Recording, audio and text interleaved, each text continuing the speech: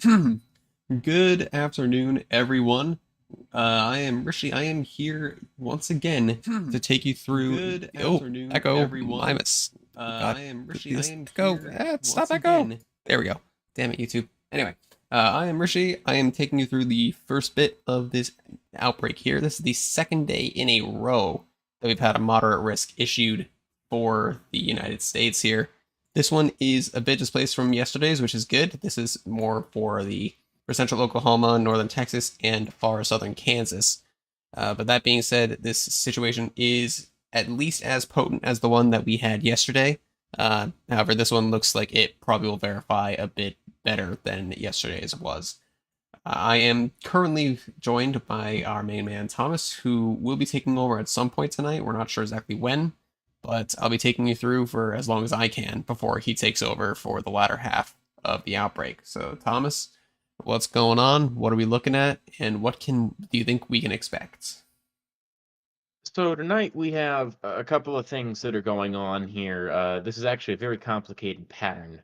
So I'll just kind of break it down to the best of my ability in the simplest terms I can. We'll start and move north to south in and around Dodge City. So this is primarily to the west of Dodge City. This is in Kansas on the Kansas-Oklahoma border. We have a complex of strong to severe thunderstorms that's popped up over there that's warranted a severe thunderstorm watch. That will be moving south with time.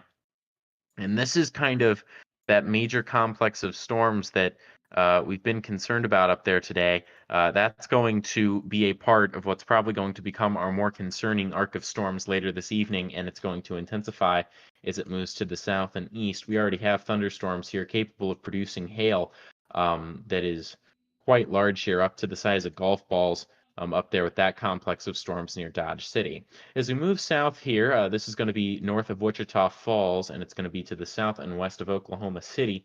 We have this splitting supercell here in the state of Oklahoma that has destructive characteristics to it, hence the Weather Service using destructive wording to describe the severe thunderstorms down there. So we have two cells. The northern one has actually been downgraded here to 1 3/4 inch hail. It's the size of golf balls. So that's a considerable damage threat, 70-mile-per-hour wind gusts. And that is for Kiowa County in the state of Oklahoma. And then our other storm here farther south has baseball-sized hail and 70-mile-per-hour wind gusts. So that's a destructive storm for Cooperton and Mears down there in the state of Oklahoma. So that's rather significant as well. And that's our second and most potent complex of storms at the moment. And then finally, we have some stronger storms down along the Alabama-Florida border heading into the Big Bend of Florida. Those primarily are producing damaging winds, although a couple of these storms are producing large hail up to the size of golf balls or perhaps even larger. So that's what's currently happening here, and we're expecting that we're going to have this line of storms really begin to unzip here north to south over the next hour or two. And as that happens, I think we're really going to begin to see this derecho that we've been talking about materialize a bit more concretely. And then as we head into the overnight hours, we'll begin to see that head southward. Yep, understood there. Okay, thankfully that sounds finally. Um, Sorry, I got a random phone call there. But I do think that's a pretty good summary as to what we can expect for the rest of the day here, at least in the near term. I mean, we don't really have the zipper kind of going off yet. We've obviously had our little bit of development here near Lawton, at southwest of Oklahoma City, but really the axis here is going to be kind of passing through Wichita Falls here, coming up from the Oklahoma Kansas border. So we're looking pretty much along this line here. That's where, or at least somewhere in this area, there should be a lot of storm development very fast, which is what Thomas was referring to as the zipper. Is basically once one goes up, the entire line is just going to explode. So that's what we're waiting on. We haven't seen it yet. But that being said, we do have a good number of storms that have developed here. So we've already talked about the ones at Oklahoma City. I do want to show what the radar is picking up here in Kansas right now. So we do have a couple of warnings here. A lot of them are considerable for 70 at the 70-mile-an-hour winds or ping pong ball sized hail. So some of them actually have both of those characteristics. But overall, the storms up there are getting their act together. They're already kind of congealing into a line. You can kind of see that there. And this central portion is actually pushing out a bit farther than the rest. So that's showing just how much this is actually going to be turning into that line segment that we're worrying about the rest of the day. So we'll have to wait and see on that exactly, though. It's just not quite as certain what's going to happen in the near term, but we're certainly going to keep you posted on what exactly is going on. But that being said, if you do have any comments, questions, or concerns throughout this entire stream, do let us know in the chat. We are here to inform you after all. Let's see. I'm seeing some chat masters here. I'm trying to translate them in my head, however. So do bear with me while I attempt to get a feeling for what you're trying to say there. But do bear in mind, English isn't my first language, or sorry, English is my first language. Spanish is not, so I can't really understand it too well. And I know that you're talking about alerts going out for Georgia and all that for the storms out there, as well as for some floods, but overall, it's overall Georgia isn't really the focus of this event, so we're not terribly worried about that.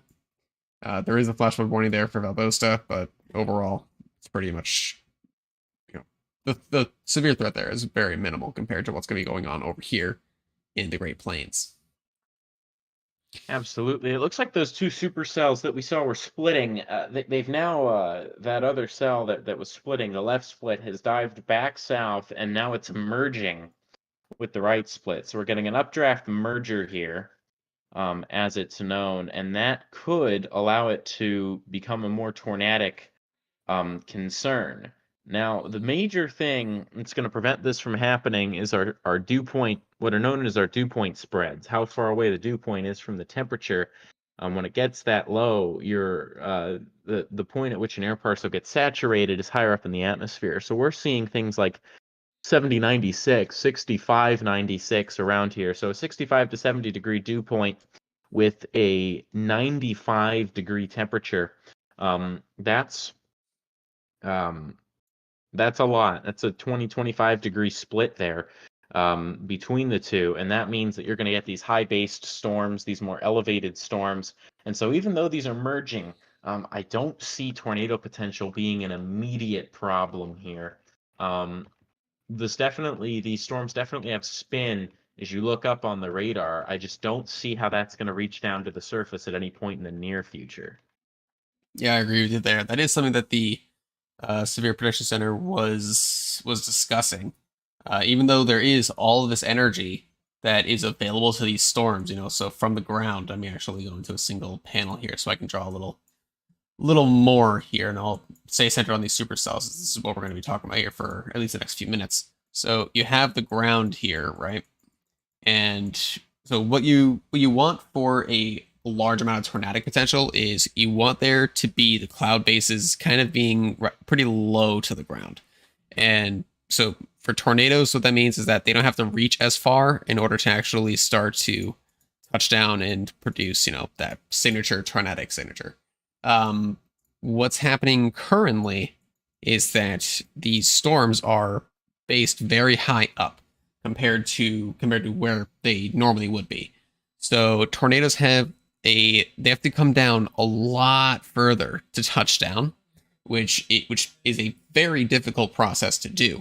So, I mean, it could still very easily happen. There's plenty of energy in the atmosphere. There's plenty of spin.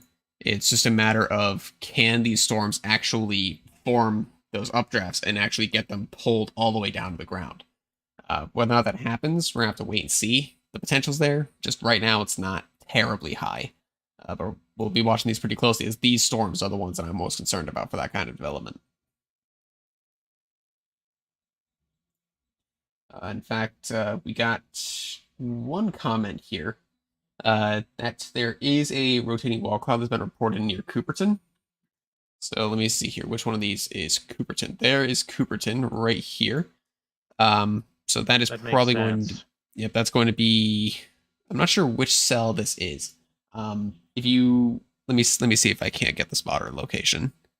Um, So Cooperton there is it is. that southern cell, the one there in southern Oklahoma, the two that are kind of merging. It's going to be on the western side Yep, and of that cell. I just pulled up the spotter report. It was for 3 miles northwest of the location, and that was about 10 to 15 minutes ago. So we're talking about the western storm of the two. So it's currently over Roosevelt as we speak. So we'll have to see how that goes. But as of right now, not really nothing too great.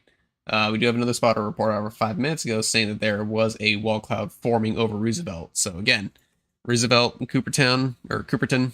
This looks to be the storm to talk about for the near term in terms of tornadic potential, but I'm not seeing the threat being terribly high just yet. The storm still looks very disheveled on radar. The velocity doesn't really show too much in terms of rotation.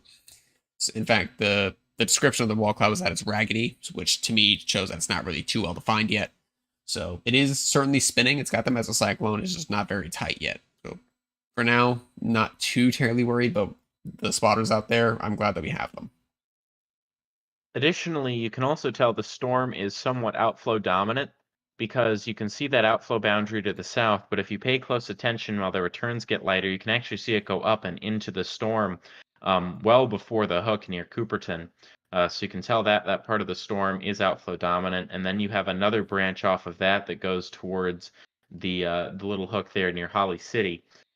With that, you can also see it clearly on the velocities that the outflow is kind of punching out. And that's what you want to see with storms like this if you want them to be the beginning of like a Boeing segment or a complex of storms that will eventually become our derecho. And we'll see. This northern complex is likely going to move southward into Oklahoma, although a lot of convective allowing models show that that's going to be what dissipates, and the southern set of storms is going to become dominant. That's going to move south, and that's going to end up being the derecho. Either way, one of these two complexes of storms is going to end up being the dominant one, and it's going to push southward in this environment, which will likely favor one. So we'll just have to see. I would favor the southern mode right now just because um, it's going to be able to eat up the moisture and modify the environment first before the northern storms get there.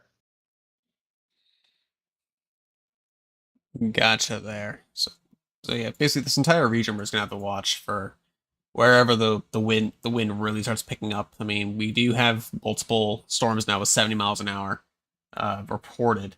We do also have a new 2-inch hail, a severe thunderstorm warning here. This is for the Oklahoma Panhandle here, near or to the east of Guyman, between Guyman and Laverne. There's they're saying 2-inch hail reported with that. Seeing maybe some hints of a mesocyclone being present there south of Tyrone.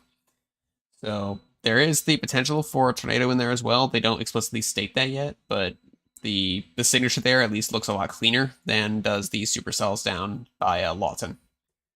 Still gonna be watching them pretty closely though. As for anywhere else, I'm not seeing any other tornadic events here. There was one apparent tornado, or at least a funnel cloud, earlier today in Colorado, but that was over 2 hours ago, so not too worried about that report. Do let me know in the chat if you like seeing all of the icons for the spotter reports. I know they can get a little cluttered sometimes, especially once storms really get going. All the reports start flying, but let me know if you want me to keep them on. I can very easily turn them off if need be. We do have the severe warning down here in Texas, though. This one is a very low end one, comparatively speaking. 60-mile-an-hour winds, 1-inch hail. This is by Cherokee and San Saba, but this is heading in the direction of Killeen if you are in that area. Yeah, it looks like a hailer for sure. I could see that being upgraded here at some point in the not too distant future. It's not looking like that impressive of a hailer right now, but it most certainly could in the near future. I'd also like to note that as you move up in the atmosphere, the winds also get substantially stronger. So I could see this storm, if it continues its current trajectory in Texas, getting its act together. This storm, one of the major things about this storm is downstream, it's heading towards Waco. It might head just south of there, but it's heading into an environment just ripe with atmospheric energy. We were talking about it shortly before the stream. There's over 7,000 joules per kilogram of CAPE down there. So if this storm is able to interact with that, I mean, that's where our maximized parameter spaces were. Um, for the potential of tornadoes, damaging winds, large hail, but particularly tornadoes. Our parameters are really lit up around Waco, and this was not modeled um, at all, really. So if a storm like that does continue its movement towards Waco, that could be concerning. The NAM kind of had a solution more like this. But we'll just have to see if any storms make it there. Because if we do get a storm down there near Waco, if this lasts until then, that could be very concerning very quickly. Yeah, I agree with you there. I mean, 7,500 surface-based cape is nothing to laugh at. That's a considerable amount of cape. That is so for that region at least. That is comparable to some of the stronger tornadic events of recent memory, at least. Um, but that being said, the conditions today are much different to that, so we can't really compare the two events. But just know, at least in terms of Cape, the energy is there. It's just a matter of whether or not storms can actually access it, because right now there are no storms in that area. Um, but we do have what's going on here. We're still seeing baseball-sized hail, 70-mile-an-hour winds here. This is going to be impacting Medicine Park, Cooperton, Mears, Lake Latonka, Boone, Fort Sill, and the Wichita Mountains Wildlife Refuge in the near future. So if you're in any of those areas, or if you're anywhere near those areas, you need to be seeking shelters if this is a tornado warning, because baseball-sized hail can severely injure you, as well as any animals that are kept outside. So make sure that you bring them in if you can, and that you are in sturdy shelter if possible. Now, we have been focusing a lot on the warnings. I do want to go over kind of our relevant watches very quickly here, as we do have, I believe, 5 in effect at this time. 3 of them are severe thunderstorm watches, 2 of them are tornado watches. So first, I'll start with a slight risk area, and we'll work our way back up north and come down south. So first, we have this severe thunderstorm watch that is for the Gulf coasts of Alabama and Florida. This is for up to 2-inch hail, 70-mile-an-hour winds, and maybe a tornado or two. That's going to be in effect until 9 p.m. Central Daylight Time, 10 p.m. Eastern. We do have another severe thunderstorm watch for the southern Mississippi, as well as small portions of Louisiana. This is in effect until 5 p.m. Central Daylight, so that'll be expiring here within the hour. And honestly, there's not really much activity left there, so I don't expect that to last. I don't expect them to do any extensions on that.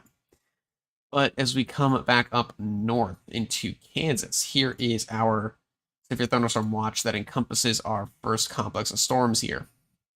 They're saying that 2.5-inch hail is possible, 70-mile-an-hour winds, as well as a tornado or two. Then we get into our tornado watches. Now, these you probably have heard already, but just in case, these tornado watches state that, or at least this first one, states that a few tornadoes are likely, with widespread large hail and scattered very large hail events to 5 inches in diameter expected, as well as gusts up to 90 miles per hour. So 5 inches, for those who aren't aware, that is the approximate size of a DVD. So this is going to be raining DVDs out of the sky, potentially. Right now we have baseballs, but we could get those absolutely monstrous hailstones falling out of the sky here at any point. And unfortunately, we would expect as we go further south that the hail threat would diminish. That is not the case. The hail threat is still expected to be supportive of DVD-sized hailstones, as well as gusts up to 80 miles per hour and a couple tornadoes. So really, anywhere in these tornado watches from the Oklahoma-Kansas border all the way down here into Waco, y'all need to be paying very close attention, as hail can be just as dangerous as a tornado sometimes. And in fact, we have a condensation, so it looks like we had a very brief tornado here on the ground, here in the Oklahoma Panhandle. according to the spotter report, it has since lifted, but it was on the ground very briefly, or was very close to it. There was a dust swirl evident on the ground, and the funnel nearly made it to the ground. So I say that there was a dust swirl on the ground, and the condensation funnel didn't make it. Well, this is why. So you can have the ground, and then you have your storm. Now, for a tornado to be on the ground, its circulation has to make it to the ground. So the what can happen though is that a funnel might not make it all the way, but you'll still see that swirl underneath of dust and light debris. And that's because the actual vortex of the tornado is reaching all the way to the ground. It's just not able to condense that classic funnel. So in this case here, this would still be a tornado. It just wouldn't be a fully condensed one. Generally, these are weak, but they can be fairly strong if they're in the right conditions. So just because you see a funnel cloud and some light swirling doesn't mean that it's not that it could not be a strong tornado. But generally speaking, once a tornado makes it to the ground, they can be a little stronger, but you can't say for sure until they actually impact something. So that's why we need the NWS to make their surveys in order to go out and officially rate tornadoes once they happen.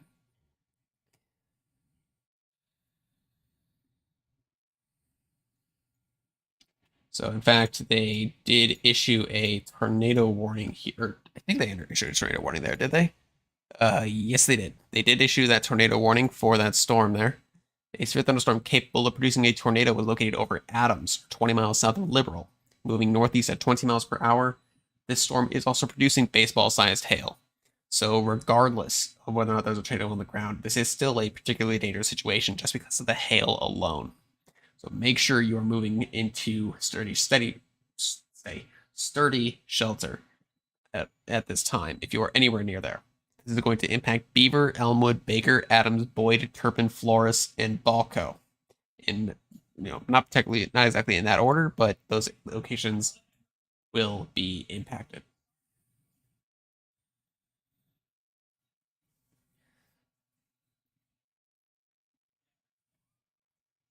Let's see any new spotter reports on these supercells. I don't see any new ones. Let's have a look see here. So what's going on? So this looks like it's kind of broken up. There might be something trying to go on near Lawton though. So I would keep an eye on that if you're south of Medicine Park or near Lawton. There might be something fishy going on above your heads. Just keep that in mind. I'm not confident that anything is happening quite yet, but just the look on that supercell is one that I've seen before. And when it did that, it did produce tornadoes, so we'll have to wait and see. But there's nothing on the ground yet, but treat it. Definitely start exercising caution if you're in the area. Let's see here. Lo siento, Jet, pero es muy difícil por mí para hablar en español. Si puede, por favor, comunicar en inglés. Por favor, comunicar en inglés. Gracias. All right.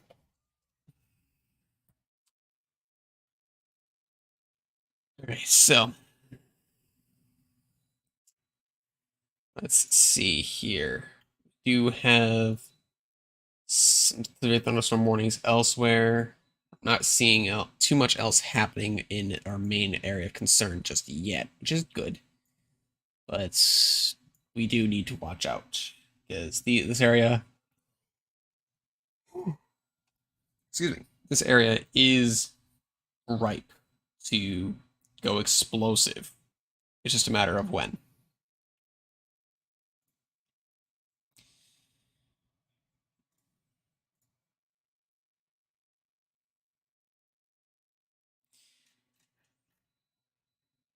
Yep, I've just seen an image, so it's from a news station, so I don't think I'm able to show it on stream here, but the funnel that got tornado warned, it did in fact make it almost to the ground. There is a very evident ground swirl, so So it very nearly got there.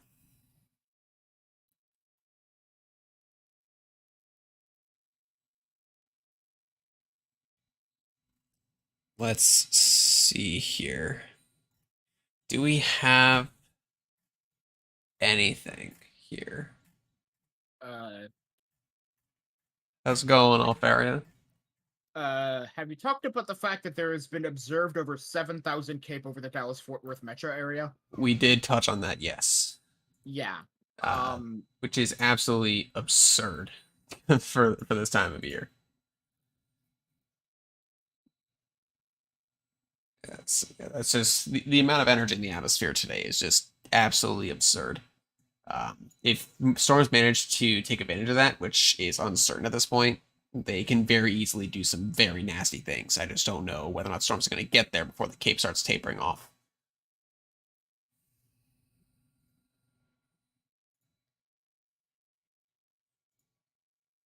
Let's see here. Oh, there we go. All right. But yeah, so we do have, our one supercell down by Cherokee. We also have some stuff trying to pop up uh, along the line, kind of north and south of Abilene. So there could be some stuff developing there, but as of now, it doesn't look severe.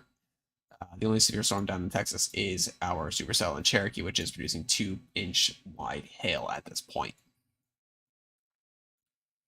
Let's see, they did issue a new severe thunderstorm warning here in Oklahoma for our supercell/supercells here. This is still a destructive storm for Mears, Fort Sill, and Lawton for baseball-sized hail and 70-mile-an-hour winds. So they are saying directly in the warning, remain alert for a possible tornado. They can develop quickly, which is absolutely possible. So make sure you're going to sturdy shelter at this point if you're anywhere in those areas. Basically treat this as a tornado warning because there's a reason why they have this as a PDS, severe thunderstorm warning, and that's because baseball-sized hail can seriously injure you if it impacts you, as well as damage any property that's left in the elements. yeah, and that is definitely a primary concern that is for today, even if, um, again, this kind of went from 0 to 100 last night, kind of just like that. So, Yeah, is what we were expecting. yeah. The SBC jumped from slight to moderate for this, didn't they? Yeah. Yeah, which I personally only remember seeing, at least in recent memory. I don't think one has happened at least in 2022. Um, it may have. I just don't recall. But the only other time that I've seen that happen was for the December 15th event out in Iowa. But this is a whole different ballgame. This is a completely different type of event. So don't draw any conclusions to that. Just the SBC did a jump like they did that day. But this one is going to be a much different event. They're calling for 45% significant wind, 45% significant hail, and 10% non-significant tornado. So we have to watch everything very closely as time goes on, especially once the hail threat starts to materialize.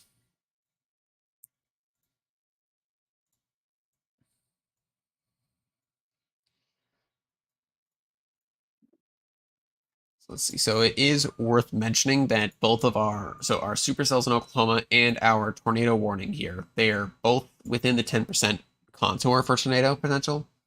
So the fact that they exist does not surprise me. And the fact that they are both rotating and one of them is producing does not surprise me. But what we'll have to watch out for, obviously, as I mentioned previously, is the wind threat. So you can see here, ooh, they actually expanded it. So it kind of clutters the screen, so I'm only going to show this for a little while here. But this whole white area here on my screen, this is the significant wind area that the SBC marked. So in this area, you can expect winds up to or in excess of hurricane force. That is 75 miles per hour, which is enough to do serious damage. And this can come either from an individual cell or from a line. It doesn't matter. Any sort of winds that strong is going to do some serious damage. And same goes for the hail. The hail threat is a bit more localized. However, it is still something to take very seriously. This is for hail in excess of 2 inches being possible in this area. And unfortunately, as we're already seeing, those hail sizes are already in excess of 2.5 inches. We've gotten baseballs already, and it wouldn't surprise me if we start seeing our first 3-inch hailstones soon.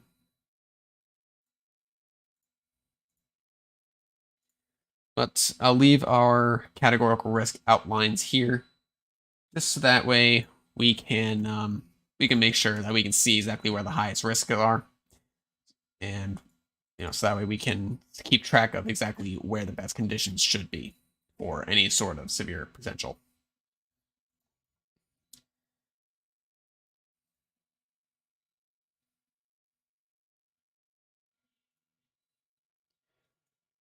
Let's see here. We do have more severe thunderstorm warnings, though, here. This one is in the Texas Panhandle. So, all right. So you can kind of see here. So Thomas earlier was talking about a zipper. You can see it's starting to unzip here from north to south. So the newest storm is currently firing around Perryton, I believe it was. Yes. And then we also have some stuff firing south of Pampa. But the zipper is going from north to south, it looks like. And it's only going to accelerate now that it's started. So these storms out ahead are, you can consider them renegades, even though they aren't really. But realistically, those are the ones that are going to have the highest threat for tornadic potential, at least in the near term. But we do still have our tornado warning here in the Oklahoma Panhandle that we're going to be watching the closest, at least, for tornado potential.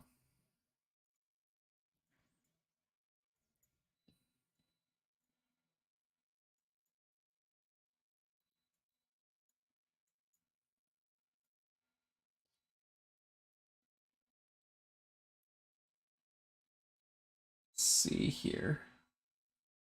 So we do have a couple comments coming in here. Someone saying that could be a derecho. The storm setup definitely looks like one that could favor a derecho developing, but at this point it's too early to tell. Just take last night as an example. We were thinking that a derecho would surely develop at some point. We were saying, this supercell that's developing, it's trying to bow out, it's going to become a derecho, but it just never did. So even though we think a derecho is probable, we cannot say for certain whether or not one will actually end up forming. If one does, it's going to very easily pump out those hurricane force winds, possibly getting up to 90 miles an hour in some cases. But at this point, we can really only focus on individual storms. We can't say there's a derecho forming yet. There's also the comment about the Lawton storm, that it's looking really gnarly, and I have to agree with you. Although it looks like there might, yeah, okay. I thought that was displaced. It's not. So yeah, that is a very quickly growing concern with me as well. I'd be very okay. I will need to print something. So yeah, the Lawton storm does have a tornado possible tag on it now. It's still producing baseball-sized hail as well. You can even kind of see what might be a bit of a V-notch there. So this is definitely a very strong storm. But you can still see kind of an outflow boundary there. So it's possible that this could produce a tornado in the near term, but I'm not too certain of that fact yet. But do bear that in mind. If you're in Lawton, something fishy is going on overhead, and you should probably be in shelter, especially if you are anywhere to the east, such as in Sterling or Central High. Someone's asking how about Detroit. Detroit's doing Detroit things. Got 60-mile-an-hour winds, half-dollar-sized hail, but it's not our primary concern for this event. Yes, Detroit is a major city, but the moderate risk is way down here in the deep south, the Great Plains. So we're going to be focusing mainly on that. But if anything does, or if anything significant happens, do let me know about that if you are in Detroit or nearby. And it hasn't appeared on my side yet, but there is the chat message that we do have a tornado warning for Lawton. That does not surprise me in the slightest. Let me see here. Any images yet? I don't believe so. Just looking through here, trying to get any information that I can on this storm, but not seeing one yet. But that being said, I will keep an eye out. Once the warning comes through, I will discuss and describe it. There it is. Okay, so radar indicator rotation for a potential tornado in baseball-sized hail. So at 4:34 Central Daylight Time, a severe thunderstorm capable of producing a tornado was located over northeastern Lawton, moving east southeast at 30 miles per hour. So this will impact locations including but not limited to Lawton, Duncan, southeastern Fort Sill, Central High, Empire City, and Hewlin. This also includes I-44 between mile markers 34 and 43. So make sure you are moving to sturdy shelter if you are anywhere in those areas, as there is a strongly rotating thunderstorm located over Lawson right now, and it is moving generally east-southeast. So I would not be surprised if this has a little bit of deviant motion to the north. So really, I would even say if you're in Marlow, I would be getting shelter as well. But yeah, this storm is definitely looking like it's getting its act together. That could produce a tornado at any point, but as we've said before, tornadoes aren't the main threat from this. It's going to be the strong winds and the very large hail, with the potential for hailstones reaching up to DVD size. And as for the other tornado warning that we had in the Oklahoma Panhandle, that has been allowed to expire. In fact, the severe thunderstorm warning does not even have a tornado possible tag on it anymore, so I don't believe we're going to be getting a tornado out of that anytime soon, but it could very well spin up one again. Only time will tell at this point. But thank you for the information, though, Hot Dog. I do appreciate it. So if you keep on getting more information from the area, do keep it flowing. Any information we can get means that we can share it with all of you and be able to give our commentary on it as well. But yeah, that hook is the hook on Lawton is definitely prevalent. I'm not concerned about a tornado being on the ground just yet. If we would expect it over here, not over here. So the CC signature that I was circling just now, this right here, I was testing to see if it could be a debris ball. I do not believe it to be one. But then again, the velocity scan is a little bit off sync to the correlation coefficient scan, so I could be wrong. We'll see in the next couple minutes. Oh,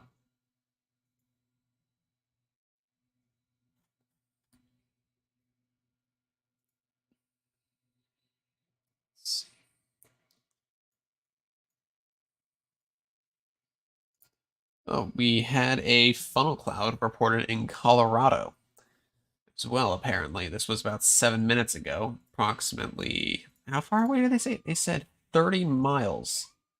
Yeah, I don't believe that. I'm sorry. I don't believe that. I don't believe you can see a large cone funnel 30 miles away. So, I mean, maybe if given the benefit of the doubt, maybe, but I highly doubt that report it's genuine. So, but let's see here what's going on with Lawton. There's the updated velocity frame. Let me see if it lines up, and not quite. So I'm not confident there's a tornado on the ground at this time.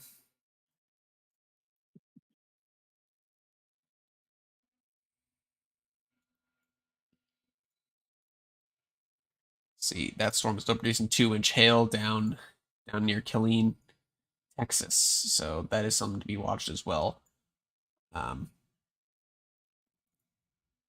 yeah, so Farah, if you are there, what do you think is going? So at what time do you think we're going to be seeing the peak for the activity today, or do you think kind of now we're already into that kind of time frame?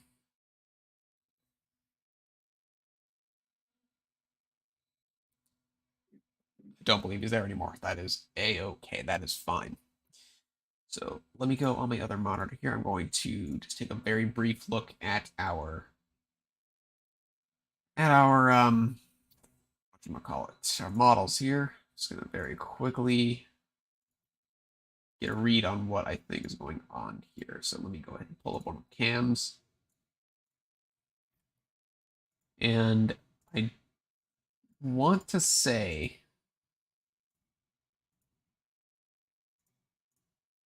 okay, so all right, so that model is out. It didn't even initialize the Texas storm, so I can't even use that. Let's use this model. This model is much more trustworthy. Okay, so this model wants the zipper to really explode in the next 4 hours, and then the entire system is going to persist for quite a while, with a complex that forms over the Texas-Oklahoma border becoming the potential derecho for the evening. That's going to push out into Louisiana before fizzling out. But overall, I think we're almost to prime time. This is kind of like the pre-show. The actual event should very easily get going at any point. And let's see, KFOR news showing dust on the ground near Lawton. So there could actually be a tornado on the ground somewhere in here. I'm just not entirely sure where it would be at this point. So we're gonna have to wait and see on that.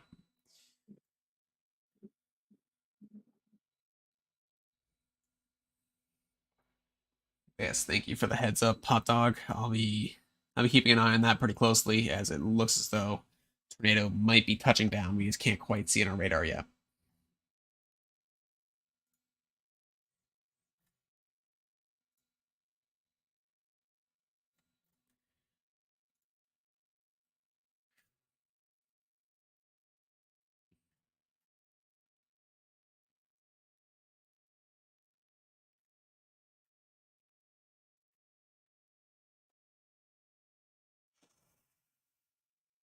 Let's see, I'm just looking here. I'm not seeing any definitive evidence of a tornado on the ground yet. There might be one. It's extremely hard to tell. But there is a new destructive severe thunderstorm warning here in place. This is for 80-mile-an-hour wind gusts and golf ball size hail. So this is still a destructive severe thunderstorm warning. However, the focus is not on hail, it's on wind. This is 80 miles an hour. This is for Indiahoma and Cache. This is moving east of 25 miles an hour and is currently located over Indiahoma. This will impact Lawton eventually, as well as the towns of Cache, Geronimo, Indiahoma, Fort Sill, and the southern portion of the Wichita Mountains Wildlife Refuge. So again, this is an extremely dangerous situation with tornado-like wind speeds expected. Now, 80 miles an hour may not sound like a lot, but remember, that is a Category 1 hurricane equivalent. And Category 1 hurricanes can do some pretty significant damage. So please make sure you're seeking shelter if you are anywhere. I'll say kind of south of Medicine Park here. So if I were you, I'd get to shelter there. Really? So I'll check on that in a second, Taylor, but we might also have a tornado warning in Florida of all places. That is something I did not expect. I'll look into that in a moment. But thank you for the heads up. I'll let the polygon kick in. I'm willing to bet it's probably associated with these. I'm willing to bet that one of these is going to be our tornado warning, right? If it's not that, then it's going to be... Oh, nope, there it is.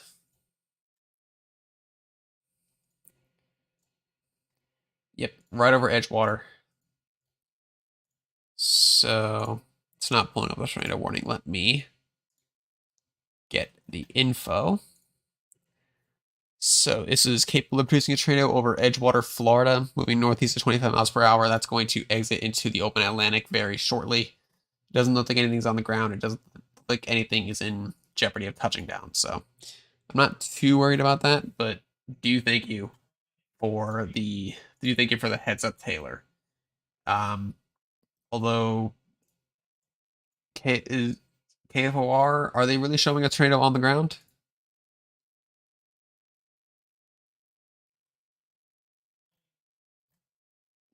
Let me see here.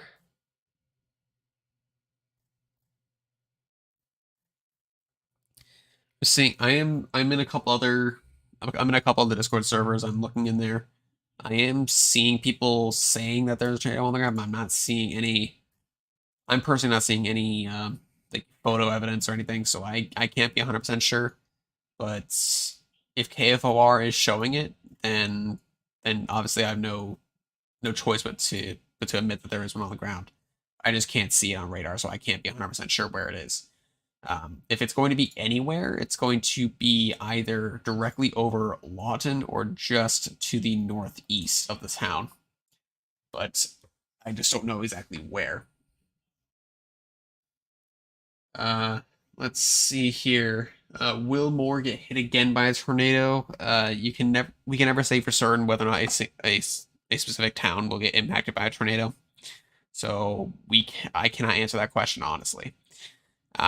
It's let's see, where is Moore? I forget where Moore is. I believe the Moore is near Norman, right? I don't know the geography of this area. Um, there's Norman. Okay, so you are in the moderate risk if you are in Norman, if you're in Moore, but I don't know if you will get a tornado per se. You're definitely in the risk for it. And let's see. Well, thank you for joining the Discord, Hot Dog. And if you want to send it along, go for it. We are, so, I'm glad to take a look and we'll see what's going on. Have a look see here.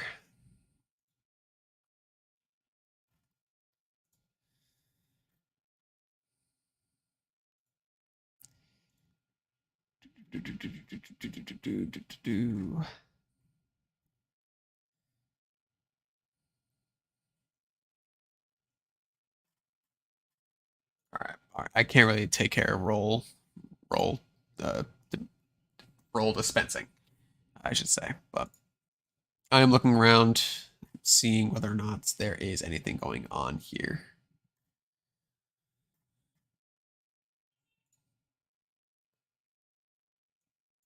Yeah, like I don't know. I just don't know. Like this might be it, but I'm not confident. I'm not confident saying there's tornado on the ground until the warning is updated. I just can't say for certain. Um,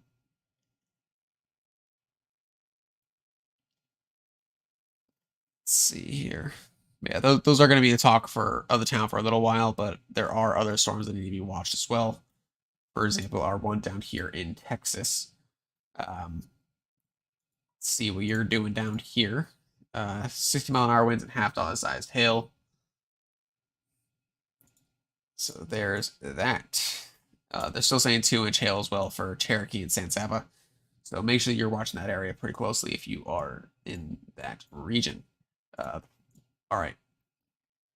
So the polygon got updated for Lawton, and they're still only saying radar indicator rotation. So as far as I'm aware, the tornado is not on the ground, or at least if it was very brief, or possibly they just didn't look like a tornado, so the SPC couldn't really issue anything about that. But I mean, it could very well be trying to put something more substantial down. It can't yet, or it hasn't yet. So this is still producing tornado, or it's radar indicator rotation for a tornado, but it is producing baseball-sized hail.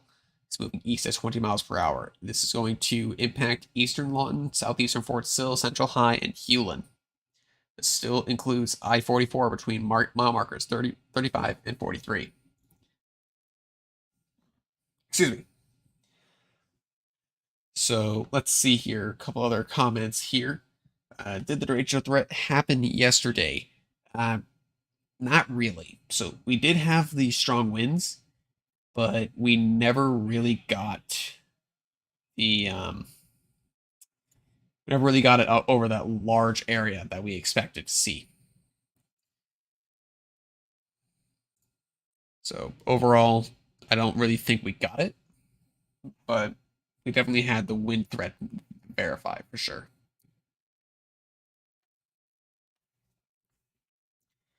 And it wasn't a fully condensed tornado, just sucking up some dust for a short period of time. Okay, so that's fine.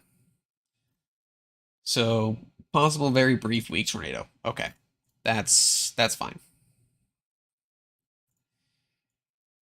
Let's see, yeah. So if I put the animation on here, we might be able to see what's been going on here.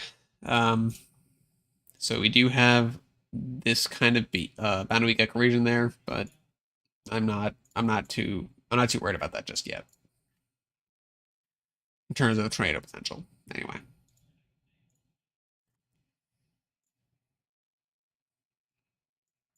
Now we do have this linear complex of storms here that is pushing off to the east and southeast. Um, this entire line, let's see, this one is producing 70-mile-an-hour winds. This one is 60-mile-an-hour winds of golf balls, ping pong balls, and 60. So this is still a dangerous storm complex here. This is still producing severe winds along a rather large area, but it's not crazy just yet.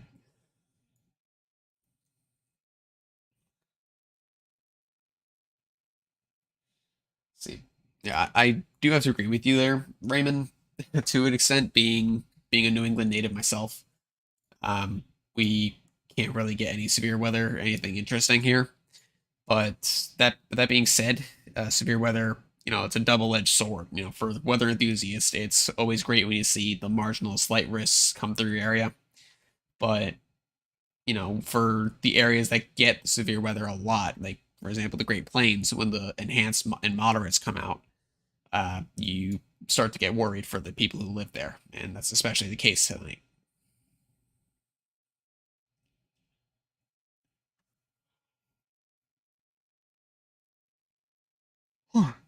Excuse me.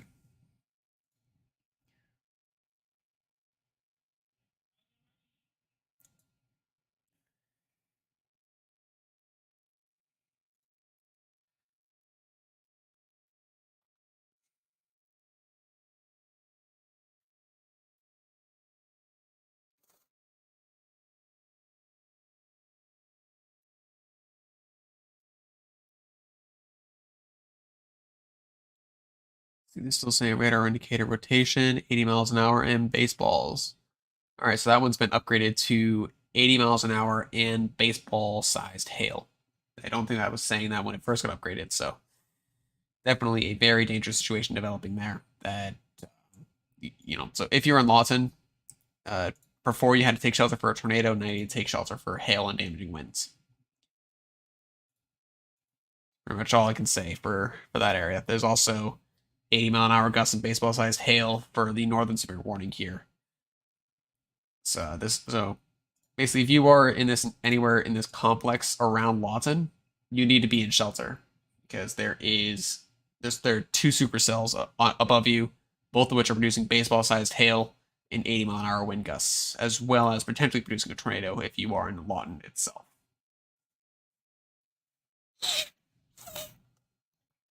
Ugh, excuse me. Yeah, I don't know why my nose gets stuffy. I apologize, everyone. Might have to step away for a moment here just so I can blow my nose. I think I'm going to do that right now. I shall be right back. I'm not going to go to a break screen. I'm just going to be right back. So bear with me, guys.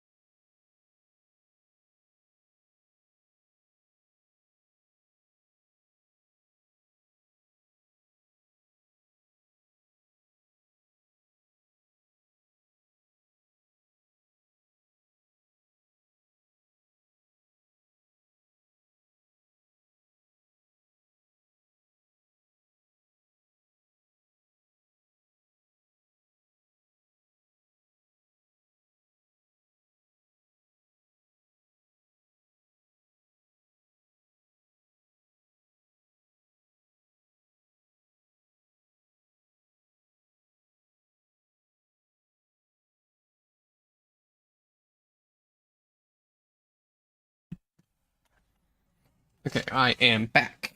Sorry for the brief interruption there, but my nose is definitely a lot clearer now, so I shouldn't be sniffling as much. Let's see, we have a new mesoskeletal discussion out for our moderate risk here. So, here is our new mesoskeletal discussion. Very large hail, severe damaging winds, and tornadoes will remain a threat with multiple supercells. So, a pair of supercells that developed over southwestern Oklahoma have matured as they approach Lawton, Oklahoma. Very large hail has been reported with one of these cells up to 2.75 inches or baseballs, and the threat for giant hail, 3 to 4 inches or more, will continue with any given supercell, given the favorable thermodynamic and kinematic environment.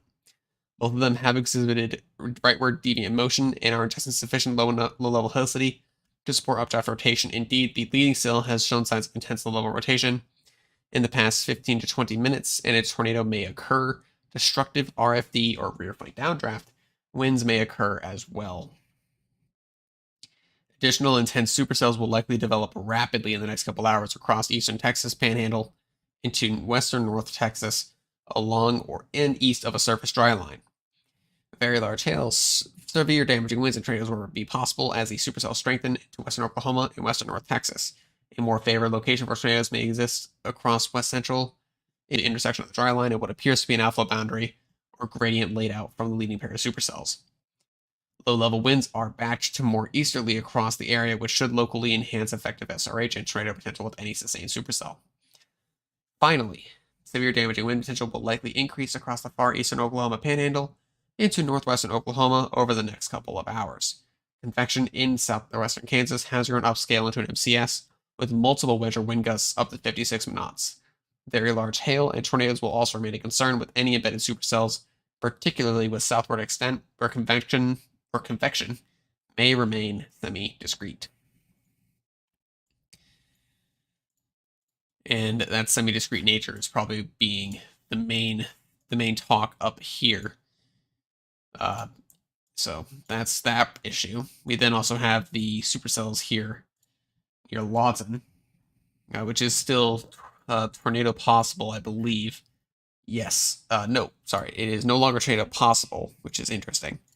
But it is also producing 80-mile-an-hour wind gusts and baseball-sized hail, and it is observed that the hail threat is now baseballs. So this will impact Duncan, Marlow, Rush Springs, Bray, Sterling, Velma, Eastern Fort Sill, Central High, and Cox City.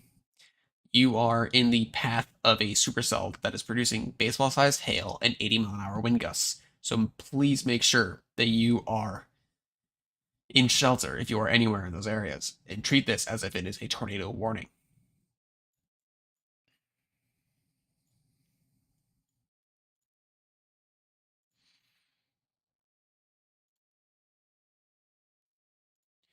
I'm going to check in down here in Texas as well, see what's going on here.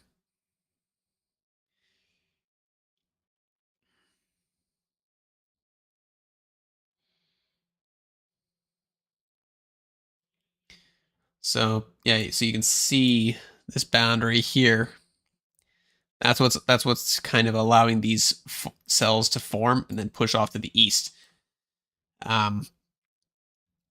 In fact, this new one here, I'm going to expect that to go severe warned any time now.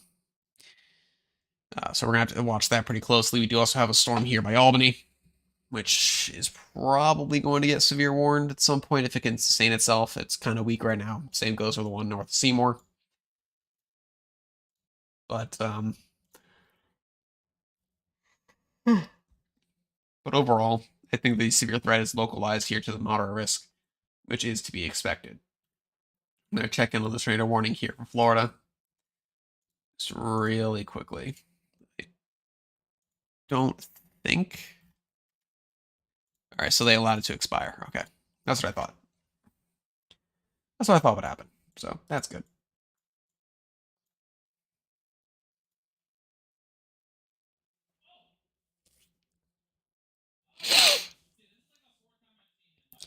All right, so I'm seeing two new reports. One of them is from the Spotter Network that should pop up on mine anytime now. There's strong rotation 2 miles east of Faxon, Oklahoma. Ooh, yeah, right there. That'd be with respect to this little bit right here, that little couplet. So, yep, there you go. And I'm also seeing apparently there's an MPing report, 3-inch hail north of Lawton. So we're getting into large apple size there. So we're gonna have to wait and see on what exactly happens here, but overall the threat does look to be materializing. Just a matter of will the threat actually fully condense, I guess is what I'll say.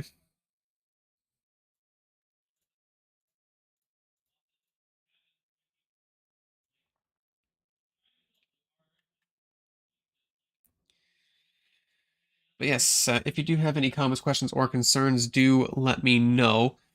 Or at least if you have any questions that you want answered, at least in the near term, but not immediately, do just let me know. I'll get to him. I'll get to him as soon as I get to him. But I'm pretty good at reading the chat and being able to answer your questions when you come up. So just keep the questions coming. I'm here to inform you after all. That's my entire purpose on this live stream.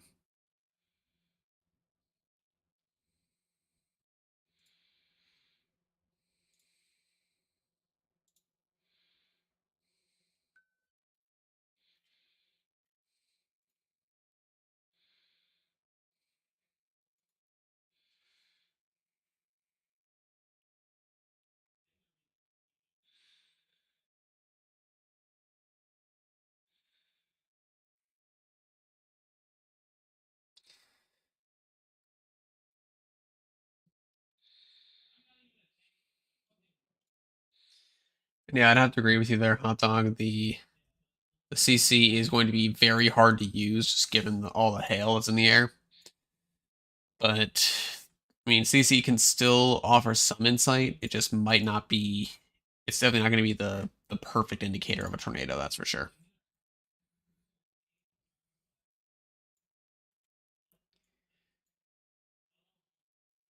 Yeah. So here's something that the SPC was worried about. So you can see this boundary here that's being pushed out to the south by this supercell. But you can also see all of this other stuff streaming in behind it. So this is a stalled boundary essentially now, and that's going to remain that way at least for the near term. Basically, as soon as things are crash into that boundary, it's going to start kind of pushing it up into the atmosphere a little bit, and if it can get going fast enough, it'll actually get all the way up. So it's very important that if you are anywhere in this area, you know that the event's not over for you, even though these storms have come through. Now, I am noticing something worrisome here. This hook is becoming much more prevalent all of a sudden. So we could very easily see an actual tornado pop out of the storm at any time. It is currently located a little bit south of Central High, about 7 miles to your south. So if you are anywhere to the south of Central High, you need to be in shelter now, because there could be a tornado forming there. And there we go. There's a new severe thunderstorm warning for golf ball sized hail, 69-hour winds. Out behind the storm. So this is for the storm near Memphis and Estelin. So make sure that you're moving to shelter very soon if you can.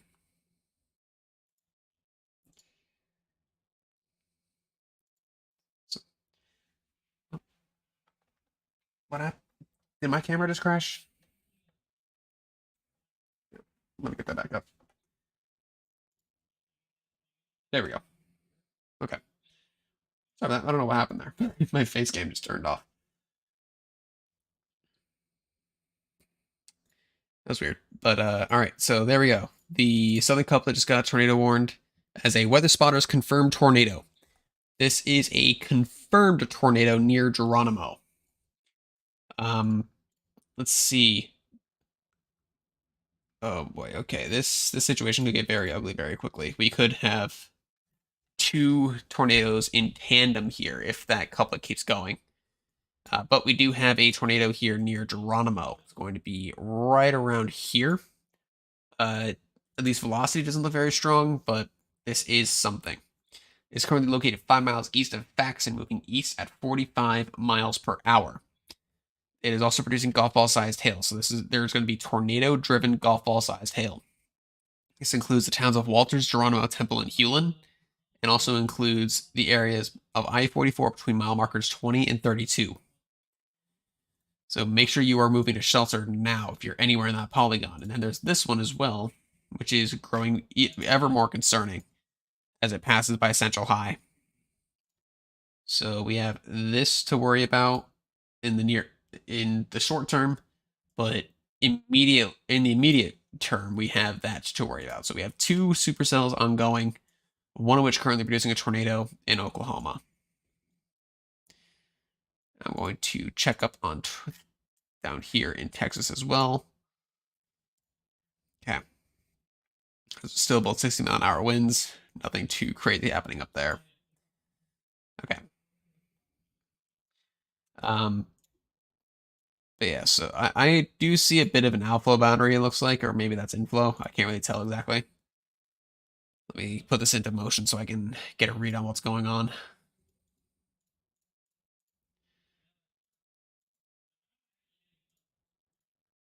You know, that looks like outflow ahead of the central high hook right here. So that's not going to help it to put down a tornado, even though it does have extremely strong rotation.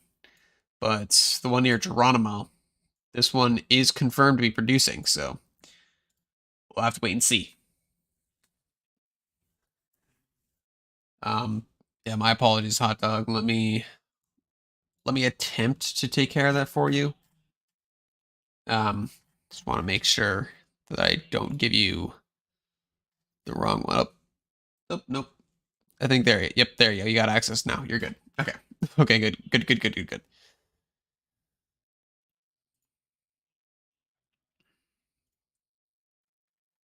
All right, whoever did that, thank you very much. I know I'm speaking to kind of thin air here because I know there's one of our other team members that did that for you. It wasn't me, but whoever did that, thank you. But let's see here. Nothing like signatures over the years. I've seen impressive, yes, but not classic. I'm not entirely sure what you mean by that. Like, yes, this signature isn't as impressive as other things we've seen. I mean, just look back at Rolling Fork. Look back at Mayfield. Like those tornado signatures were off the charts, stunning, textbook. Everything was perfect about them. They looked as real as they could get. This one doesn't look as concentrated, but it could very easily still be a dangerous situation regardless. So just the fact that we're seeing these couplets is a very bad sign, to put it lightly. So we're gonna keep an eye on that situation very closely here. We have another tornado warning here. This one is back up north along that line. Let me see if I can't pull the info up on it.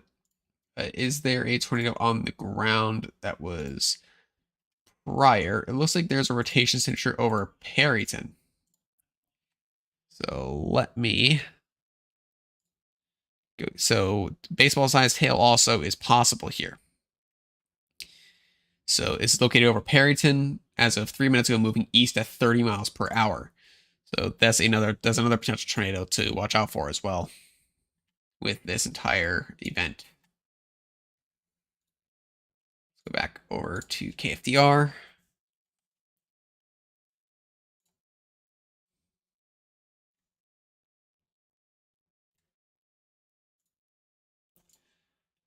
Let's see. Saying there's an anticyclonic tornado in Perryton.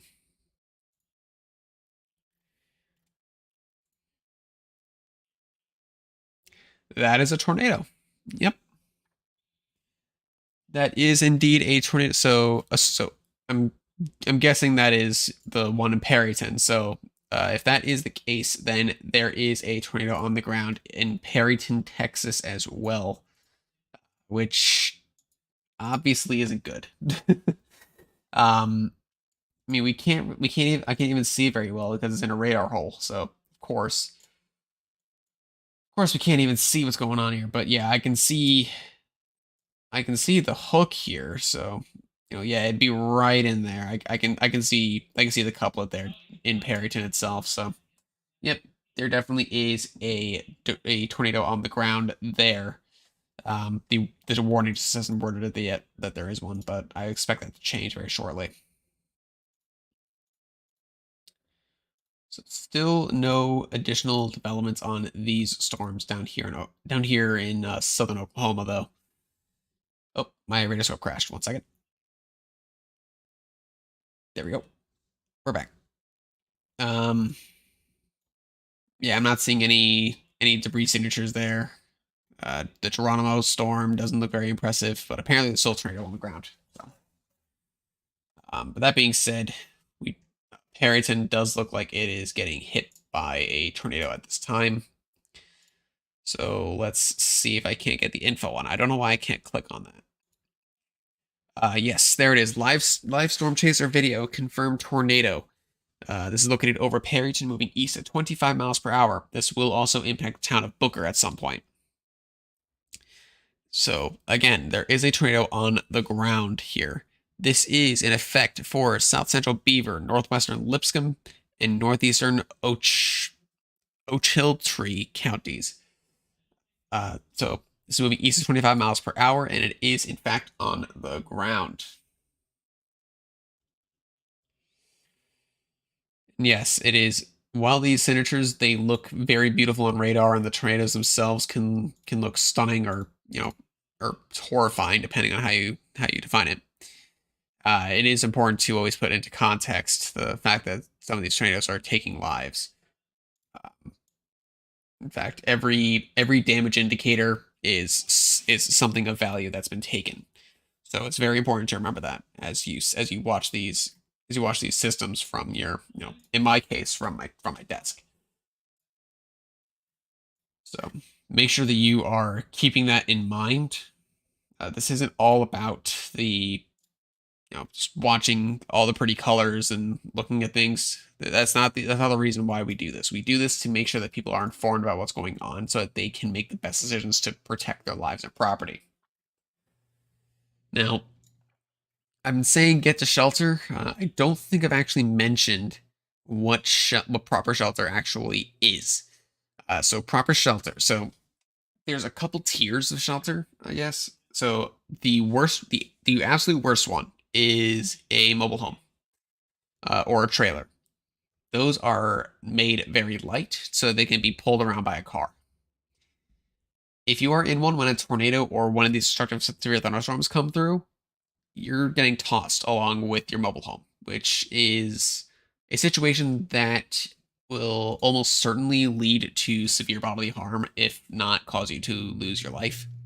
So it is important that you exit a mobile home and get to find better shelter as soon as you possibly can in that case. If you're in a car, if you can make it to safe shelter, then go for it. Make sure it's a sturdy building. But make sure you're not going to an overpass. Overpasses are death traps, basically. Because what they do, they'll actually accelerate the wind as it funnels through, and any projectiles on the wind will actually get pushed toward you even harder and faster. So you'll actually get hurt more if you're underneath an overpass. And if you know a sturdy building, you get to the most interior room, you put as many walls between you and the outside as possible, you stay away from windows, and if you can, you put something over your head to protect your head from injury. That all being said, it looks like we might have something trying to go here south of Central High. That couplet is intensifying rather strongly, so we're gonna have to hope that nothing drops with that. But overall, it looks like things are evolving as expected.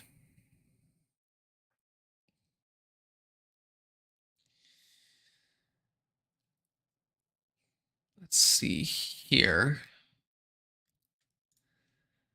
All right, so I'm not seeing any major updates to what's happening up north. Everything is still producing those 60 to 70 mile an hour wind gusts, and it's pushing off to the east. But yeah, I'm not entirely too surprised by that, to be completely honest. Yes, I agree, Raymond. I agree. I agree with that standpoint 100%.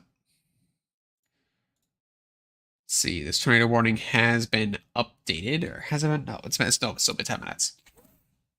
So, not updated yet. Let's see, this is not a TDS, that is clear air, so we don't have to worry about that. I'm still having a very hard time seeing the tornado on radar for Geronimo, so I cannot tell exactly what's going on there, unfortunately.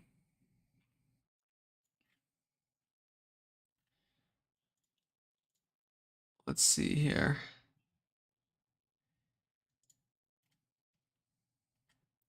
Oh, is there a tornado warning? There's a tornado warning in Michigan. Okay. I I did not expect that. Let me see here. What happened in Michigan? That is surprise. I did not expect that at all. A tornado warning was issued for Michigan near Detroit Beach. Um, okay. Also some pretty strong rotation near Toledo, Toledo, Ohio. So of course, leave it to Michigan and Ohio to do something surprising.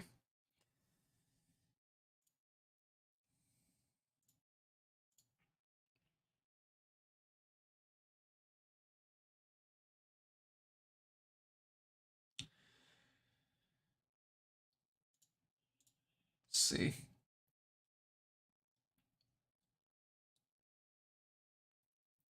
Gotcha, Raymond. All right, so, but yeah, so the main threats with these are okay. So there's still a tornado on the ground in here somewhere. It's 4 miles northwest of Walters or 5 miles south of Geronimo. So let's see if I can't figure out where. So it might be that right there. On radar, it might be this right here. That might be our tornado. If it is, that is a very weak tornado. Um, but at least on radar. But you know, regardless, there is a tornado on the ground there. Still, emergency management has confirmed that. So make sure you're staying in shelter if you're in that polygon. Let's see. They're still observing a tornado near Perryton. So that is most certainly still on the ground there. We also just got another one. Why can't I click these? Let me fix this. There we go. Okay, now I can click on these tornado warnings. Okay, so there is another tornado warning here. This is for near Balco, 14 miles southwest of Beaver, moving northeast at 30 miles per hour. It's a radar indicated tornado that will impact Beaver, Forgan, Mocaine, Elmwood, Balco, and Boyd. It's also producing baseball-sized hail, mind you.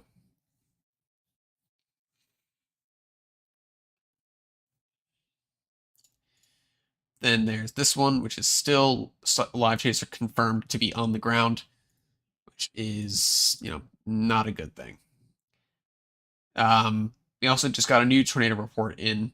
2 landspouts tornado down simultaneously, 8 to 10 miles to the west. So somewhere in here, they're saying there's 2 tornadoes on the ground. So okay, so this is actually becoming quite the tornado producer up here in the Oklahoma Panhandle. So make sure that if you are in the Texas and Oklahoma Panhandles and anywhere immediately to the east, that you are monitoring your weather radios or that you're monitoring some way of getting information, because there is a lot of tornadic activity going on up there that I did not expect to see.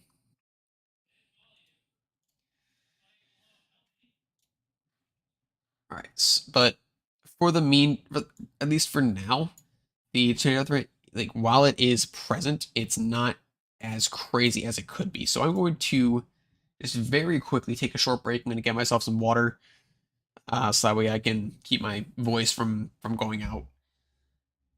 But I will keep the radar on for you guys. In the meantime, I'll just be swapping over to our break screen. So everyone, I'll be right back. Don't go anywhere. Coverage will return shortly.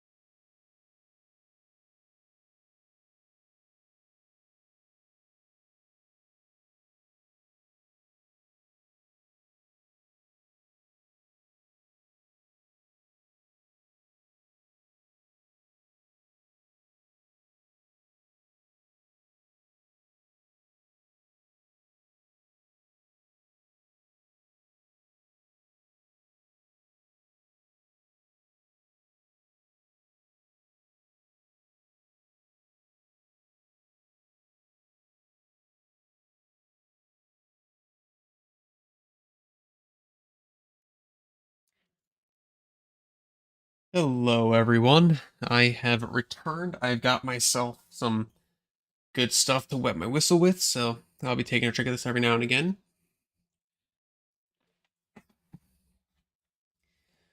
But welcome back to our coverage here of our severe weather outbreak. We are now into, I believe this is our, so we're at an hour and a half almost of our what's likely to be a multi-hour event here. So we do still have a confirmed tornado on the ground here for Perryton up in Texas. The storm is very dangerous. It is a very nice looking tornado. I've seen pictures of it. I just don't know if I'm allowed to post them because they are screenshots from other storm chasers. So, at least for the near future, I won't be able to show any of these photos I'm seeing. But this was confirmed to be still on the ground as of 3 minutes ago. It's also producing baseball-sized hail, so this is a very dangerous storm to even chase. In fact, the severe thunderstorm warning that's under it is now saying tennis balls, which is 2.5 inches. So still a rather significant storm here. That is producing at least tennis ball, possibly up to baseball-sized hail. Let's see here. So a couple of so there have been a couple of things here. So first off, you were talking about May 31st, 1998. I believe that was the New England high risk, right? The Northeast high risk event. Yes, there were quite a few strong tornadoes there, but unfortunately, I wasn't alive yet, so I don't really know what happened that day.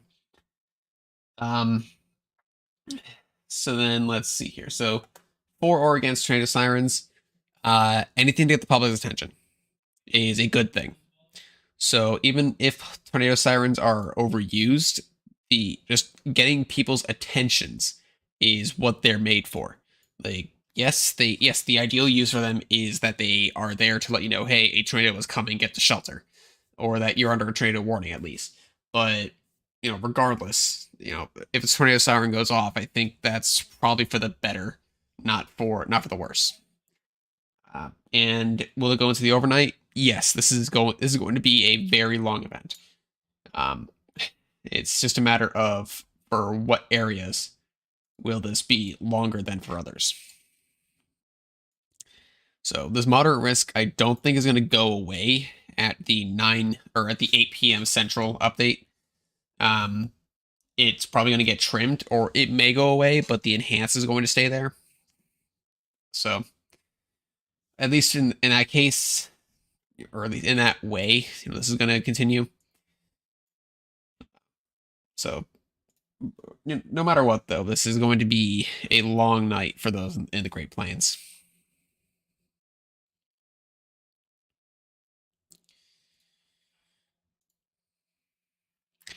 But now that I am back, if you have any comments, questions, or concerns, do let me know. I will answer them as best I can, given my knowledge and my ability to look at the radar.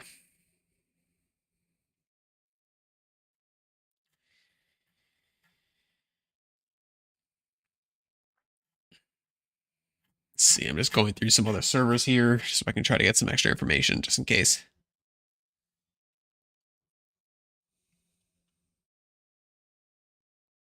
You lifted the event. Yeah, I figured.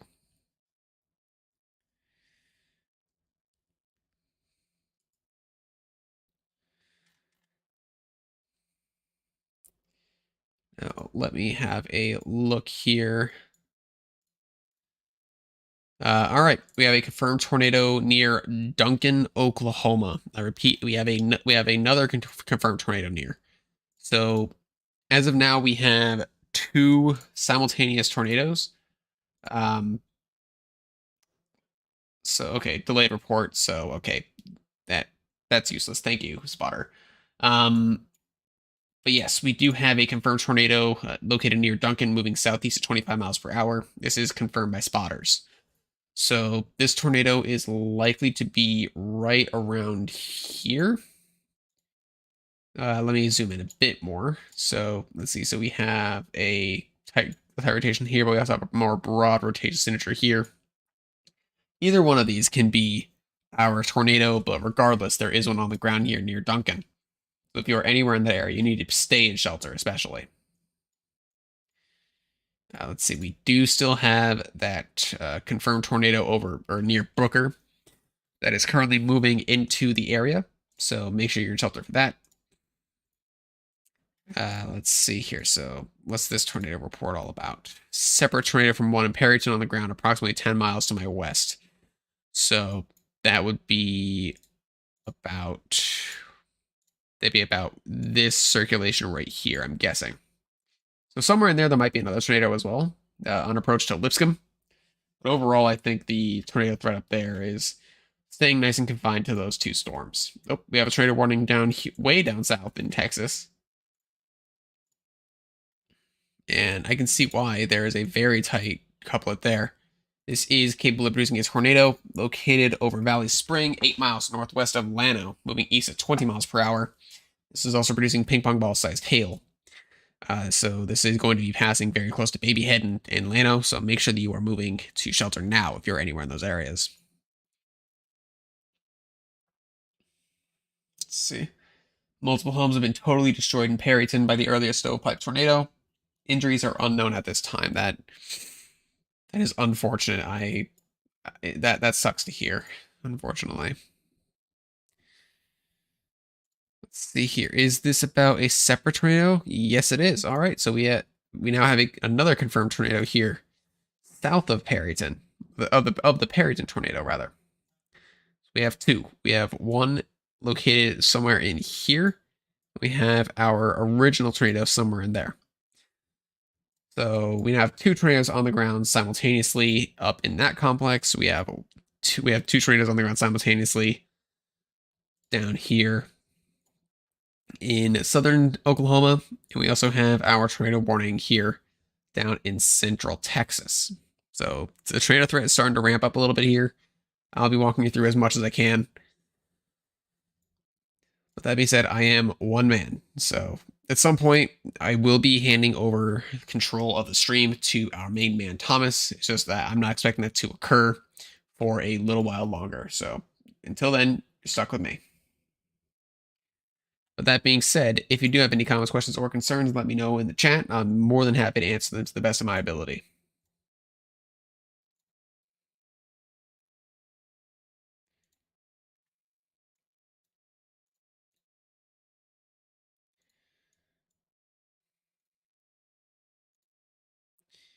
Okay, so this tornado, the one that passed by Geronimo, has lifted. They're saying it's only radar indicated at this time.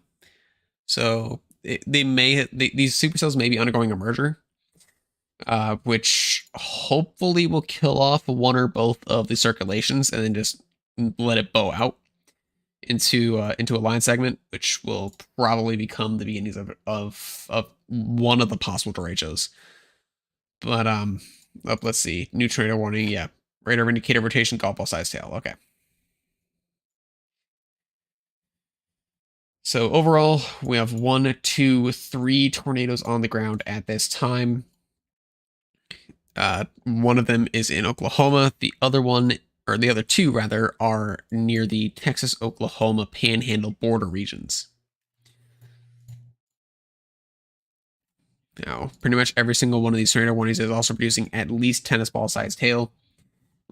In fact, I believe they're all producing baseball-sized hail. Yes, they're all confirmed to be producing baseball-sized hail. So Raymond, I will admit I may not have grown up with AOL modems, but I did grow up with dial-up, so I do know that feeling.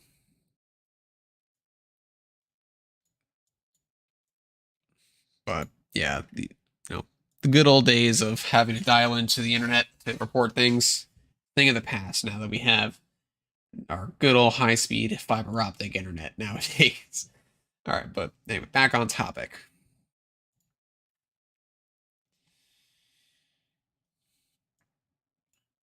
So if you have any other updates, do let me know. As any information is good information at this point.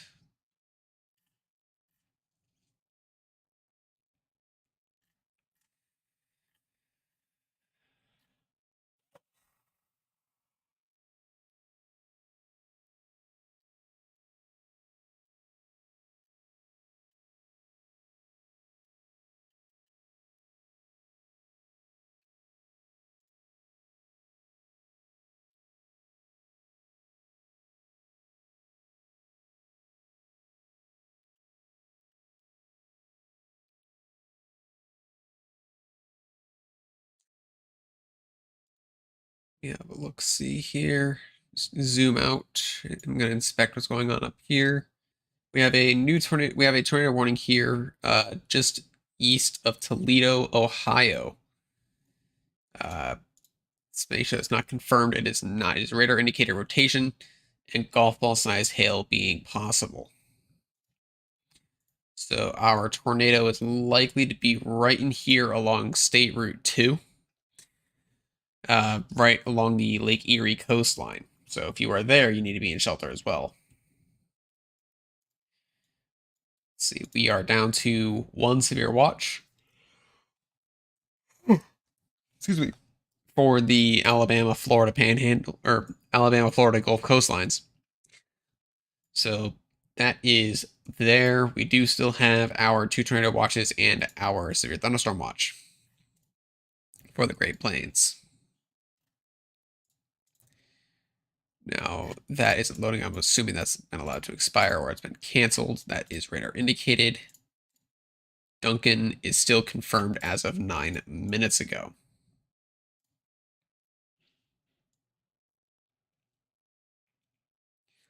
Yeah, it looks like these 2 storms are trying to merge up. So you can see here, so we have this kind of weird shape here, but then we have this very prominent hook riding along Duncan, Meridian. So what I think is going to happen here is that this circulation is going to get absorbed in to our main one, and these supercells are going to become one system.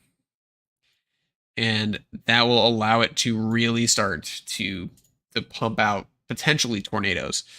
But also, since their updrafts are going to be merging, I think that's going to allow for the hail size to very steadily increase, if not suddenly increase, to being greater than baseball sized. But we'll have to wait and see on that one.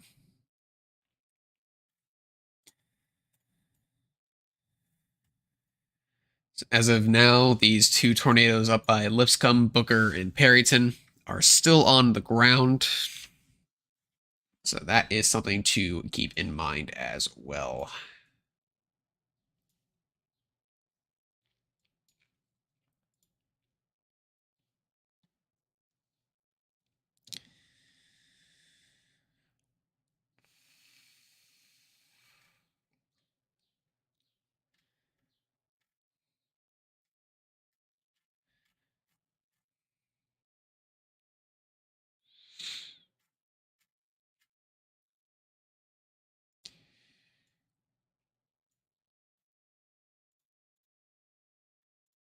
The Ohio tornado warning is still going strong as far as I can see. I am kind of surprised, really. But it looks like that isn't doing anything too crazy. Let's see here. Saw something here.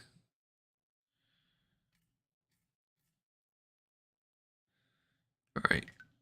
That's nothing there.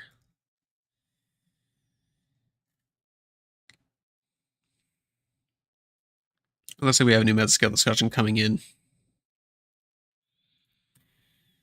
So, yep, there it is for our Southern Tornado Watch. I'm going to read that off right quick once I get the text. There we go. Additional storm development and intensification is likely throughout the remainder of the afternoon into this evening with organized supercells, tornadoes, large giant hail, and damaging winds remain possible.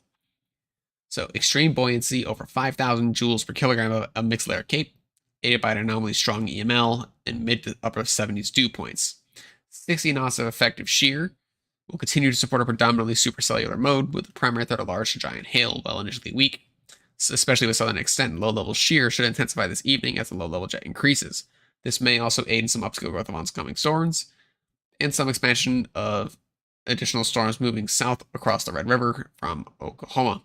Should this occur, a locally greater risk for damaging winds may develop, especially across the northeastern portions of watch number 309 toward the Dallas-Fort Worth Metroplex later this evening. So we gotta watch out for that now. That is fun.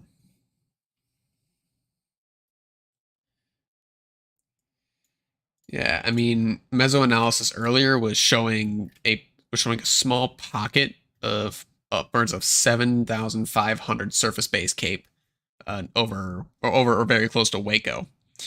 So the atmosphere is definitely primed for some very very strong storms. It's just a matter of can they actually access that energy. That's the main limiter right now. We don't think there's something going on that's keeping the storms from really taking advantage of all that energy. But if they do, they will be very explosive, which is what we've been seeing already today.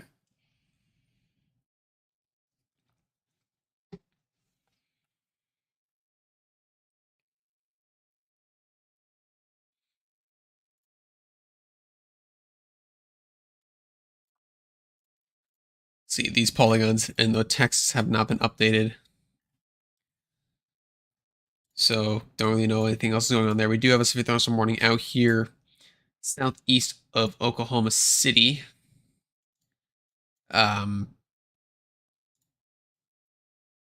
Was there something there that just moved out of the polygon? Let me see what happened here. Because there's nothing in the polygon. Let me check here. Yeah, okay. So there was a storm there and it dissipated. Okay. So that's fine. You can see that there's some sort of boundary there though. So if honestly if this area was going to be the focus of the severe threat today, I'd be very worried about seeing those. But thankfully that's not where the focus of the severe threat is. So I'm not too concerned by those boundaries that I saw. What I am concerned with are these supercells down here, and they're apparently still ongoing tornadoes, and the tornadoes up here as well.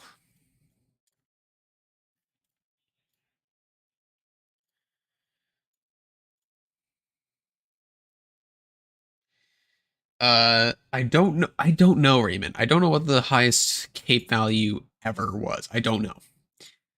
I mean, so if I remember correctly, 7,000 Cape was observed as well. I believe it was with the Gerald tornado, was around 7,000 joules per kilogram of Cape. But that being said, this scenario isn't anything like what happened with Gerald. There's no stationary boundary in Texas that's going to allow a hybrid type tornado to touch down. No, that's not going to happen today. These storms are going to be moving through an area that is likely going to see some downtrending of the Cape over the next couple hours. So by the time storms get there, the Cape values are not going to be anywhere near as extreme. But that being said, there's going to be some things going on there. Let's see here. So to leave in place, are we trying to be like Canada with the storm warnings? So, okay, so I think they're erring on the side of caution here. So if you're talking about these tornado warnings, but they know that there are tornadoes on the ground, at least that there were tornadoes on the ground. And so what they're doing is they're keeping these polygons in place so that way the people of the area continue to get the alert. So that way they know, okay, there's still a potential, I need to stay in shelter, because these storms have a history of producing tornadoes. So it's very possible that they could spin one up very quickly and drop another one if they lift it. Hence why they're keeping the polygons in place, because if they lift the polygons, people are going to come out of shelter, and once they're out of shelter, they're sitting ducks with a tornado. In fact, it looks like this polygon got updated. This is now radar indicated rotation for the storm that passed by Perryton. It's still producing baseball-sized hail, however. Let's see. Oh, you're talking about the storm with no storm in the polygon. Yeah, no, they've canceled that since, so we're good. So we're good there. Don't worry about it. We're fine, Raymond. Thanks for pointing that out though. So I was kind of confused by what you were talking about there for just a brief moment. But no, we're good there.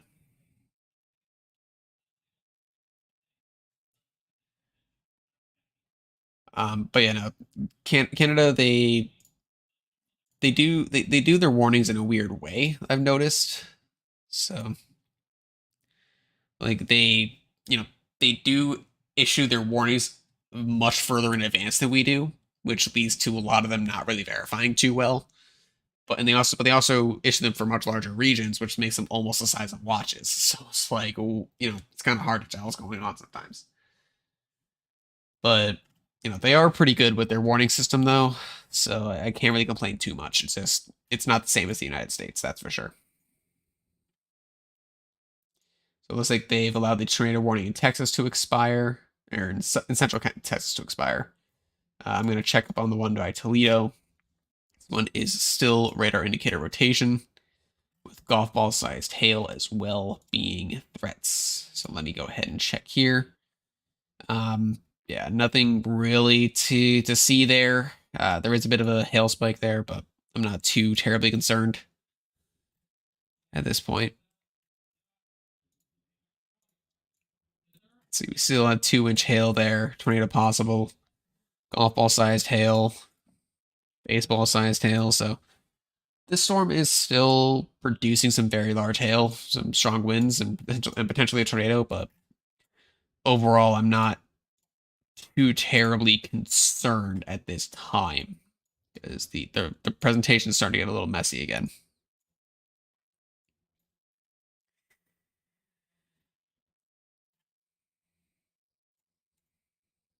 Let's see, that one's been downgraded to radar indicated. That was on radar indicated, but they're still producing baseball size hail. So, all right. So we only have, as of now, one confirmed tornado on the ground. That is here or just east of Duncan. But even that might be questionable. So I think we're gonna have to wait and see. I think we're gonna have to wait for this storm cluster here to undergo its merger. Although, with how straight this is becoming, I don't know if that's going to be the case. You can still kind of see a ball there by Comanche. So I don't know what this is going to be doing here in the near future. This might still decide to wrap up as it passes by Warwica, but overall, it looks like this is starting to become a bit of an embedded supercell in a cluster. So we're gonna see we'll see what happens with that. But right now, I don't think there's anything on the ground right now. We'll have to wait and see.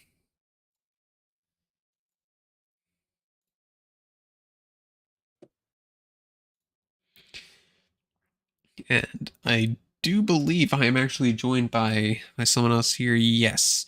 How are you, Jake? How's it going this Hey, afternoon? Ooh, hey, I'm doing good. Glad to join. there Glad we to go. keep in touch with the severe weather. Yeah, absolutely, and I'm glad to have you because I can tell you my voice is kind of struggling right now to be sure. No, you're fine, brother. You're fine. Yeah, I'm taking a look at that Duncan cell now, and it looks like it's just rain wrapped. There's just lots of rain just embedded with that system. So anyone that's just driving down the road on, let's say, Highway 7 right now, let's say near Velma, kind of around that area, kind of east of Duncan, if you go east on that road, that's going to be where the tightest circulation is.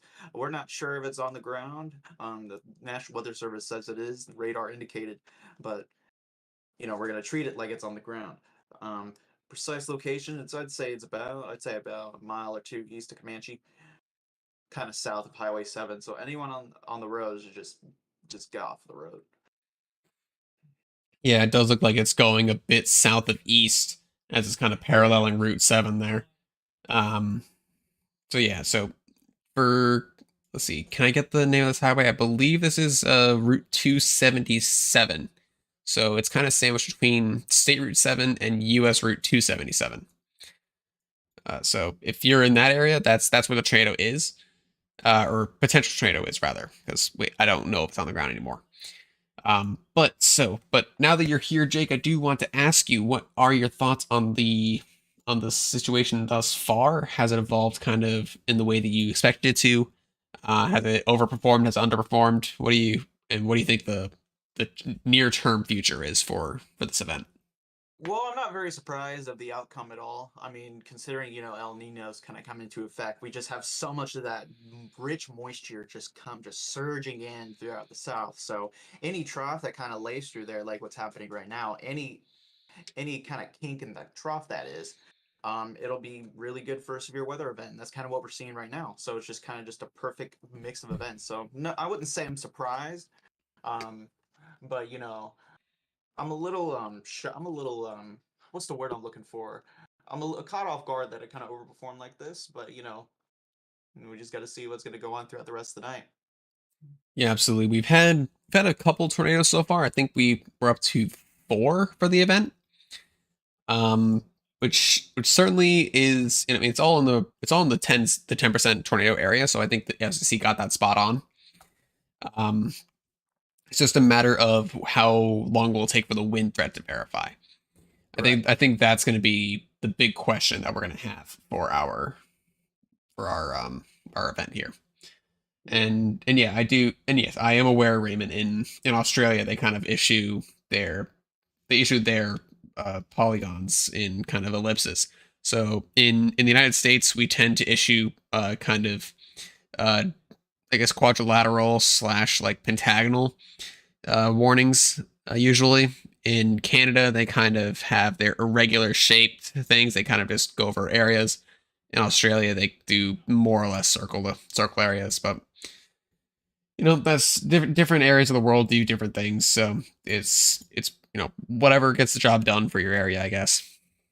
Very interesting to kind of see how weather has kind of evolved across not only the United States, but Australia and kind of tornado and severe weather hotspots.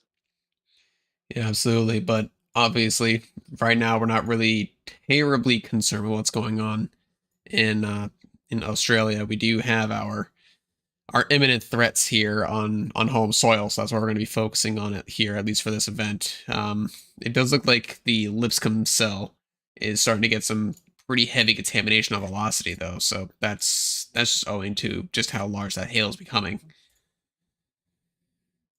So, not related to this cell at all, I kind of want to bring your attention to the severe thunderstorm warning that's in the panhandle of Florida, at least about to be in the panhandle of Florida, just east of Mobile. Um, there's a little bit of a kind of a couplet that's starting to form. That's going to be associated with that extra eastern threat. Although that the tornado threat isn't as strong, I just want to give like a watch out, even though because there's a tornado possible tag with this. You see, even though not the tornado, the rotation is kind of broad. There is a chance for that possible tornado to form anytime. So we just want anyone in this area near Bay Minette, if I'm pronouncing that right, anywhere that's kind of Probably. southeast of Interstate 65. Yep, it's kind of paralleling Route 112 at this point. So or Highway 112. So this is a severe thunderstorm warning with tornado possible in there for 60-mile-an-hour winds and quarter-sized hail.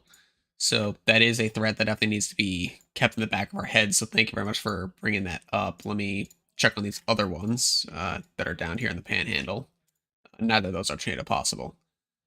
One thing that I am keeping my eye on as well is what's going on Lake Erie, because we do have a tornado warning up there. This is also now producing upwards of 2 inches in diameter hail. Okay, this marginal risk is actually doing some things. Uh, so, a severe thunderstorm capable of producing a tornado was located near Oak Harbor and Rocky Ridge, or 13 miles west of Port Clinton, moving southeast at 40 miles per hour. This is in the state of Ohio. This will be near this should have already passed Oak Harbor, and it will be near Port Clinton very shortly. So again, this is producing 2-inch hail as well as having rotation that is needed to produce a tornado. It's not producing one yet, but it could at any time. So keep that in mind if you are along the coastline of Lake Erie in the state of Ohio. And this is going to be along Interstate 80/90. This is going to be, like Rishi said, it's going to be kind of towards Lake Erie, towards kind of the shoreline. So anyone that's outside, anyone anyone that's kind of just in that area, try to go inland. Kind of just go into a sturdy shelter. Go and try to go into an underground shelter if possible. If there's not an underground shelter available near you, the best place to be is either an interior room on the lowest floor of a sturdy building, such as a closet, a pantry, or anywhere that doesn't have any windows. It's absolutely the general rule of thumb is the more walls between you and the outside there are, the better. That is, and generally that's a very good thing to do. But obviously, if you can get underground, that's ideal. Um, yeah, I mean, especially if you have a dedicated tornado shelter, those are the absolute best places to be if a tornado is knocking at your door. Oh, excuse me, that burp came out of nowhere. My apologies. Um, so it looks like there might be something trying to pop up near Eureka down here in Oklahoma. Oh my god, hiccups now. Come on. So I don't know. These two supercells here in Oklahoma, they're still trying to do some things. I don't know what they're doing, but as of now, radar indicator rotations are there. I'm not seeing any updates to the confirmed tornado. 2-inch hail is still being estimated on radar, so we're gonna have to watch those quite carefully as they continue off to the east, southeast. Believe the merger might have completed on this system, but I'm not completely certain. I feel like the northern cell, at least that's kind of near Command, or at least east of Comanche, headed towards Loco. I'm not really sure what's doing there, but we're Yeah, gonna treat it it's like there's a tornado on the ground. yeah, absolutely. I mean, regardless, you absolutely should. In fact, there has just been a new tornado warning issued for the little couple that I noted there near Warwica and Sudgeon. So this is moving southeast of 40 miles per hour. The cell's also producing golf ball sized hail. There is no tornado on the ground at this time. However, this is possible to drop on any point. It is for this little couplet right in here. In fact, Jake, so you can see what I'm talking about, let me go ahead and Yeah. put my screen to you as well. So it might take my frame rate, but I'll do this anyway. Yep, something just happened. I don't like it. What happened on my screen? Okay, I don't know what happened there. My entire browser just crashed for a moment there. But regardless, so there we go. That's what we're looking at right here. There's another possible tornado that's trying to develop. So I have to wait and see on that one. Very good timing. You said your frame rate would dip, and then you disconnect. Oh, I fully disconnected from Discord. That's what happened. All right. Well, my apologies there. Let's try this again. There we go. Ah, and yes, we are on the same storm. All right. Let me pull up my browser there. All right. This is going to be along Highway 71, or sorry, Highway 81, and along Highway 70. This is going to be east of Eureka. Eureka. We're going to say Uh, Eureka. If anyone in the audience would like to correct us, please let us know. But it is. I'm going to say Eureka. yeah. I think Warwica is probably closer, but however Eureka. however it's actually pronounced. I mean, it's also close to Sugden as well. So And anywhere that is in that polygon, we're going to say Sudan. We're going to say Ryan. We're going to do Oscar. We're going to do Grady. Anywhere in that tornado warning, we're going to take it. We're going to go underground. We're going to take our tornado precautions. it's absolutely, in fact, that hook echo is starting to really develop there. So Yeah, I'm starting I to see would that as be, well. I mean, I don't think that anything is on the ground yet, but I'd be preparing to say that there could be one very soon. The couplet near that's approaching Loco is also still remaining. It's not as well defined. It's very broad. There is something weird going on. It's some like anticyclonic type thing trying to occur there, but I'm not going to call anything there because I'm not as good at identifying anticyclonic uh, shenanigans. I guess I'll say. Um, I'm going to take a look back up north though, just in case. It looks like that tornado warning that was in effect for Central Beaver, Northwestern Lipscomb is going to expire. It looks like a severe thunderstorm warning has taken its place. It was just issued 5 minutes ago. And I think that tornado warning in effect for Western Lipscomb is still going to be in effect until 6:30 Central Time. That does appear to be the case. So that's good, and it's still it's only radar indicated rotation. It's not an actual. It's not straight up on the ground. However, baseball-sized hail is still being estimated there. We actually got a new severe thunderstorm watch. I just noticed. This is for southern Kansas.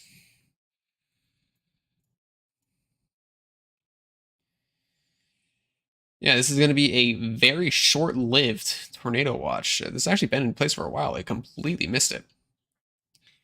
I'd like to bring.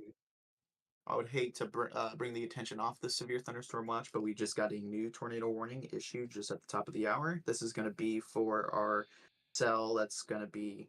This is not the Eureka cell, but this was the rotation that we were looking at northeast, kind of near east of Comanche and near Loco. The National Weather Service in that area has decided to continue the tornado warning and extend it towards Loco and as well as Helton, Ringling, and as well as Wilson, those communities.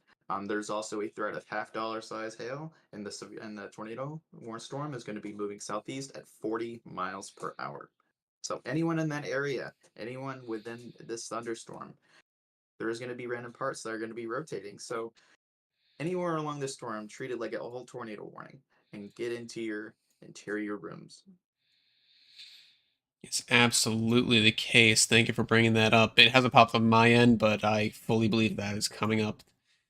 So I do just want to briefly mention here. So this severe thunderstorm watch, it's only in a it's I wish I was kidding. This is only a 2.5 hour long watch. So this was put into effect about half an hour ago, and it will be in effect until 8 p.m. Central Daylight Time. This is for just isolating damaging wind gusts to 65 miles per hour. They are talking about the line of storms over southwest Kansas. They're saying that it should spread east-southeast with the northern portion weakening in time across south central Kansas. So they're talking about specifically this area of thunderstorms here. It's going to be crossing over toward Wichita, but it's likely not going to reach Wichita proper, at least as a congealed line. So that's why they put out that watch. I don't think I've ever seen a watch only last 2.5 hours before. That's probably a new record for shortest watch, at least in my book. But, SBC definitely, I think they made the right call in making that watch. I just think it probably could have been a little better to just extend the pre-existing one out. But, whatever. The SBC knows what they're doing. Yes, indeed. We should always trust the SPC and what they're doing as well. Ooh, we have a confirmed tornado in Ohio. Okay. That I did not expect to see that. So, yep, at 6:56. So this is actually 7 minutes ago, unfortunately, or sorry, 2 minutes ago. A confirmed tornado was located near Oak Harbor, 7 miles north of Fremont, moving southeast at 65 miles per hour. Yes, this has been increasing in speed, so it is definitely intensifying very, very quickly. So this is traveling as fast as a car. So I feel like this will be a very busy area. So don't even try to outrun this thing. This is moving as fast as a highway vehicle. So don't even try.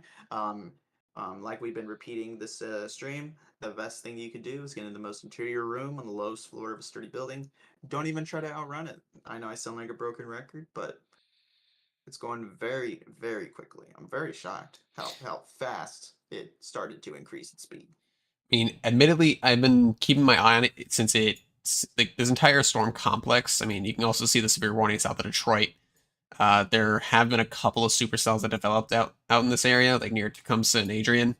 I didn't expect this stuff near Toledo to actually develop, but it happened to. It just got there. It found some sort of niche environment, and it's taking full advantage of it. It's on the ground, and it's moving in the direction of Port Clinton, Danbury, Bayview, Castalia, Sandusky, Huron, and if it can make it all the way there, Amherst, North Ridgeville, Elyria, and possibly all the way over to Lorient and Cleveland if it manages to make it all the way there. I don't know if it will, but the modular risk is in place for a reason, and this is one of those reasons. So make sure you're watching that very carefully if you're in that area. We'll be keeping tabs on that. Although thankfully, or not thankfully, we're still going to be focusing on the main threat down south. just because this is where the most energy is. But every now and again, if you can check on thing, ooh, we actually have a confirmed tornado near Sugden. Right there. You can see in our reflectivity, there's our debris ball right there.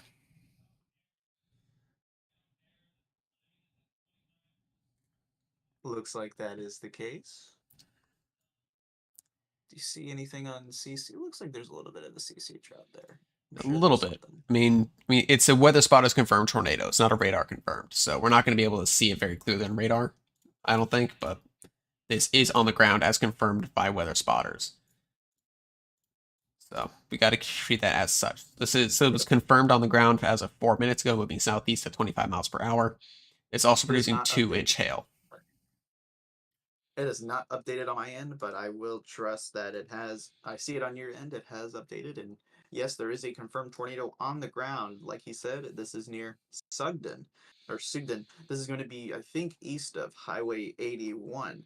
So anyone that is, it looks like it's going to impact a rural area, at least within the cross sections of 81 and 70, kind of at least the southeastern portions of that area. But luckily, it's going to be in a rural area, at least going away from Waurika, so at least that's good news there. But nonetheless, anyone that is in that general vicinity should take your tornado precautions. It's very important. Absolutely. I'm just checking up on some of our other warnings here, making sure we don't have anything else fishy going on. So, okay. So we have at least two. So we have 2 confirmed tornadoes on the ground at this time. At least one of them is still ongoing. I don't know if both of them are. We have our one here in Oklahoma, and we obviously have our surprise one up here in Ohio, which is still slated to be a confirmed tornado. That tornado warning also is going to be in effect for the next 15 minutes until 7:15 Eastern Time. Let me have a look. I'm just gonna have a quick look here. I would not be surprised if they extended that warning into Sandusky, or at least parts south of Sandusky, at least south of there, at least on the interstate. Myself included there. I definitely think an extension of that tornado warning is warranted. Whether or not it's still on the ground is going to have to come from people on the ground there, though. Yeah, even if you're not in the polygon, at least you're down the line of the storm. So I'm going to say Castelia, we're going to say Bloomingdale, Parkertown, York, at least anywhere that is going to be in that severe thunderstorm warning, or at least point southeast. Watch out, because there might be a tornado warning that might be put into effect for your area quite soon. So watch out.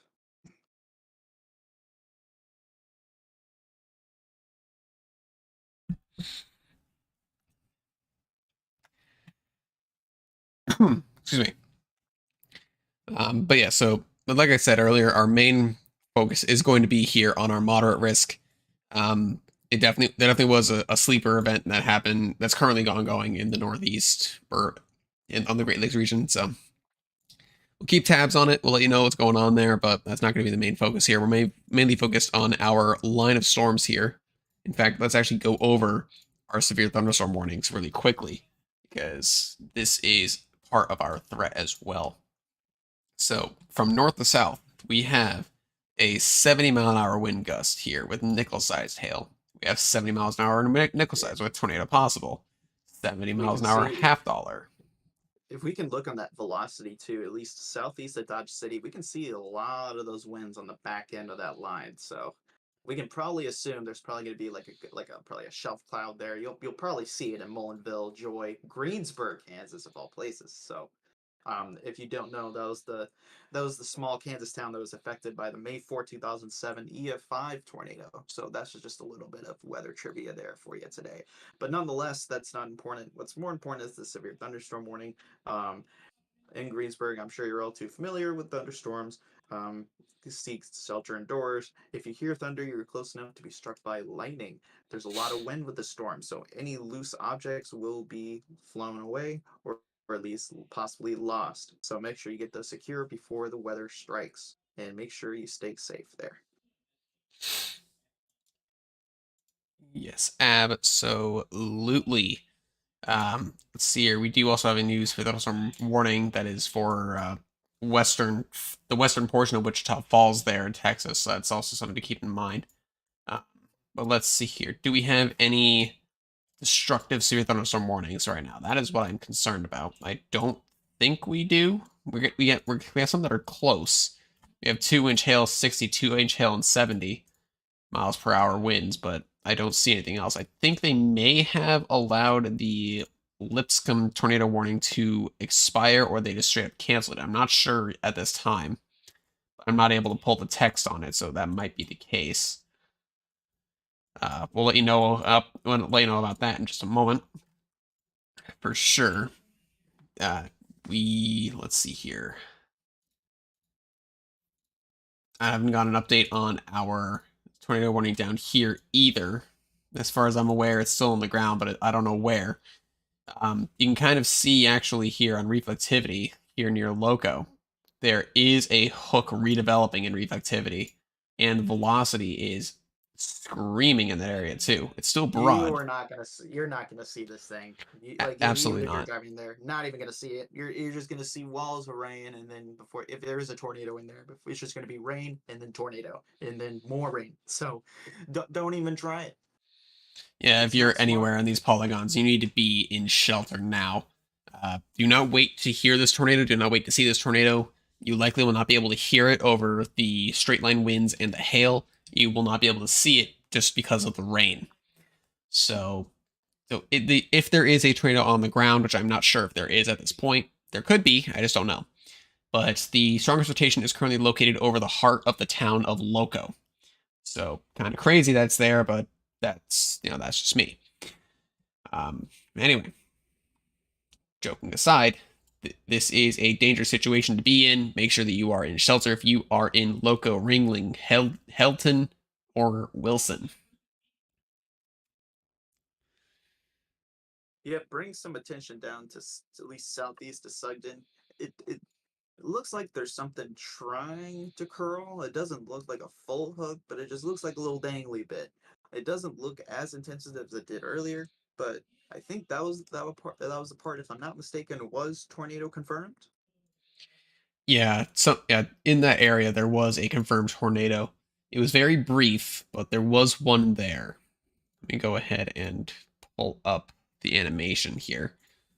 So you can see so it kind of just it very briefly popped into existence and then Right. it died out again. So there was a very brief tornado there, but as of now it's not, at least there hasn't been any updates to say whether or not it's on the ground anymore, so I'm not entirely certain. Whether or not there's a tornado on the ground, we should still treat it like there's a tornado on the ground. We should still be in our tornado safe spot. Don't let our Absolutely. discussion sway you from deciding whether to take shelter or not.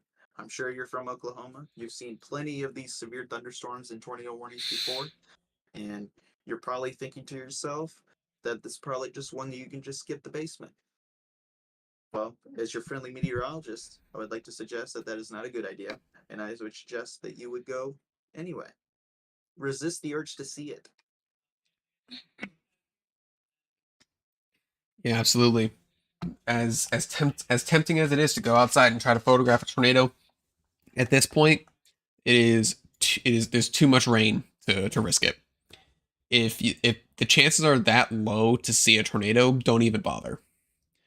I mean, So, even if the chances are there, if you're not trained to do so safely, don't attempt it. As there's too many things that can go wrong in too short a time for the risk to outweigh the reward if you're not trained. absolutely. And Um, this is I'm like to move on to the Ohio storm. It looks like they continue the tornado warning. Not surprising. We kind of predicted that over here at Advective Weather. It doesn't look like that is on the ground. And the National Weather Service down in Cleveland says themselves that it has a history of potential tornado damage. So anyone in that area that is still, even though it may not be on the ground, it may reproduce at any time. So in that niche environment up in near Sandusky, you're in that tornado warning. Castelia, we called you out earlier. Bloomingdale or Bloomingville, excuse me, Bogart, and areas north of Norwalk and Bellevue, kind of towards Lake Erie. No one should be on the shore, at least in Huron or in Vermilion, in points east. You should not be on the shore. You should not be on the beach. The storm is approaching. You try to get offshore. Your beach day is over. Yep, absolutely. Um, yeah, so they're saying it is a radar indicator rotation. It is not on the ground currently. However, that being said, if you are anywhere near here, this storm does have a history of producing tornadoes, as hinted to both by Jake and the official tornado warning. So do not take it lightly. This is a dangerous situation to be in, and this does include the rather sizable town of Sandusky now. So make sure that you are Yes. taking this very seriously as it moves into the area. This will also include other towns such as Northern Milan, Castalia, Marblehead, Bayview, White's Landing, Bloomingville, Sandusky South, Vickery, and Fairview Lanes. So if you're in any of those areas, you need to be in shelter now. And let's not just focus on the tornado threat. There is also a very sizable hail threat with this storm as well, with a threat of golf ball size hail. So if there's not a tornado, you might be getting, especially in Sandusky, it's a very populated area. You might be getting some golf balls down there. That could affect your vehicle's insurance policy. I don't know if you want to deal with that. I certainly wouldn't. Anywhere in that cell, you could be facing not only a tornado threat, but a significant hail threat as well. So regardless, this is a dangerous situation to be in, and especially in a relatively populated area such as Sandusky. Yeah, absolutely. I'm coming back to the moderate risk here, so we don't stray too far Oh yeah, away from for from sure. from what we are here to focus on. We do have multiple 70 mile an hour, 2-inch hail warnings now. It looks like So that tornado warning associated with the Taylor and Charlie of that cell did expire. I feel like this might be the system that might try to congeal into a line.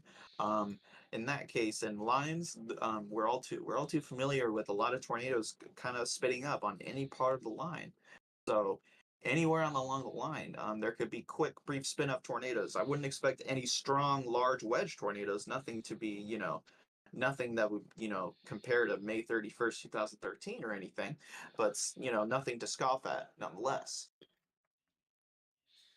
yeah, absolutely. Now to give everyone here a sense of just what's been going on so far today, um, with the in Perryton, at least according to some first responders apparently in the area, we do have confirmed casualties, potentially fatalities in the area. So the tornado that went through there definitely struck the town proper. It didn't just skim it; it definitely hit something substantial. And unfortunately, it caught some people off guard, or caught some people in weak structures that have unfortunately led to life threatening or potentially life taking injuries. So Very, our very unfortunate news, and indeed, very unfortunate. And this is why we kind of push the message that we do, and why we emphasize severe weather safety, because we don't want people to succumb to casualties and fatalities, such as ones that may occur in Perryton. And may our wishes and prayers go out to those folks in Perryton. Um, we should use that as a message to keep alert with these oncoming severe weather threats, especially down. We should try to use that as a transition to the tornado warning down here in Sugden, kind of southeast of Sugden. We can transition to that moderate risk. Yep, Um, I am it looks pulling like it that up is now. There we go. looks like it is still a radar indicated threat, but it looks like that kind of looking at that little hook echo there, and it looks like kind of looks like it's starting to ramp up, but I don't see anything too crazy on the velocity. It looks like there's broad rotation. I'm absolutely certain. Yeah, that's I'm, definitely I'm still spinning. Absolutely, to the east of Ryan. Whether or not that is a tornado on the ground, I don't believe so. But we've seen we've seen the storm look worse and have one on the ground. So it could. I don't know I'm if more it look will. I'm more looking at that loco storm. I'm more My, concerned about it because myself as well. it looks more threatening, and and like we've been repeating over and over, it's an environment where it's obscured rain. You're not going to see this thunderstorm. You're not going to see this tornado if it's on the ground at all. So in Ringling, folks in Wilson, folks in Helton, folks in Cornish, and folks that is going to be down the line, we're going to say Ardmore, We're going to say Lone Grove and folks along the I-35 corridor along there, watch out. And those in the tornado warning, take your tornado precautions. Absolutely. Now, so new development here from the National Weather Service, well, especially from the Storm Prediction Center. They have issued a severe thunderstorm watch for coastal Ohio. The watch hasn't really come through yet on my end, so you can't see the polygon, but it is for this area here. You can kind of, if you look on my stream or on the stream here, you can see right below me with the tweets from NWSSVC, you can see that polygon there. This is going to be in effect until 11 p.m. Eastern time. So we'll get the details for you as soon as we get them. But for now, just know that there is the watch there. Let's check out on the tornado warning. It is still a radar indicator rotation with a history of funnel clouds and potential tornado damage. As this, and I'm pretty sure, as this complex of storms that has prompted the issuance of this watch. So, yeah, very good for the National Weather Service to call out the potential tornado damage there, because even though that the tornado doesn't look as impressive as it did earlier, it is still rotating nonetheless, and it could be going through a period of recycling. So I'm concerned because it is going through a populated area. I understand that I sound like a broken record, but it is something to sound like a broken record for, and we should try to save as many lives as possible here at Advective Weather. So, folks in Sandusky, it looks like this whole complex is kind of headed towards your way. Kind of folks Sandusky and especially points southward from the shore southward, kind of towards the I-80-90 corridor. Definitely take your tornado precautions. Hail is definitely going to be a threat, absolutely, with this threat. We got reports of possible golf ball size hail. So the updraft of this severe thunderstorm is definitely there. It's definitely got the intensity. It looks like it's weakened a little bit, especially with the speed kind of decreasing a little bit, moving from 60 to 45. So kind of a notable decrease in speed there. So it is weakening a little, at the very least cycling.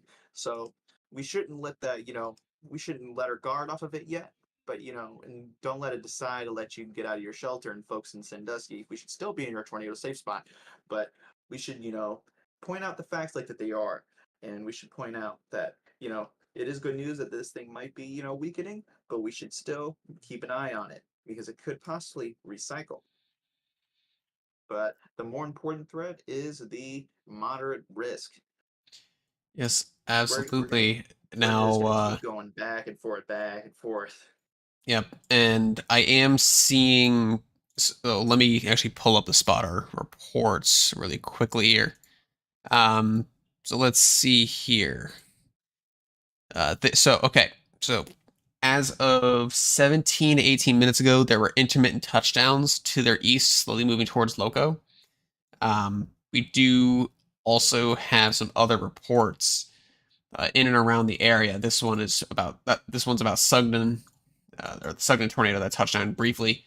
This is Although, with the loco cell, correct? That's the one that's been that's probably looking the one that's maybe looking the most dominant, at least for right now. yeah, absolutely. There could very well be a tornado on the ground there. There's seeing maybe some hints there might have been one at least at some point. So I mean, tornadoes they do every now and again. So as tornadoes move, so this is one storm just moving across the screen here. This is what I'm showing here. So in weaker storms, what will happen is that tornadoes will come down, they'll touch down briefly, have their dust clouds, but then they will lift, sometimes completely dissipate, but then come right back a little while later and produce some more damage. And that whether or not that is a cyclic tornado that's fully coming down and staying down, lifting completely, going through a mesoscale cycle, and then or mesocyclone cycle, coming back down and touching out with a new mesocyclone, or if it's a weaker mesocyclone that's just continuously spinning down and spinning up, regardless that this might be a hopping tornado family situation, which Absolutely. which can mean that we'll see spots of damage for short periods, but you'll be able to trace this in the post analysis as it moves across the region. So they still are not confirming a tornado on the ground at this time with either one of these cells. However, it is worth noting that it is approaching the Red River, and it is about, and the southern one especially is about to cross into Texas. Not only into Texas, but that north cell is headed towards Ardmore. That's a I wouldn't say very populated, but I would say populated nonetheless. So folks in Ardmore, watch out because it's headed your way, possibly headed your way. I'm not sure if it'll Absolutely. weaken by that point. We don't know that. That's why we're gonna, we're just gonna keep an eye on it. We're not gonna necessarily take our precautions yet, but we're gonna just keep an eye on it. We're just gonna just keep on the back of our minds. We're gonna just keep this in the background, see if there's any other updates, and see if we call out Ardmore again in the future. And we likely will. I doubt they're going to let this tornado warning expire, given the way that it looks. So, but with that being said, we are going to take a very short break here. We'll be right back at the bottom of the hour. We're gonna let ourselves get our thoughts together, reconvene, and we'll be right back. So stick with us. See you in a few.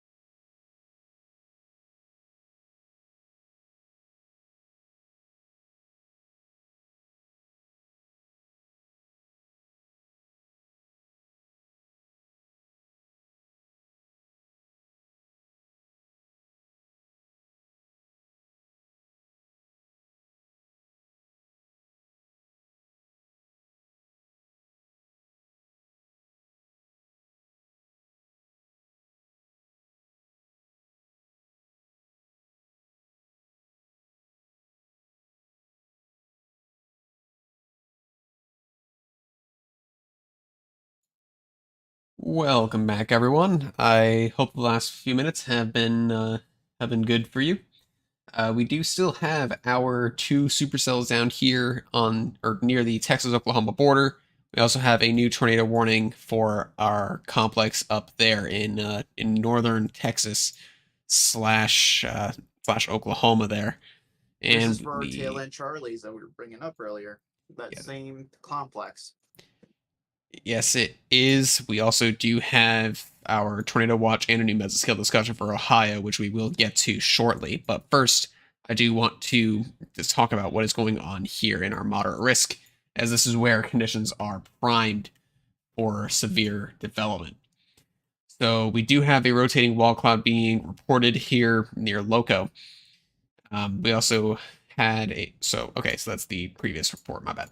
So it's still radar indicator rotation. It is not confirmed to be on the ground at this time. Let me see here. There might be a bit of a debris signature popping up there, although my velocity hasn't updated. There we go. So there might be something going on there. I'm not entirely certain. It's not cut and dry, but we could have a tornado developing there to the right between Loco and Heldon. Would not So be surprised if that would be the case.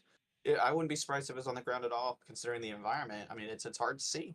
I mean, you could at very least see that there's a wall cloud there. I mean, at least they could at least discern that out. But what's there to see under that? You can't tell, and that's why you should be in your tornado safe spot because you can't see anything. You're just be clouded in rain. yeah, absolutely. They Uh, do say that a rotating wall cloud is there. They do. A spotter does not believe the tornado is on the ground at this time, at least as of 6 minutes ago. as of So, 6 minutes ago. Okay. so the situation can change. It just as of right now, it's not clear. There is a bit of a CC drop there, but it's not deep enough for me to call a tornado on the ground or not. So until we get more scans in, until we get more analysis or a spotter report, I'm going to say that it's not on the ground yet, but it is definitely trying. I do want to come back up here, however, because there was a tornado reported only 3 minutes ago. This is east of Glacier. So I think this might be nope, let's try Amarillo as incinerator hole. So we're kind of in the dark Yep. there. But we do have, so this was located near Higgins, moving southeast at 40 miles per hour. So the tornado producing couplet is going to be this one here. Now, mind you, we're looking very far up in the atmosphere. So this does not translate well to what's going on the ground. I think the tornado might be closer to this area, at least in terms of where the actual circulation touched the ground. But regardless, there is a tornado on the ground there. Let's see, this is as of 2 minutes ago. Large cone tornado to their south. So there is a tornado somewhere in this region. I don't know exactly where, but it is reported to be a large cone tornado. So this is going to be, if you make a triangle with a tornado with Higgins and Arnett to the south, somewhere in this area, there's a cone tornado and it's moving to the southeast at 40 miles per hour. Good analysis, good analysis. And I would like to also add on to that. I'd like to bring up the hail threat that is also associated with this system. 2.5-inch hail. That is very large hail. Tennis ball size hail. That is crazy. That'll definitely damage some windshields. That'll definitely cause a dent in your vehicle. That is something to not scoff at. This means that this is a very healthy system. This is a very active updraft. This is something that it'll probably stay up for quite a while. It's very healthy. It's very conducive. It's in a conducive environment for tornadoes. It's definitely near that. I believe it's in that moderate risk, if I'm not mistaken. It is squarely within the moderate risk, absolutely. Square right in the moderate risk. I like he was saying. Yep. So it is in that conducive environment. So we should treat it like there is a tornado on the ground, and it looks like there are some spotters to affirm that. So we should treat it like there is a tornado on the ground, and we should take our tornado precautions. Go in our tornado safety spots, such as a basement or a cellar or a storm shelter. If you don't have like a basement or an underground shelter, I would go into the most interior room on the most lowest floor in your building, such as a closet, a pantry, a bathroom, or anywhere that doesn't have any windows. You do not want to be near any windows. Those can break and those can harm you. So we should be in the most interior room on the lowest floor of your sturdy building. And so I do so I'll do this last thing before we go up to Ohio for a short time here. There is this random, so you'll see this random spotter report that's kind of sandwiched between Denton and Plano, Texas. However, if this is a genuine report, there was a multi-vortex tornado in or near Locote, Oklahoma. So that would line up well with what the velocity and our reflectivity was showing. However, because the spotter report is so well removed from the area, it's very hard to put too much faith into that report. As the best that we can say is that a rotating wall cloud is there. It is rotating. It's just uncertain whether or not a tornado is actually on the ground at this time. So we will come back to where our actual cone tornado is. However, I do want to touch on our severe thunderstorm watch for Ohio here. So this is for isolating damaging wind gusts to 70 miles per hour and isolated large hail events to 1.5 inches, as well as a tornado or two. The summary is that a longer-lived supercell along Lake Erie may persist east-southeast in north-central Ohio, with an additional cell or two developing southwestward. So let me pull up the radar here, and you can see what they're talking about. So they're saying that these storms that are popping up here may develop into supercells themselves, but the main concern is what is currently passing by York and Castalia. This It looks like it's starting to is wrap up a little bit. This is going to be near the interstate. absolutely, this is still riding along the Interstate 80/90. It is currently passing by York, Castalia to the south. It is on a direct beeline for Berlin Heights further down the line. It's going to pass Sandusky to the south. So Cedar Point enthusiasts, your theme park should be relatively safe. But that being said, there is still golf ball sized hail as well, which is putting this into the considerable damage threshold. So so the theme park might get impacted by that, but I don't know if it will for sure. The main threat there is going to be the potential for a tornado there along the interstate. And looking at the trajectory, I mean, it's this interstate parallels the No one coastline. should be driving right now. Nobody should be on the road. Nobody should be driving in this. No one should be parked under any underpasses. No one. Absolutely. I mean, the situation is pretty dangerous here. I mean, you don't want to be in a car, but so many people are going to be on this interstate here. It really could this could lead to some pretty nasty circumstances, especially if it decides to ride the interstate proper. Plus, there might Um, be people escaping from the beach as well. They might be wanting to get out of the weather, and they might have just unintentionally just drove into it. You know, people not familiar with the weather that we're tracking right now. They might be going into it, going south. So they're just trying to get in, just trying to get out. So there might be some traffic there. You know, this looks like a pretty popular tourist destination. Like you said, there might be a theme park around. There might be a lot of people around. So, you know, just keep that in mind.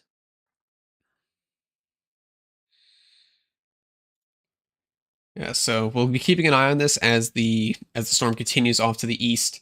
At this time, there does not appear to be a tornado on the ground, but the rotation is there. So the rotation currently is located very close to York, but as of now, it does not appear to be anything on the ground. But we will keep an eye on that as things continue. And let me just see here. Okay. So that is a Canadian watch. That is not a SPC watch. All right. So back to our moderate risk region here. We do have a funnel cloud reported with the loco storm. However, the funnel cloud report is a bit delayed by about 5 minutes. So as of 5 minutes ago, there was some funnel clouds trying to come down to the ground near State Highway 89. Let's see here. That's from 7 o'clock, 7 o'clock, 7:37, 7:25, I'd like 7:05. to Okay. bring your attention back to Ohio because there's just another tornado warning just issued, just kind of south, kind of affecting, of course, the Norwalk area. This is going to be in effect for the next 36 minutes until 8:15 Eastern time. This is going to be for northern Huron County, northeastern Seneca County, Erie County, and southeastern Sandusky County. Um, the National Weather Service notes that there's going to be additional storms over western Huron County that are going to be showing signs of rotation. I believe they might be the western supercells that they might have been talking about in that mesoscale discussion. Could very well be. Although this is only for a radar indicated tornado. Whereas back here in Oklahoma, we do have a confirmed tornado, or previously confirmed tornado. It's down to radar indicated now, with tennis ball sized hail being reported as well. So at least in that regard, that's good. That's weakened. It's no longer on the ground. Right. But that could change at any point, as we know. But that all being said, so if you have any comments, questions, concerns about any of our risk areas, we have our, obviously we have the risk down along the Gulf coastline. We have our moderate risk, our moderate to enhanced risk area here in the Great Plains, and we also now have our risk area up in Ohio. So if you have any comments, questions, concerns about any of those areas, do let us know. We're keeping an eye on everything, and we will let you know as soon as we can get the information to you.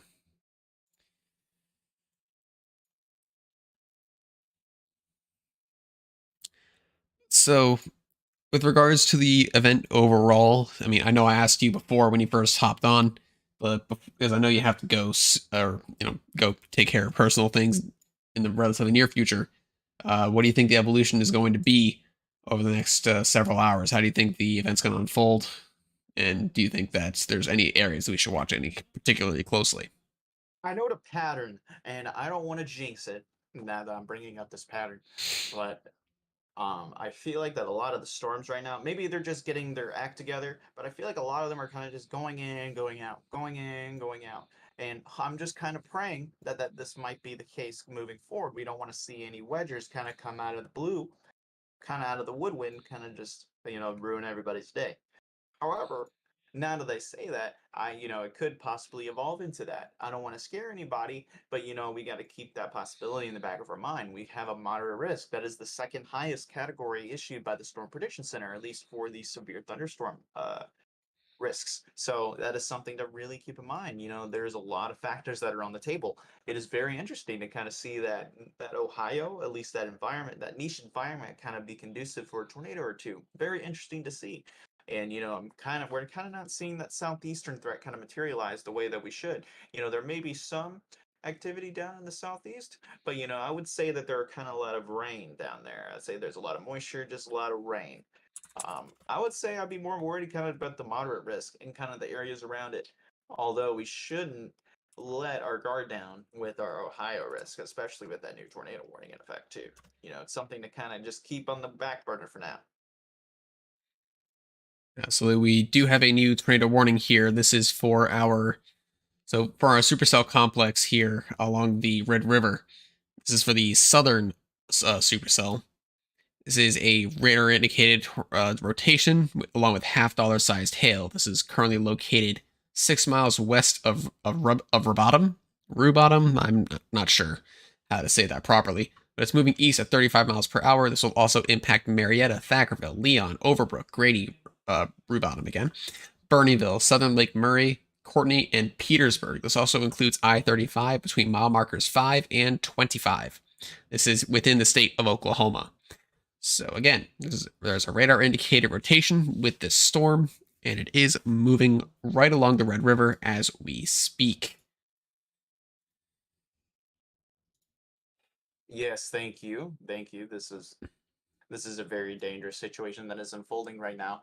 As a moderate risk is still in effect for the risk area, especially points around the Oklahoma area. This is very important to kind of keep our eye on, and we can see that, based on the previous reports we've seen, this could evolve into something, it could be a possibility to grow something bigger. But not to scare anybody, but just to keep y'all informed, just to keep y'all in the know, just to see what we're thinking. So just stay live with us with Advective Weather, and we'll keep you up to date with the weather information. Yes, absolutely. And what do you think about the model risk being maintained? Do you think they're going to keep it with their next update when they come out Oh, in about an hour or so? Or do Oh, you they don't have a they have a choice. They might have to just maintain it at this point. I mean, we've already seen reports of tornadoes. I mean, we're seeing the environment kind of go. We're seeing tornado warnings already, and also we do have a new tornado warning, a confirmed tornado warning. Just to sorry to kind of abruptly kind of bring that up. This is effect for Ardmore as well. So Ardmore is in the tornado warning. This is just to kind of reiterate, this is an observed tornado warning. I'm not sure if it showed up on his end, but that is a very dangerous situation. The National Weather Service has issued a tornado warning for northeastern Love County, southern Carter County until 7:30. At 6:44, a confirmed tornado was located near Heldon. So this was the area that we've been calling out multiple times throughout the stream. Heldon, moving east at 30 miles per hour. This is a weather spotters confirmed tornado, so there has been an eye on it. Somehow they saw it through the rain, but nonetheless, this is going to head towards a generally populated area. So this is probably going to ride along Highway 70. So folks in Ardmore, this is now your time. We called you out a few minutes ago. This is now your time to take your tornado precautions. Go into the most interior room and the most lowest room, or the lowest floor, excuse me, of your building, such as a basement or a storm cellar. This is very important because this is a generally populated area. So this includes a basement. This includes a storm cellar. I'm sure in Oklahoma you have your I don't know if you have your basements or storm cellars. I'm not generally from Oklahoma, but you have some sort of tornado shelter. If you don't have one, the most safest place is to be in the most interior room of the building that you're in. This involves a closet.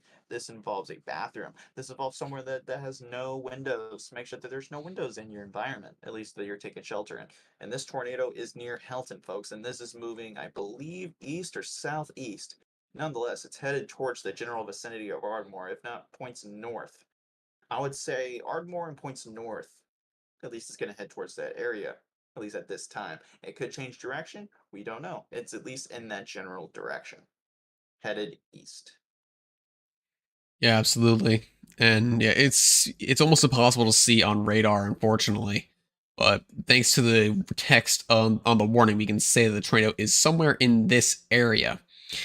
Um, so there is another area of rotation down by Wilson, but that one isn't what is producing. There's also that hook that's staying prevalent there along the Red River, but that's also not producing. What is producing is this mess of a signature near Helton. Yep, somehow there's eyes on it. There's at least some eye confirmation that it is on the ground. It is weather spotter confirmed. So at least we have some actual knowledge that it is not a radar indicated or at least a radar confirmed, but at the very least, it is a tornado on the ground that is seen by an actual chaser or spotter. So this is very important, folks. You're in Helton. You got to take your tornado precaution. It's very important. Yeah, so I just switched radars to kind of see if I can get a better picture. I still can't really get a good picture of what's going on, but It's a mess. It's all rain. It's yeah, I don't know how that unfortunately. spotter saw it. He must be on the backside. He's got to be on the backside. Possibly. If Oh, he's I'm sure. if he's if he's to the north or east, there's no way that he saw that, or they saw that rather, because we don't know. Yeah. But regardless, thank you to that Very, very spotter. important, though. Thank you to that spotter for getting the information into the National Weather Service office in the area. It's obviously in situations like this where it's heavily rain wrapped, spotters are an absolute must. So I do want to just quickly pop back up to Ohio here. The tornado warnings are still radar indicated. One of them has been allowed to expire. Although that velocity signature is impressive to the southeast of Bellevue. Those are multiple signatures. I see. So I'm not terribly concerned by the thing up north of Bellevue. I'm more concerned with what is closer to Peru. Let me look at the radar. I'm looking at your end. Maybe there might be something on. Oh yeah, I'm more concerned about Peru. Yeah, for sure. Yeah, you see that hook echo there. Yep. Yeah, so It looks more clear on your radar, I guess. So we'll see what happens here. But there are some other severe thunderstorm warnings here for some 60-mile-an-hour winds, ping pong ball sized hail at max. But definitely don't sleep on this. This is a supercell. So this is very capable of producing a tornado at any time, and it is currently heading in the direction of Peru and Norwalk. So make sure that you are moving to your safe place now if you haven't already, if you're in that area. Populated areas, absolutely. Take your tornado precautions. We sound like broken records. In fact, saying we sound like a broken record is in fact sounding like a broken record, believe it or not. So, I do want to point out we do have another tornado being reported on our linear complex here. This is going to be, I believe, associated with associated with this rotation signature somewhere in here. They're saying it's 8 miles west of their location. So somewhere in this area, there's another tornado on the ground, apparently. So we're going to see this tornado warning get upgraded to a. We just got saw the upgrade. It just happened just now. At There we go. 6:49, a confirmed tornado was located near Durham, moving east at a relatively slow speed, 20 miles per hour. And it is indeed a weather spotter confirmed tornado. It was reported at 6:47 Central Time, and this will affect the Durham area. If you're in anywhere near the Durham area, if you're near Durham, if you're near Crawford, if you're near Roll, if you're anywhere near the Saddle State Wildlife Management Area, at least anywhere in that area, take your tornado precautions. There is a tornado on the ground. This is very important. You also have a threat of tennis ball size hail. So this is a very healthy system, folks. Very healthy. Absolutely. I mean, one spotter was saying there's a white elephant trunk funnel to the northeast that lines up well with where this the tornado was officially spotted. So very good job, everybody in this area for keeping an eye on this. Another report just now: a long funnel possible tornado 13 miles west. So yeah, there's plenty of spotters in this area that are keeping an eye on it. They are confirming a tornado on the ground there. So good job to everybody out there. Absolutely. We rely on our spotters, and I have indeed gone out storm chasing before. And the big thing that gets you is the long driving. Absolutely. It is very important for storm chasers to just stay safe and also make good driving decisions. It's very hard to just drive those long hours just to just see severe thunderstorm. And that tornado view. Yeah, absolutely. I've only done one singular chase myself, and that was just on a random tornado warning that happened in Massachusetts last year or the year before. Nothing ended up happening, but even even on that small chase of mine, I very well understood that there was a lot to it. So so to the chasers out there, I am grateful. I'm personally grateful for you, but also I'm sure all the people that you're helping by getting the information out are very grateful to you as well. Let's see here. Our man from YouTube Hot Dog saying the hook on Ohio is phenomenal. Let's see just how phenomenal. Let's see Yes, that. yes, it is. That Ah, is, look at that. If it's not on the ground, it's going to be on the ground soon. which is unfortunate because it is still headed straight for Peru. So I Populated am area. I'm very concerned for those in Ohio. So we could be about to have three potential tornadoes on the ground. So I do want to point out this tornado warning was updated. Something I didn't notice before. Additional storms over western Huron County are also showing signs of rotation. And that would be probably what's happening over Bellevue, and as well as maybe some of these other things over here. But I think they're talking probably about what's going on here in that warning. So, but yeah, no, this hook echo is for sure. I mean, it doesn't help that the other tornado warnings are in a radar hole, but this tornado warning here definitely looks to be the most impressive of the bunch right now. But that being said, it's not on the ground at this time. We have two tornadoes confirmed to be on the ground in Oklahoma right now, so we're going to focus there. Hot Dog, if you can keep us updated, or Jake, if you notice that the tornado warning gets updated before you have to go, let me know and I will immediately swap over. I will keep an eye on it, good sir. All right, we have a potential TDS on this tornado warning here in Oklahoma. Is this would be the TDS potential, or potentially is just showing the B word? I'm not sure which it is, but that is worrying. We're also getting some 70-mile-an-hour wind gusts here along Highway 33. Or not 33. Is this 33? No, this is Highway 283. Here, so these storms are producing some strong straight line winds as well as a damaging tornado. So make sure that if you are anywhere in this area, that you are in your safe spot. as there is the just both a tornado and straight line wind threat with these storms.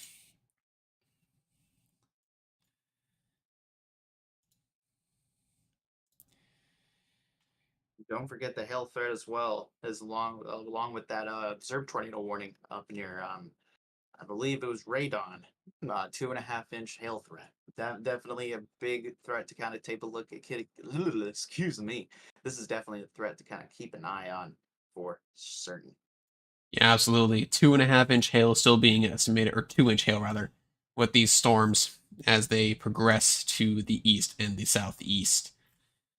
In fact, the Durham tornado warning actually has 2.5 inch hail being part of the text warning. So, so very near baseball sized hail is being reported there as well, which is never a good sign. So, I mean, 2.5 inch hail alone is bad. A tornado alone is bad. Uh, a tennis ball sized chunk of ice falling from the sky being driven by a tornado is very bad, to put it lightly. So make sure that you are taking that into consideration as well. Whatever building or whatever shelter you are in, you need to make sure that that it is a very strong shelter. You know, if there's any windows whatsoever that you can see, make sure that you cannot see them anymore when you find your shelter place. Absolutely, and I hate to kind of cut from the moderate risk. I like to bring you back to Ohio. There's a new tornado warning in effect. Luckily, it is still a radar indicated threat. But just wanted to bring y'all attention. It's moving kind of towards the southeast.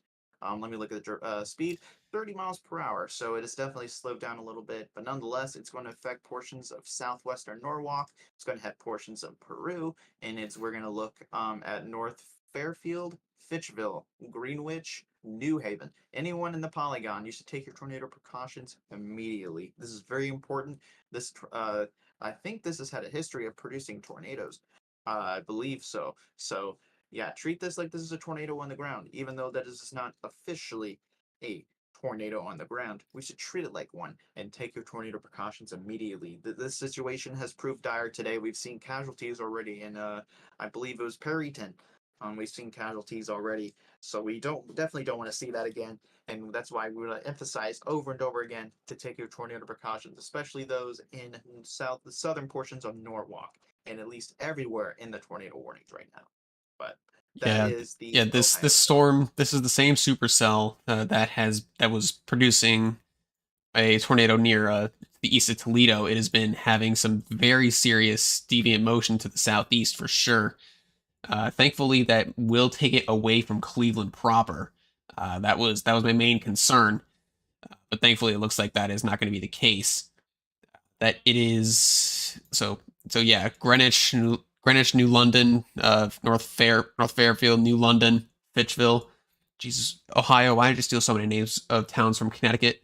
I'm sorry. I used to live in Connecticut. I these towns gave me a bit of a jolt initially, but all anecdotes aside, though, this is looking extremely impressive for Ohio. So make sure that you are in your shelter now. This is not a storm that you want to take lightly. This could very easily put down a tornado at any point. So just keep an eye on that as we go along. Let's check back in on our storms here in Oklahoma. Looks like we got a new tornado warning. Hate to bring the attention away from Oklahoma. It is going to be over a rural area. This is going to be portions of the panhandle of Florida, at least portions east of Mobile. There is a tornado warning. It is a radar indicated threat. It is going to be rural, at least it's going to be near the Florida Louisiana line, at least portions along I-10. So at least there's not very a lot of people there, so that is good. But nonetheless, anyone in that area, at least the two people that are there, please take your tornado precautions immediately. Yeah, that still hasn't popped up on my end, but as soon as it does, I'll show that polygon. Um, okay, so that's the same polygon that I saw before. That is fine. And it'll be west of Beulah, Louisiana. Louisiana, is that not? Nope, That's nope. You've been talking about Alabama. or no, Alabama. Why am I talking about Louisiana? Sorry, I don't know my states. I live here. I should know my states. I mean It's Alabama. it's all. Yeah, I was about to say Florida, Louisiana. I don't know if that's good. I've disappointed my Alabama audience. Our Louisiana or not Louisiana, Alabama audience. I'm still disappointing you guys. It's fine. Nonetheless, let's not But yeah, take the severe weather though. Let's yeah. Wow, that is.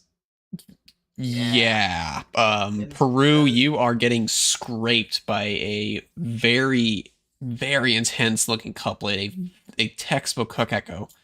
Um, I'm surprised that I'm not seeing any tornado debris signature from this thus far. Um, but yeah, that's looking like it wants to put down a very tornado intense. very bad. So It looks yeah, to me North Fairfield, get the shelter now. I'm just gonna say, we're just looks to me like assume a tornado is on the ground, because that looks gnarly. That is a this is a supercell structure that you would normally see out in the Great Plains. In fact, this is the supercell structure that we've been expecting to see out of this outbreak thus far, but everything's been a mess out in the moderate. In out here in the marginal, the structure looks perfect. So make sure that you are in shelter now if you haven't gotten there already. Start moving there as soon as possible. and let's not get out of the picture of Ardmore. Let's not stop calling out Ardmore. I believe that's Oklahoma. Let's make sure I get my states right. Yes, Oklahoma. Ardmore, Oklahoma. This is a populated area, folks. If you are in Ardmore or points, anywhere in Ardmore and points north or south, mainly, I would say in the general vicinity of Ardmore, take your tornado precautions. This is still confirmed by the National Weather Service on the ground. I don't see anything on radar. I believe we are in a radar hole, but that doesn't matter. They're still continuing that confirmed tornado threat, and we should still treat it like there's a tornado on the ground. Especially I sound like, I repeat it over and over again, a populated area. It's very important to kind of prevent that loss of life. So, or at least prevent the casualties. So, folks in Ardmore take tornado precautions. Yeah, so in fact, the National Weather Service has issued a mesoscale discussion just because of this supercell. So here is the mesoscale discussion. A supercell thunderstorm complex in southern Oklahoma may be trying to grow into a small Boeing cluster based on recent radar trends. The environment downstream remains quite favorable along and south of an effective warm front that extends from western and southern Oklahoma into north central and northeast Texas. Large hail will remain possible with these intense thunderstorms in the short term, and severe and damaging winds may become an increasing concern if a more linear mode becomes dominant. I forgot where there were. If this mode transition occurs, then the significant severe wind gusts would become more likely given the very large reservoir buoyancy available. Back to low-level flow near the surface front is promoting a narrow corridor of 200 to 300 meters squared per second squared of effective SRH per latest mesoanalysis estimates. Given the favorable low-level shear, tornadoes will remain possible with embedded circulations. A local extension in area for Tornado Watch 309 may be needed for the part of north central into northeast Texas if convection continues to track southeastward. So, yeah, so what they're saying is there's two supercells here. Otherwise, it wouldn't be called a complex, it'd just be a supercell. And it is trying to become more of a Boeing segment. And if that happens, then the tornado threat will be traded off for a wind threat. So it's very important to, regardless of the eventual evolution of this complex, though, you need to make sure that you're treating it as if a tornado is on your doorstep. Because these Yes. storms, if it's producing a tornado, that's a danger. If it's producing really large hail, that's a danger. If it's producing very strong winds, that's a danger. Not only that, those winds can get possibly strong enough to be equivalent to a small tornado. So any destructive severe thunderstorm, I believe they started issuing those, sending those alerts to your phone, the destructive severe thunderstorm alerts. If there's a destructive wind threat or if there's a destructive hail threat, I think they send that to your cell phone. So whether the case, the threat is definitely there for not only tornadoes but a large hail and a big wind threat. So all factors are on the table today. Absolutely, and we do have a question here from our Ohio informer hot dog here. They have cousins in Denison, Texas, and the whole storm complex is moving toward them. Are they under a likely tornado threat because they don't have a basement? So Denison is right here. This is where Denison is, and you can see the supercell complex here is relatively close by. So I would say yes, they are in a tornado threat. They're not in a tornado warning, but they need to be ready to move to shelter. Now, if they don't have a basement, that is fine. Like that's not ideal, but as long as you have an interior room on the lowest floor of a building, that should be sufficient. If they are in a mobile home, however, then I would suggest them to go get in their car, again, assuming they have one, and find a more sturdy shelter. Just because, Yes, absolutely. Yes, you have time. You're at least we usually don't recommend to have people drive away from a severe thunderstorm. But considering the speed that these storms are moving right now, at least 40 miles per hour, it won't hit innocent at least for a while from now. So at least if they are in a mobile home, they have that time to at least get out of harm's way. Or at least get into a place of shelter that at least has a basement where you know that you'll be safe. yeah, the outer reaches of these supercells are about 25 miles away, with the heart of the supercells, their updrafts being about 50 miles away. So as long as they don't accelerate suddenly, you have about an hour. But I would say if there's sturdy shelter within half an hour of Denison that they can get to, that they should move there. If their current situation is not very sturdy. If they're in a sturdy building, then then make your move down into that area and just stay there for about the next hour to hour and a half. That should be sufficient to keep them safe. But I am glad to see that you are concerned for your loved ones there. Yes. Hopefully that's enough information to get them to a safe spot should they need to go. And thank you, Hot Dog, for your question. We appreciate your persistent viewership and your consistent engagement. We thank you. Yes, absolutely. We can keep talking all day long, but you know, we we enjoy knowing that our words are reaching the ears of our viewers. So thank you very much for being here. One person is enough. All right. So looking back in Ohio, the supercell structure is still impressive. It's not textbook anymore. It's looking a bit like it's trying to wrap itself in rain. But Looks like it's falling apart. nope. That is worrying. That is worrying. North Fairfield, North Ah, Fairfield. You should be in shelter right now. I'm not saying that a tornado is on the ground, but you don't normally see 60 dBZs in this region of a supercell. So um, I would especially be, at this portion of Ohio. I would be, I'm gonna call it about like personally. I would, if I were a betting man, I would say a tornado's on the ground. But I'm not the National Weather Service out of Cleveland, so I cannot say for sure. But just based on reflectivity, the chances are there that a tornado has touched down near North Fairfield. So if you are not in shelter yet, you need to get there now.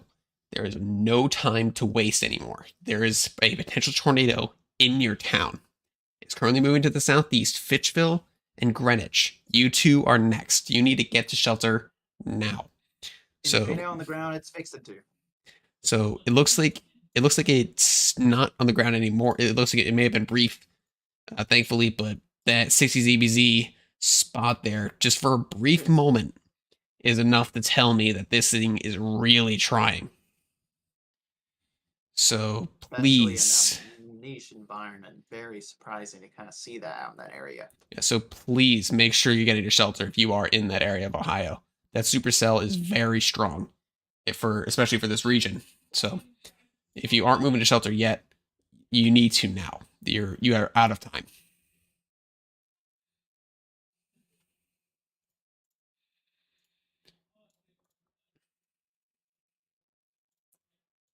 Let me see here. They're still calling the supercell heading toward Ardmore as having a tornado on the ground. Let me pull up the radar here. Let me see. Hard to tell. It's hard. Yeah, yeah. This area But we does should not still have treat it good. like it. Still treat it as if a tornado is on the ground. Absolutely. Still treat it like that. Maybe there's not a tornado on the ground, but we don't want to say for certain because we just can't tell, and we kind of just have to go on our just good judgment. This area is infamous for a radar hole. It's infamous for not having good radar coverage, and this Yep. could affect, our ability to give accurate severe weather information. Yeah, I do know that somewhere, it might have been Durant. That rings a bell. But I know that there was some sort of Yeah. radar installed in this area, but it's not publicly available. So for us, we count as members of the public. So we don't have access to that radar. Some people do, That however. sounds about right. Durant. That does ring a bell. You might be right there. But regardless, even though a radar might have been installed there, just we don't have access to it, so it doesn't really help. It doesn't really help us in getting the information out to you.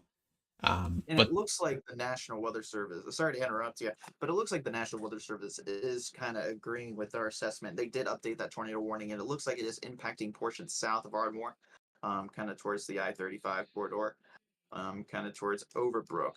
We can see that polygon did update that there is a confirmed tornado located over near Overbrook, moving east at 55 miles per hour. So this system is, I believe, it has sped up. If I'm not mistaken, I believe it was moving at 40 miles per hour. It is picking up in speed. At least it is intensifying at least a little bit, but we can't tell. So at least it yeah, is a weather spotter confirmed tornado. We do have some eyes on the ground, so that is very good news. But nonetheless, anyone portions south of Ardmore, you should take your tornado precautions. Very, very important. yes, and this will also impact Lone Grove, Lake Murray, and of course Overbrook. So please make sure that you are in shelter if you're anywhere within that polygon, but especially in there. This will also include I-35 between mile markers 21 and 31. So please, if you're in that area, you need to be moving to shelter now. You are out of time. There is, all right, so they still are listing this tornado warning as well on our complex here, or our northern complex rather. It's a confirmed tornado, but that is as of almost half an hour ago. So I don't know if they're going to let that continue as a tornado warning. There is a severe thunderstorm warning with tornado possible that's issued out ahead of it. So I think that's what they're going to let it be replaced by. There is also the threat of 70-mile-an-hour winds associated with that. And speak of the devil, we just got a new mesoscale discussion for this. A severe mesoscale system with a history of producing significant severe wind gusts across southwestern Kansas is continuing to move eastward with semi-discrete supercells have formed at the southern end of the line, producing tornadoes and large hail. The northern end of this MCS will encounter decreasing instability and increasing inhibition across south central Kansas over the next couple hours, leading to eventual weakening of the northern end of the MCS. Meanwhile, larger instability and weaker inhibition into west central Oklahoma will continue to promote supercell development at the southern end of the line with tornado and large hail potential. The net effect should be more of a southeastward propagation of the MCS toward central Oklahoma with the most intense convection and supercellular characteristics at the southern end of the line over the next few hours. That is a new name that I haven't seen yet. A Drac. That might be a new person at the SBC, at least to me. So, if they are in fact a brand new face, welcome to the team from someone who isn't even part of it. But still, it's good to know that people are still doing their part. But yeah, so basically anything north of this line here is going to start weakening. I mean, that's what the short-lived severe thunderstorm watch is for. But this here is going to propagate southeastward, and that's what's going to that's what's going to make or break the moderate, basically, because this is going to start to kind of carve out the entirety of the moderate as it continues off to the southeast. We'll have to wait and see exactly what happens there. In the meantime, I'm gonna do a quick checkup on Ohio, and let's see here. How's our supercell doing? It's doing pretty good. It's getting a little contaminated, so it's hard to tell what's going on. But Still a very healthy system. Let's take a look at the winds at least. And what do they look like? So that's clear air, so that's nothing. We're looking right in here for anything in terms of CC drops or whatever. I'm not seeing anything of the sort. So all right, so no tornado on the ground, still with Ohio, which is good. We don't want there But to be. we should still treat it like one regardless. Absolutely, there's a reason why the tornado warning is there, and it's currently heading in the direction of Greenwich, Fitchville, and New London. So if you are anywhere in those towns, you need to be seeking shelter immediately, as a potential tornado is trying to form overhead.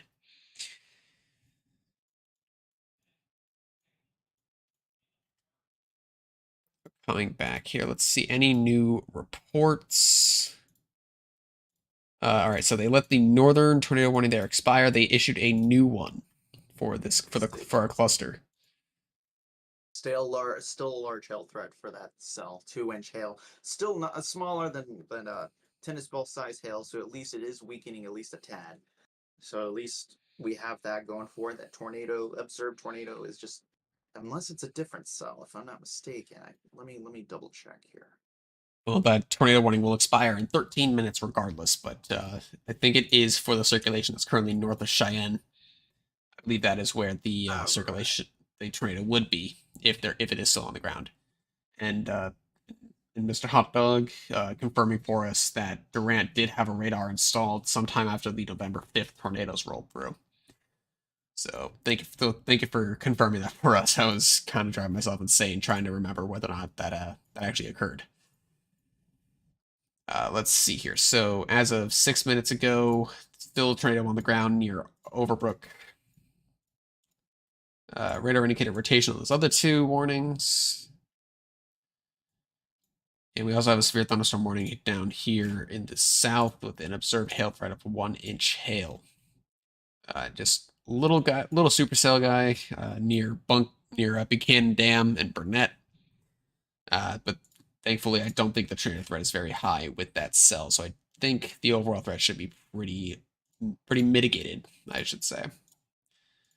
Check up on our tornado warning here in Florida. Again, same kind of deal. It looks okay on reflectivity and velocity, but I don't see the threat really materializing too far there. So that should be good to go. That will expire in 12 minutes.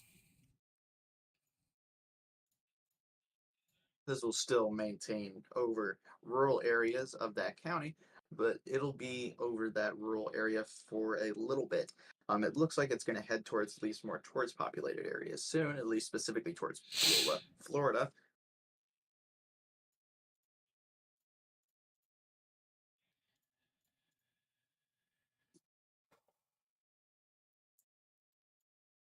Yes, to anyone watching, if you have any comments, questions, concerns, do let us know in the chat. And if you like what we're doing, there's, the best thing that you can do for us is spread around that we are live. Getting the word out to as many people as possible is what we are here for. And by sharing around the stream, you will help us to do so. So if you know anybody in the area, or if you know anybody who's just interested in this kind of thing, go ahead and share the link to the stream. Let them know, hey, these guys are covering the severe weather. If you wanted to listen in, we'll be very happy that you did, and we will appreciate you very much. So your word is important. We want to keep maintaining severe weather coverage for you guys. This is why we love doing what we do, is you guys just giving us a reason to just keep going with Advective weather. So we just thank you, the audience, for just at least keeping tuned in, and we appreciate your support.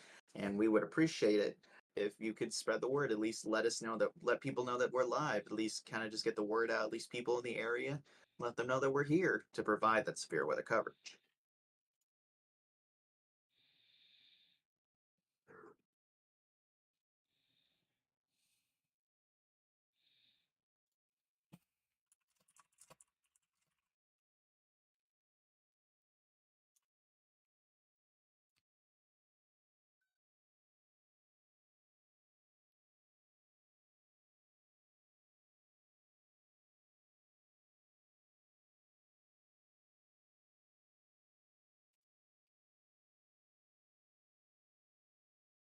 So at the bottom of the hour, we're going to take another short break here, just because it looks like everything is pretty much maintaining as we expected it to. The moderate risk is starting to really get going now with the wind threat coming into view with our developing MCS. Our tornado threat with our semi-discrete to discrete supercells around the southern end, and we also have our random tornado threat out in Ohio that we've been keeping an eye on, uh, which honestly still looks rather impressive. I don't believe there's a tornado on the ground at this point. Um, there are those 60 dBz pixels popping up again, which worries me a little bit, but as far as I'm aware, no tornado is on the ground at this point. So I would not be surprised if they allow this tornado warning to extend, however, just due to the fact that it looks as healthy as it does. But if you have any last minute comments, questions, or concerns before we take a short 5-minute break, do let us know in the chat. We are here to make sure you are as well informed as humanly possible. Before we take that short break, we have a new tornado warning in effect for Elk City. If you want to transition over to that cell, this is for Elk City, Oklahoma, off of I-40. Let me switch to that radar on my end so we just take a look at that cell.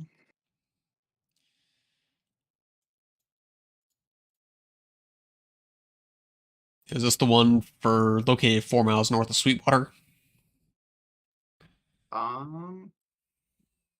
This is the one near Cheyenne. It may not have shown up on your end, Oh, there it is. but Yep. yep, there you go. All right. Well, you called it out. If you want to read it out, go for it. Sure, this is a tornado warning for northern Washita County in western Oklahoma, southeastern Roger Mills County, southwestern Custer County, northeastern Beckham County until 8 Central Time. Luckily, this is still a radar indicated threat, but nonetheless, we should still treat it like a tornado on the ground. This is a very optimal environment, especially it being in that moderate risk area. It's headed towards Elk City. It looks like a relatively populated area, relatively speaking, around near western Oklahoma. So, folks in Elk City, I want y'all to take your tornado precautions. This is very important. This includes going to the most interior room on the lowest floor of a sturdy building, and that includes a basement and a storm cellar, or just a bottom floor area, just on the underground. If you don't have an underground shelter, what we would recommend for you to do is to get into the most interior room on the lowest floor, such as a bathroom, such as a closet, or anywhere with no windows. Anywhere that you can protect yourself, and you should get yourself into the most interior part of the room and cover your head with your hands. Make sure you get yourself crowded up, but protect your head. Protect your head because that is the most important part of your body, obviously. So make sure you get that protected and stay there until the warning is over. We want to make sure that everyone is okay tonight, and we want to ensure safety, such as like that hot dog guy who was having folks in Denison. So we want to make sure that he's heard and make sure that his folks are safe. Yes, absolutely. Could not have said that much better myself, actually. So I do thank you for that, Jake. Let me see here. So we do have an extension to that tornado warning in Ohio. It is a radar indicated rotation and ping pong ball sized hail. Currently located 3 miles west of New London, moving southeast at 40 miles per hour. Its previous warning had it moving at 30, so it is accelerating once again in forward motion. I'll pull up the radar here just so we can check on it. After we check on this supercell, we are going to take our short break. So once again, I do want to thank everybody who's stuck with us for so long. And I do hope that once we come back from the break, that we can continue to give you the best information that we possibly can. There's our rotation, south of Fitchville near Greenwich, and it is moving to the south and east. So if you are in Savannah, Bailey Lakes, or Polk, you are now under a tornado warning. This is for northeastern Richland, southeastern Huron, and northern Ashland counties, all in north central Ohio. Again, a radar indicated rotation has been spotted on radar and is moving into your area. This will also impact Ashley, New London, Savannah, Polk, Sullivan, Greenwich, Bailey Lakes, Nankin, Roseburg, Nova, and Olivesburg. If you're in any of those locations, you need to be moving to shelter now, as your time is running out. You are under a new tornado warning. So, with that being said, I do believe now is a good time to take a short 5-minute break. We will be back at the bottom of the hour to continue coverage of this moderate risk severe weather event. Thank you very much for sticking with us this long. We're going to keep on going when we come back. See you in a bit.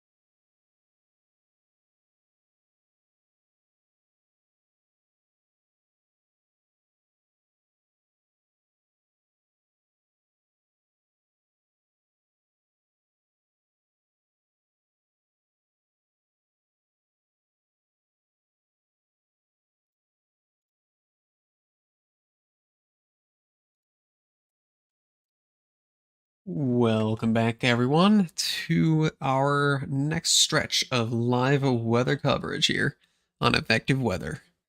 I am currently going solo now. Unfortunately, my partner in crime there, Jake, had to go for personal reasons, which is absolutely, absolutely a-okay. Can't be here for the entire thing. Fine by me. Anyway, we do have some updates here. So the Elk City tornado warning that came into effect there right before Jake had to go has been downgraded to radar indicated already. However, the hail threat is still very, very much there. 2-inch hail to golf ball sized hail is a real threat. There is also along the line the potential for tennis ball sized hail. We do have let's see here. So we do have a rotating wall cloud to the west of OKC proper. We do have, let's see here, a funnel cloud being reported near Altus. Apparently, it was a very rapid rotation. However, the radar presentation isn't terribly good right now, so we'll see if that comes back anytime soon. We do also have our supercell complex here that's moving along the Red River. That is currently just kind of doing its own thing. It's not really, not really doing anything tornadic. It's got the couplets, but it's not terribly well organized, so I'm not too worried about that. And our supercell here in Ohio, this has really calmed down in recent frames. I'm not too confident that it's going to be producing a tornado anytime soon now. It looks like it's trying to occlude, but it might be also trying to cycle, so we'll keep an eye on that. That being said, I am Rishi. I'll be keeping you through at least for the next little while for this live stream. Yeah, any comments, questions, or concerns, please feel free to let me know and I will answer them as best as I can. Now, we should be getting the next day one outlook from the SBC here within the next half hour or so. So I'll be keeping an eye out for that as well while we are watching these storms roll through the area.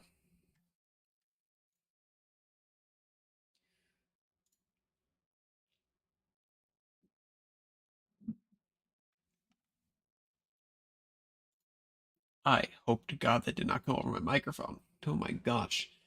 I am very sorry. Next time I hit a break point, which will probably be at the top of the hour, I'm gonna get myself some food. I'm definitely starting to realize I need it badly. I really do hope that you weren't able to hear my stomach rumbling there. If you were, I do apologize.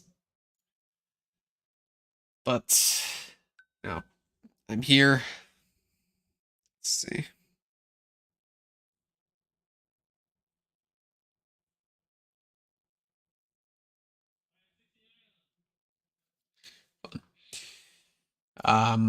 Let's see here. The OKC Metro is now under a severe thunderstorm warning for 1.5-inch hail and 60-mile-an-hour wind gusts in a response to a thunderstorm that recently developed over Weatherford and is currently moving toward Hinton and Geary. So bear that in mind. The OKC Metro is now under a severe thunderstorm warning.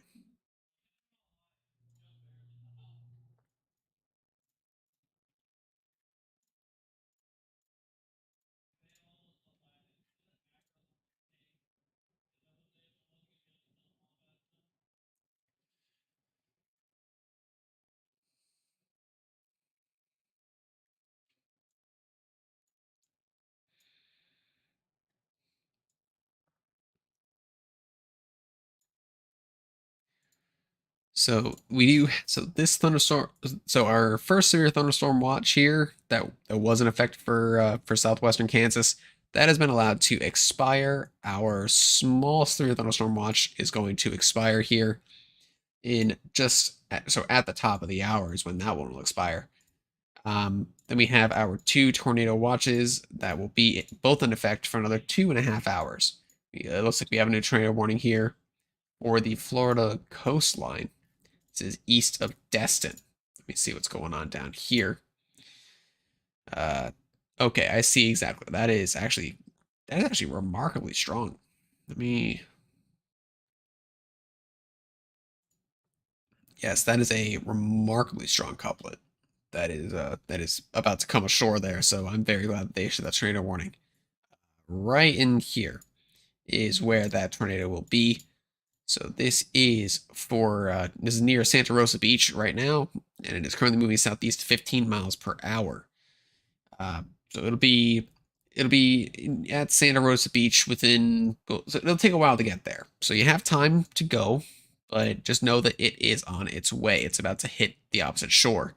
So so if you're in Santa Rosa Beach, you need to go east along Route 98 if you want to get away from this.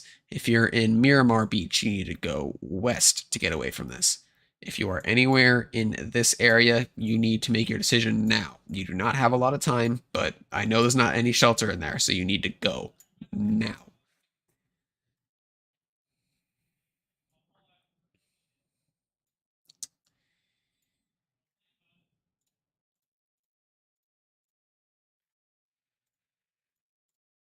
Let's see here. Our supercell complex that we've been tracking is still doing things. It's not terribly active, but it is still doing things.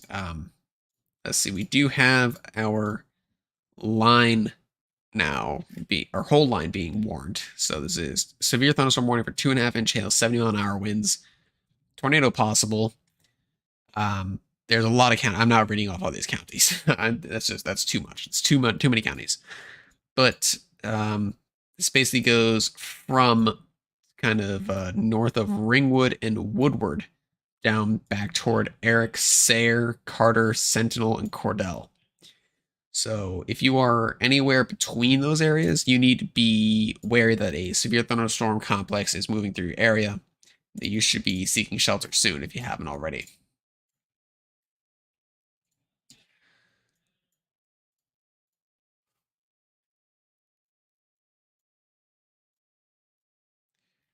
See here. Wichita Falls has a severe thunderstorm warning. That is for 1.25-inch hail, so it's not too terribly concerning. A tornado is possible to the north of Austin, Texas, with this little itty bitty cell near Burnett and Bertram. The tornado threat doesn't appear that high. There isn't really a couplet there, so it's fine. Let's see. Storm north of Dallas has what? There's a thing on. Hang on, let me go to this on the screen. Uh, Storm north of Dallas is a way better hook and tightening velocity couplet. Let me look here. North of Dallas. That would be this one. That'd be our southern tornado warning here. So let's see here.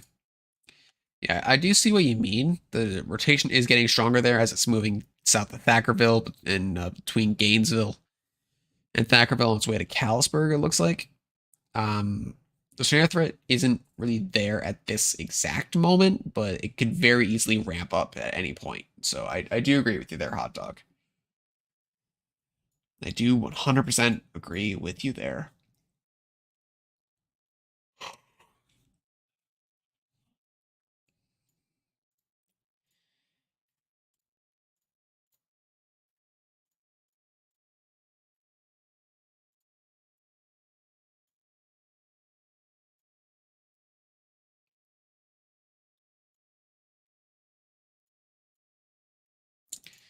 Take a quick check back in Ohio here. Yeah, so yeah, that's where the rotation used to be. It looks like it might be trying to cycle here near Bailey Lakes, but I don't know for sure. No tornado on the ground right now, which is good. However, it is producing golf ball size hail, which is enough to give it that considerable damage tag. I'm not seeing anything impressive with these storms that are coming ashore near Cleveland, so those are going to be fine in the long term.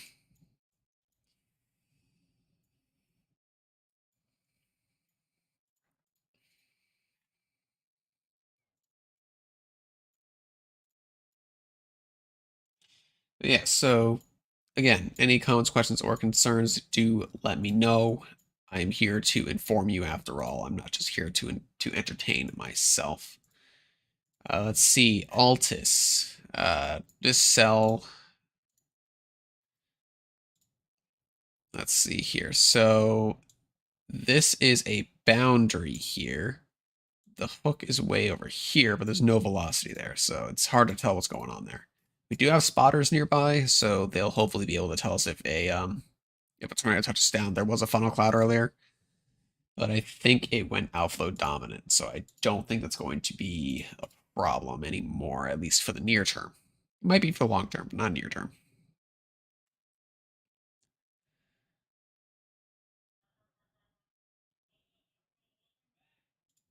Yeah, so I don't know if that's going to be too much of an issue going forward. We'll see. Yeah, I'm just waiting on the next SPC update. Once I get that down the pipeline, I think at that point I'm going to be I think I'm going to be taking another short break. That one's going to be for mainly getting food because I am getting a little hungry. But apart from that, after that I should be good to go at least for another hour or so. At which point I'll probably have to do something else to keep the stream going. But at least for now, I should be okay.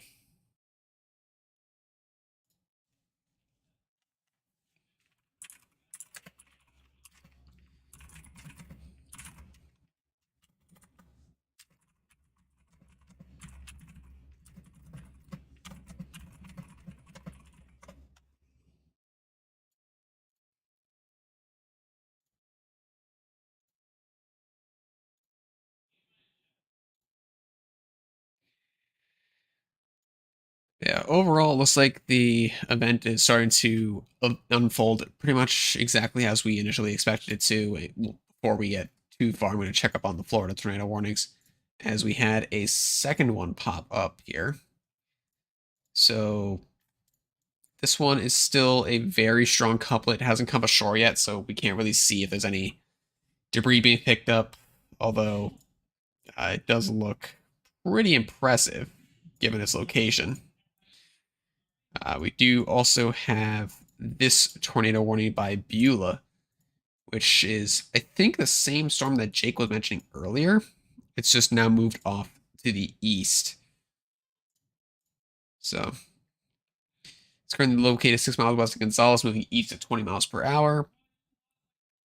Tornado and quarter-sized hail are there. So that is something to watch out for as well. Although for now, I think the focus should remain here. So we have a new tornado warning here. Or is this a new tornado? No, it's not. That's not new. There is a new polygon here. There we go. A severe thunderstorm capable of producing a tornado was located over Hammond, moving east at 50 miles per hour. This is for a tornado and baseball-sized hail. We are back up to baseballs, everyone. This is going to impact Hammond, Butler, Foss Reservoir, and Stafford. Again, with a radar-indicated potential tornado forming and baseball-sized hail. It's moving east at 50 miles per hour.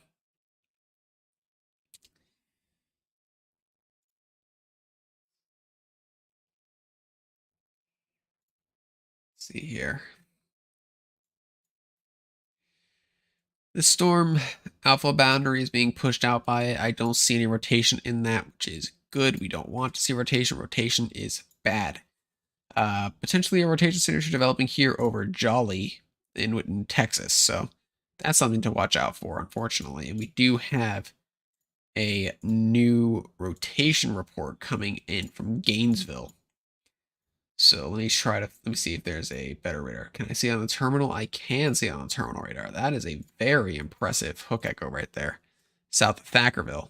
You can see it right in there. In fact, the spotter report came in from underneath it. So someone along I-35 saw this rotation. So they reported it in. We now have a tornado warning. It's moving southeast at 25 miles per hour and is also producing half-dollar sized hail. This includes I-35 between mile markers 494 and 503. So make sure that you are seeking shelter now if you aren't already. with this storm. Let me look at the terminal radar loop here. Oh god, there's a lot of space between frames. So, okay, so yeah, I can't even tell if there's a trend. I mean, okay, actually there is a trend. The hook echo is getting more defined, which isn't good. So that's going to be something that we keep an eye on very closely in the near future as it continues off to the southeast.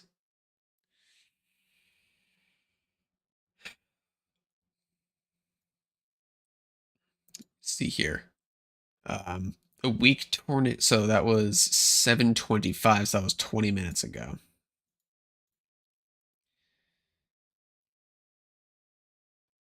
Okay, that's a damage report, not a wind report. That's a damage report, not a wind report. Okay.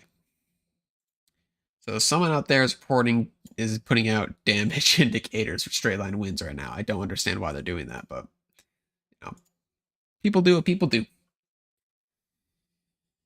Regardless, though, we do still have some other stuff that we need to keep an eye on. They allowed the tornado warning in Ohio to expire. It is producing golf ball sized hail, so we now have considerable hail being reported in Ohio, as well as tornadoes still being possible with that storm. We also have a severe thunderstorm warning, which down the line, if it maintains, will impact Columbus, Ohio. So all in all, the storms in Ohio are still doing Ohio things, but I'm not entirely worried about those too much anymore. What I am worried about are these storms in Oklahoma and Texas, as they are still producing some pretty strong winds, some pretty large hail, and a few tornadoes. So we are up to tennis ball sized hail on the storm that is east of Blair. So here is the warning text for this. This is for northeastern Jackson and southwestern Kiowa counties here in the state of Oklahoma. At 7:46, a severe thunderstorm was located 5 miles west of Tom Steed Reservoir, moving east at 40 miles per hour. Tennis ball sized hail and 60-mile-an-hour wind gusts have been reported by trained weather spotters in the area. The locations impacted include, but are not limited to, Snyder, Mountain Park, Roosevelt, Friendship, Warren, and Tom Steed Reservoir. So remember, this storm is producing large hail. Seek shelter now inside a sturdy building, away from windows, and continuous cloud-to-ground lightning is occurring with the storm. So make sure that you're taking all those into consideration with the storm, as this is a pretty nasty one, all things considered, being a discrete storm out ahead of everything else. The OKC Metro is still under the gun for ping pong ball sized hail and 60-mile-an-hour wind gusts from that storm. It's currently located near El Reno, actually. So that's fun. We always like seeing when El Reno is mentioned in a warning text.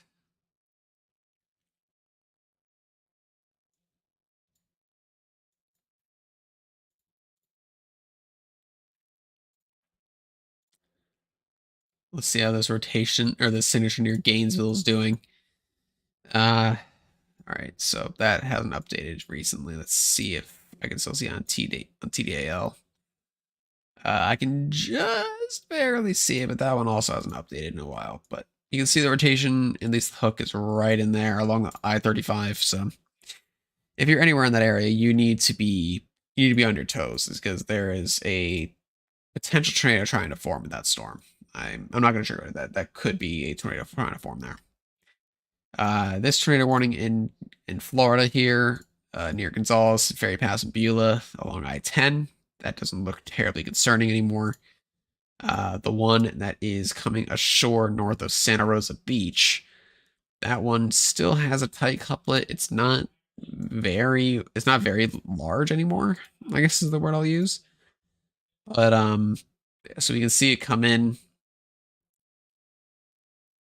And yeah, so it's been occluding. That this looks like a classic occlusion process here. So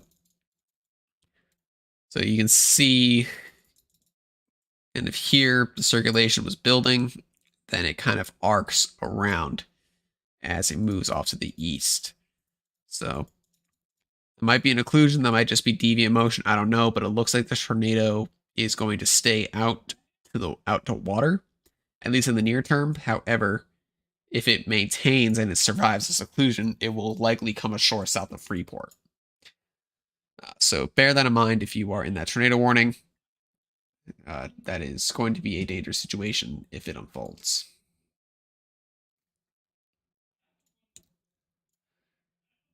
Let's see, Gainesville. We're still getting reports of rotation on this storm, which isn't surprising.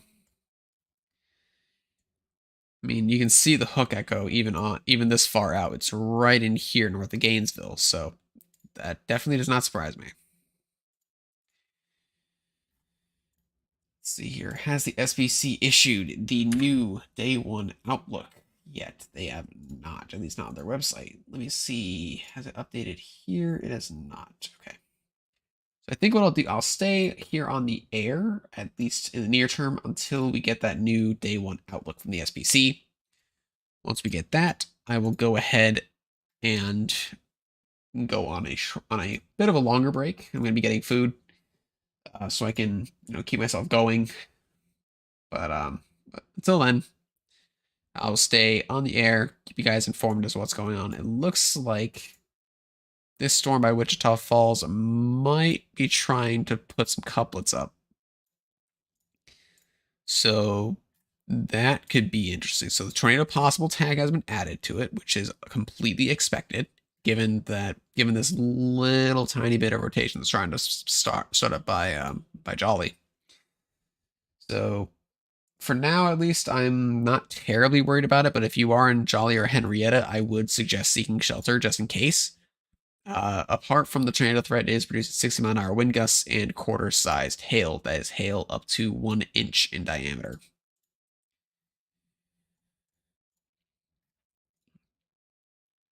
But yeah, so far I am happy that the tornado threat hasn't been as extreme as it could have been.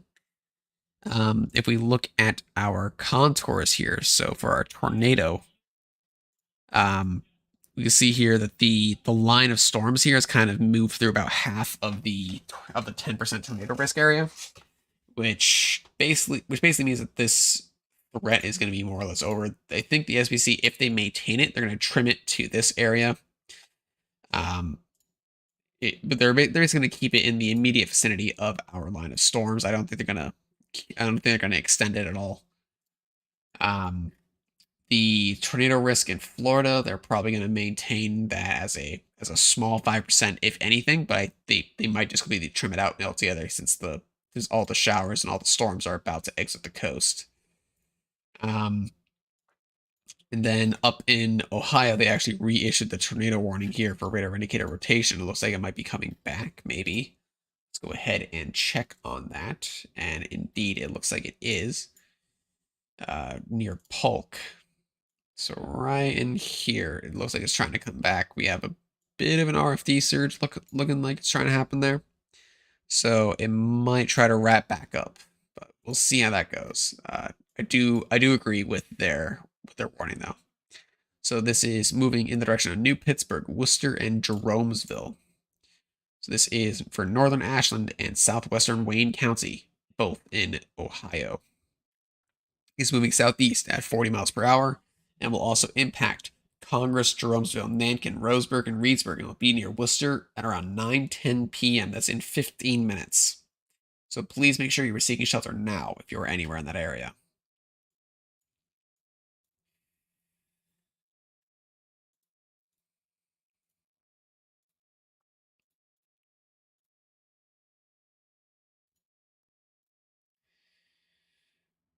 So let's see here. But yeah, any comments or concerns, please do share them in the chat window here.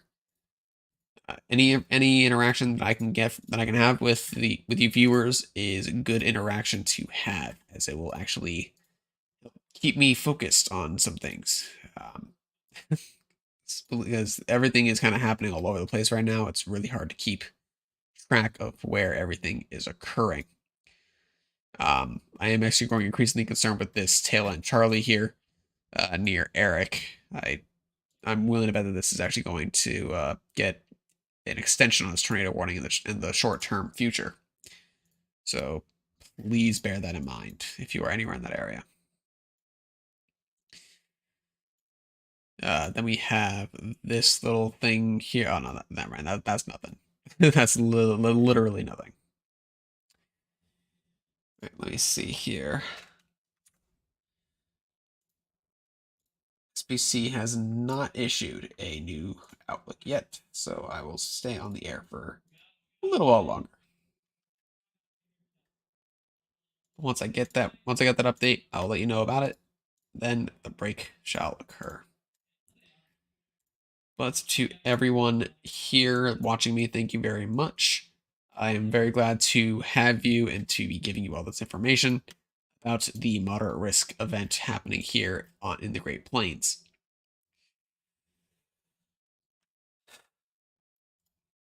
But yeah, so on behalf of all the Advective weather here, I do want to thank you. You know, any and all support that has been given to us for the stream has been very well appreciated. We do, we do want everything to continue to grow. So if you like what we do here, be sure to like the live stream, share us around, and if you want to get updated on future events, make sure to hit that subscribe button. It doesn't cost you a dime, and we even have our own Discord server, which I believe is linked down in the description, and indeed it is. So make sure to go ahead and check us out there, as we are pretty active on most days. In fact, and we are actually going to be having a big event here in the coming weeks. So it's something that you really need, or that if you want to be a part of, that you should very enthusiastically come into our server so we can share the fun times with you.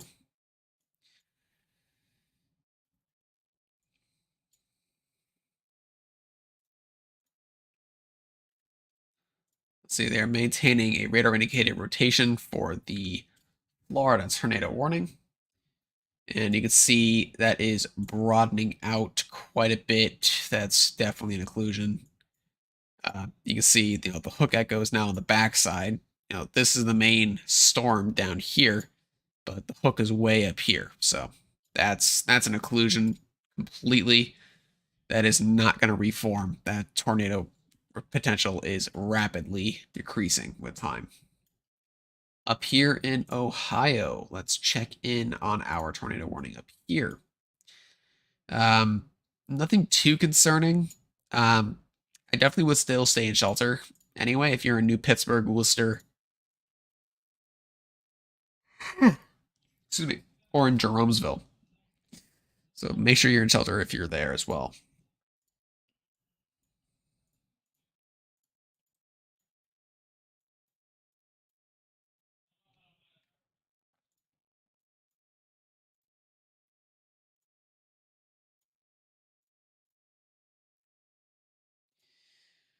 Oh, ooh, boy, this one is wow, okay. So this one is now up to golf ball sized hail, 60-mile-an-hour wind gusts. Okay.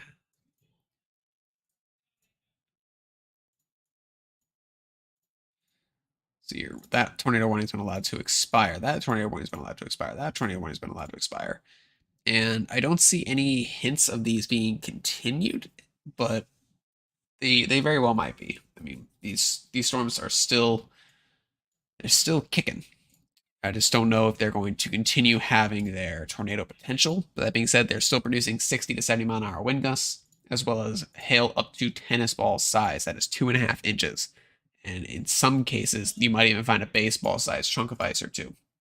So it is definitely worth keeping an eye out. Thanks. Let's see, still nothing from the SPC. So we're going to have to wait and see on that.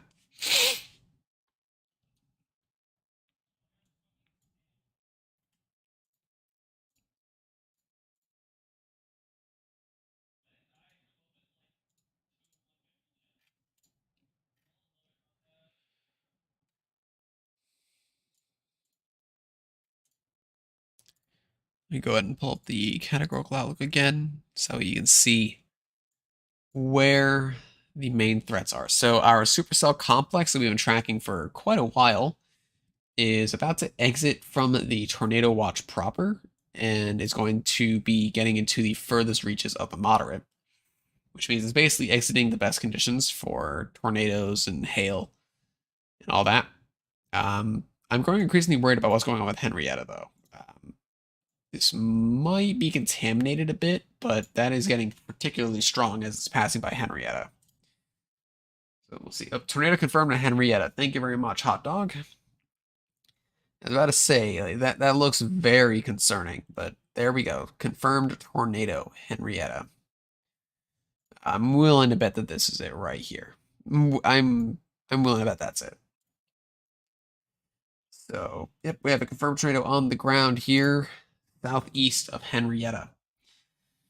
Thank you very much for that info, hot dog. Came in handy just in the nick of time.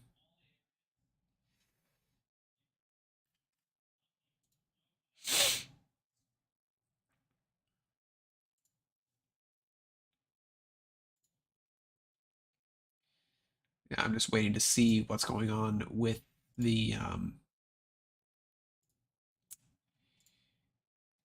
SBC's new outlook. They have not published it yet. I'm just waiting on that. But once I have it, then we will be going on a short break, or a longer break rather, so I can get myself fed and also make sure that things are going smoothly. So our main line of thunderstorms has allowed all of its tornado warnings to be expired. I would not be surprised if a new one gets issued for south of Sayre, however.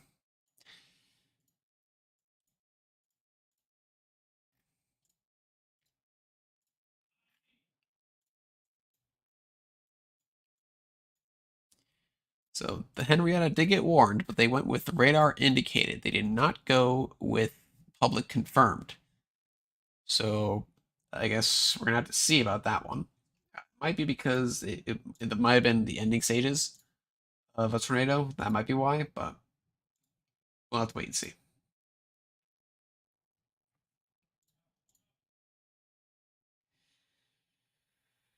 But yeah, so far, still no update from the SPC on the risk level for the rest of the evening. So, let's see. Yes, I did see the message in Discord, hot dog. I do thank you for that.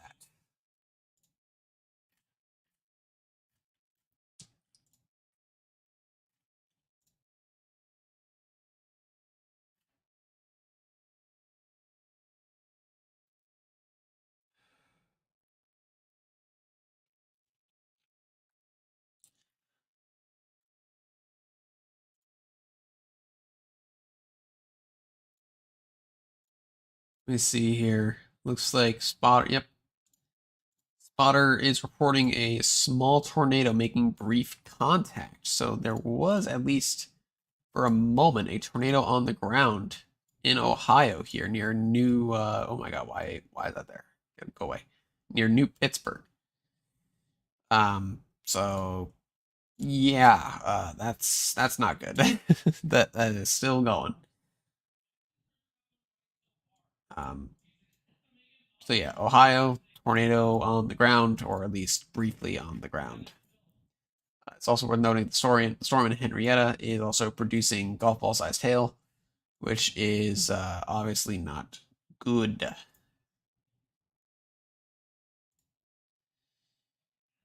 So that's fun.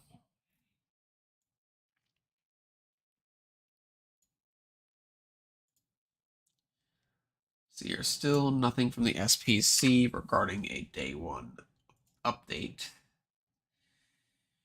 So they are a bit late. That is something that I am willing to wait for, though. But if you get the notification that it has been updated, do let me know. I will check it out.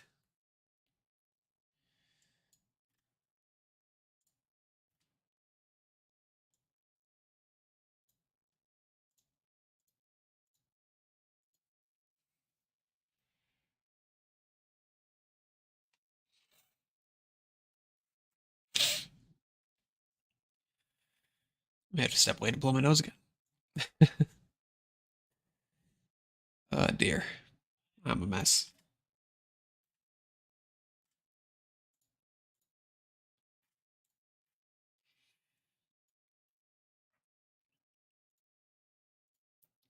Rotation has been reported near Pensacola, Florida.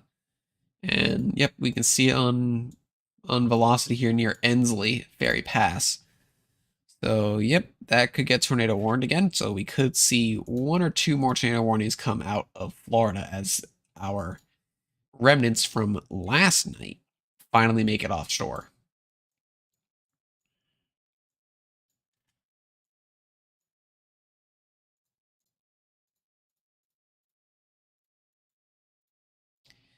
Let's see, all these tornado warnings are still remaining radar indicated, which is fine. It's honestly probably for the best given the circumstances here. Let me go ahead and check the Ohio one, still radar indicated as well.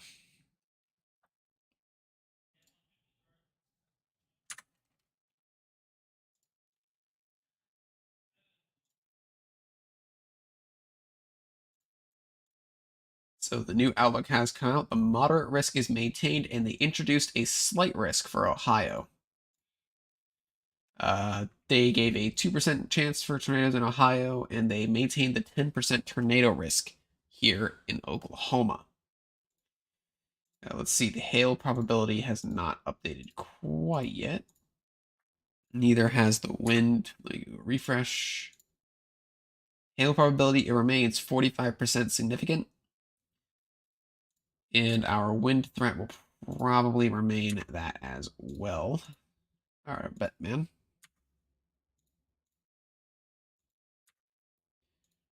I'm just refreshing College of Duke page here.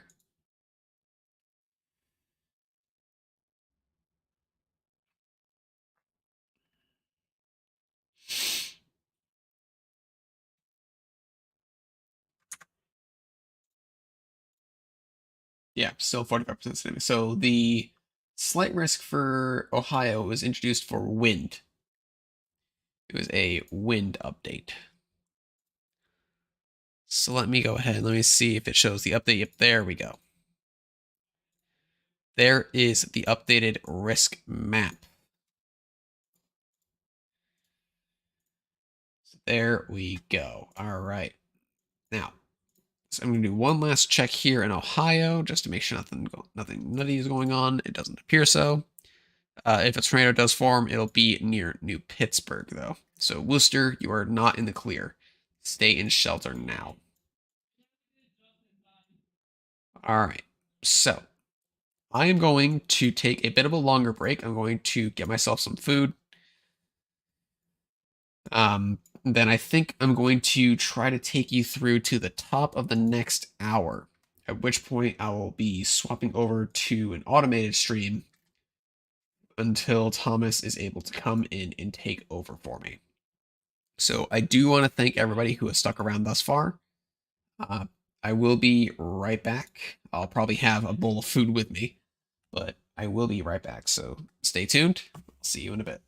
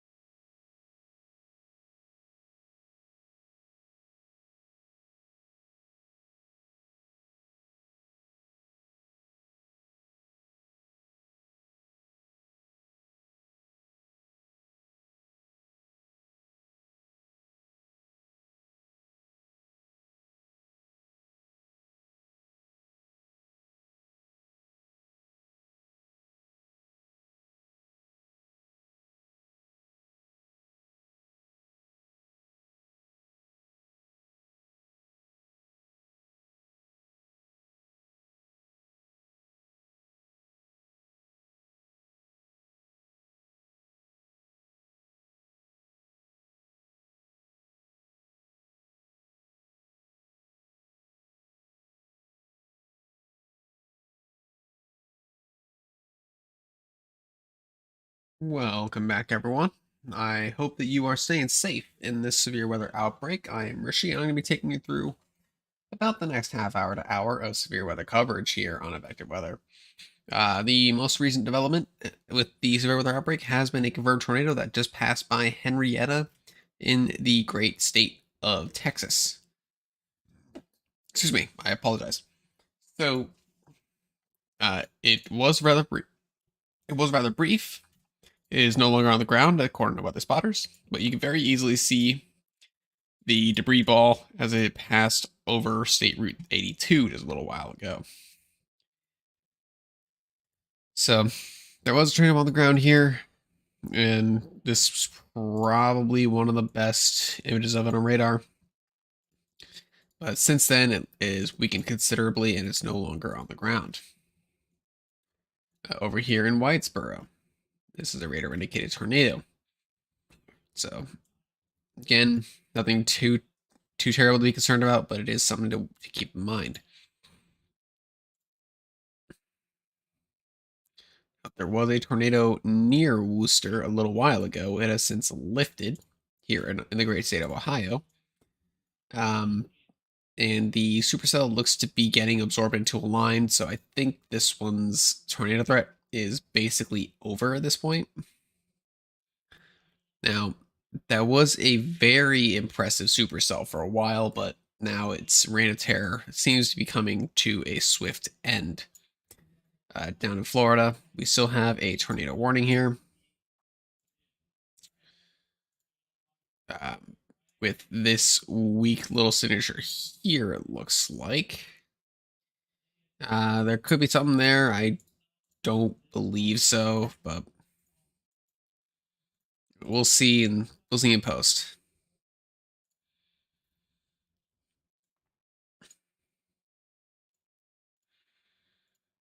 So I do want to preface that I'm actively eating, so I am going to be muting and unmuting rather often for the next little while, and you'll be seeing me eat food because I'm a human. I need to eat. I haven't eaten all day, but I'll still be keeping you up to date on anything that's going on.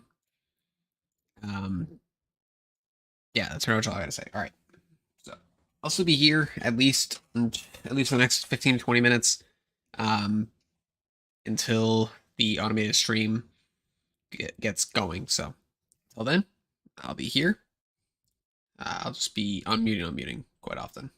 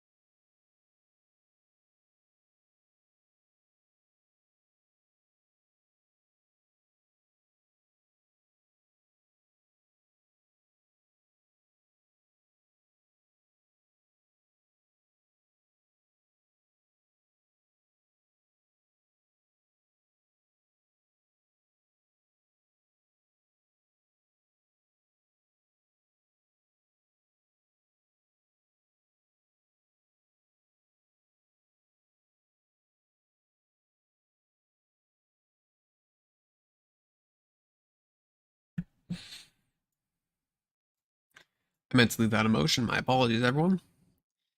Let's see here. Rotation. Looking to the west of Norman. So I'm gonna guess they're talking about. Let's see here. Let's go. KTLX. Let's see. Which storm are they talking about?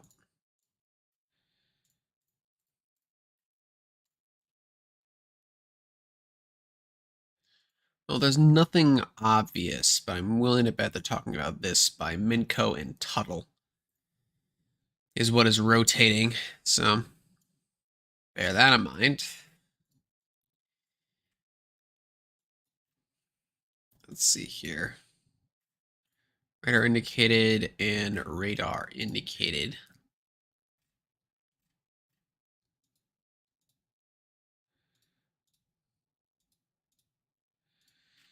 Even in Ohio is radar indicated, and in Florida is radar indicated. So it's definitely worth saying that the main threat from here on out is not the tornadoes. In fact, the tornadoes were never the main threat. The main threat has been the strong winds and the large hail. Now, the hail was thought to possibly be able to reach DVD size, which is 5 inches in diameter. We have not seen anything close to that. We haven't even seen a warning say anything higher than 3 inches. So I do think that the event overall has been about what it could have been. There's still enough time for the event to produce those really large hailstones, sure, but I do think peak time has certainly passed. So we'll see just how long this stream has to go for. I don't know how long Thomas will plan on carrying it, but I'll definitely be putting it on automated stream here in rather short order, just because I'm about at the end of my rope here in terms of being able to speak. I'm sure you can hear it. So 1 second.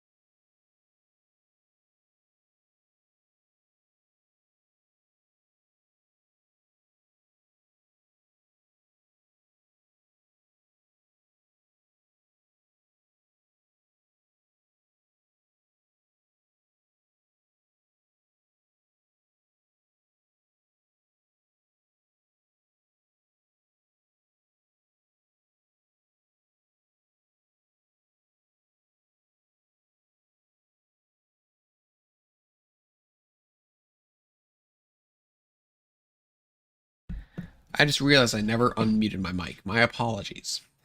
I'm taking another bite of food, so I'll repeat what I said in just a second. Hang on.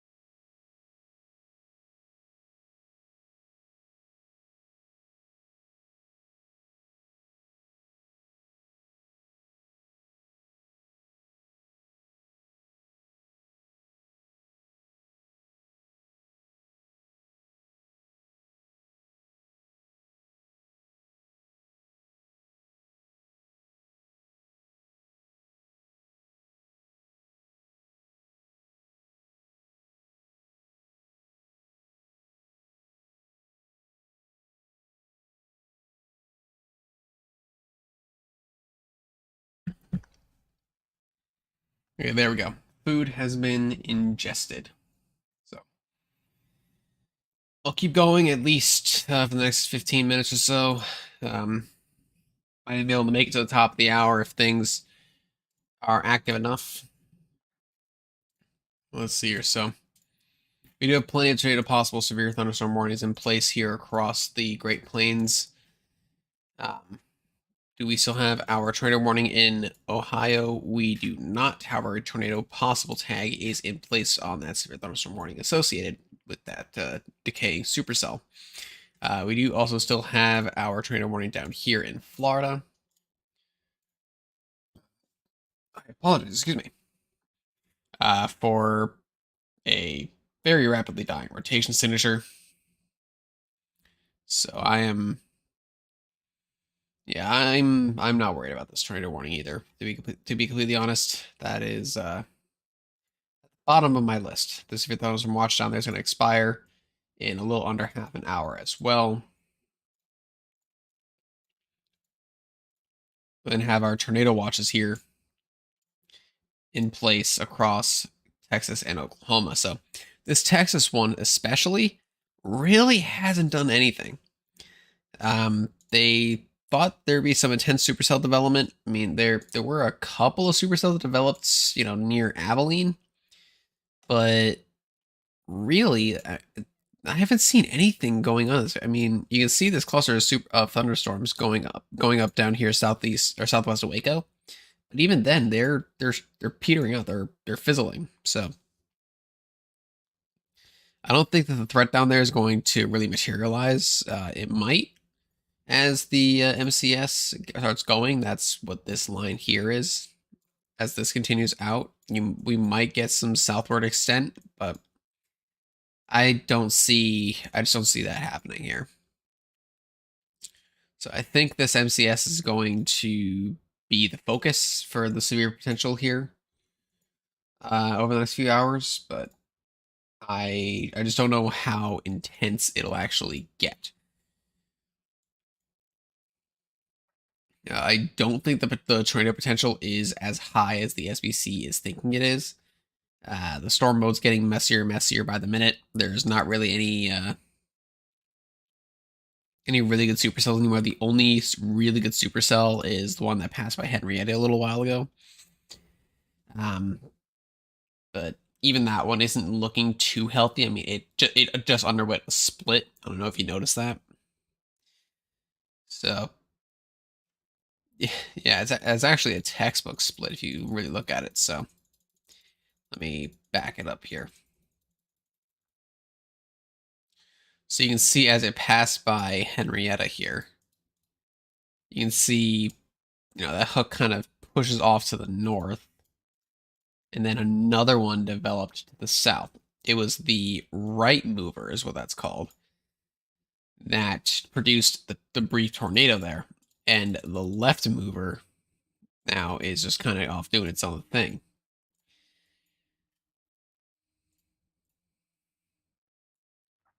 Now, they both might become tornado producers again in the future. I don't know if they will. But only the right mover is the one that's warned right now. The left mover definitely has the shape. It just doesn't really have the velocity needed to constitute a tornado warning, I don't think.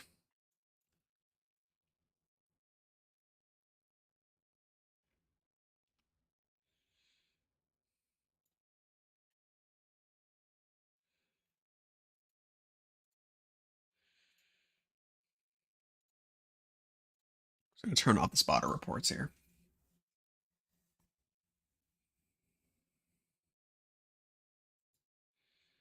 Go ahead and do that. All right. So at least for the near future, I don't think the tornado threat's going to be very high. But overall for the rest of the night, I think the tornado threat's going to gradually diminish. Especially as our MCS here continues its southeastward push through Oklahoma and starts devouring all that cape, all that helicity, just all the favorable parameters for tornadoes. I think we might get some embedded circulations in there that might produce a couple more tornadoes, like spin-ups, but I don't know. The main threat's definitely now shifting over to the hail and wind. It's basically that entire line is producing 70-mile-an-hour winds at this point. So we'll see how that goes. But yeah, overall, I think the main threat period is almost over for this entire event. That being said, if anybody is here that wants to ask me any specific questions about what's going on or what has happened over the last few hours, do let me know. I'm here to inform you about whatever is going on. We actually have a new tornado warning here for Pensacola, Florida. Let me go ahead and check out what's going on here. Not every panel loaded. That's great. Ooh, actually, that looked rather impressive. Hang on. We might have a tornado on the ground, or very close to going on the ground in Pensacola. That's not good. So you can see on reflectivity here, as it passed by Golding, it just I went too far. It very suddenly wrapped itself up, especially as it passed by Brent. And now has a pretty good hook echo as it's passing over Pensacola. Honestly, wouldn't be surprised if it actually manages to touch down before it gets over water. That is quite surprising there, really. So yeah, Pensacola and Gulf Breeze, you should be in shelter. If you're on the bridge that connects the two, I would recommend getting off that bridge and then finding a sturdy shelter as quickly as humanly possible with that storm.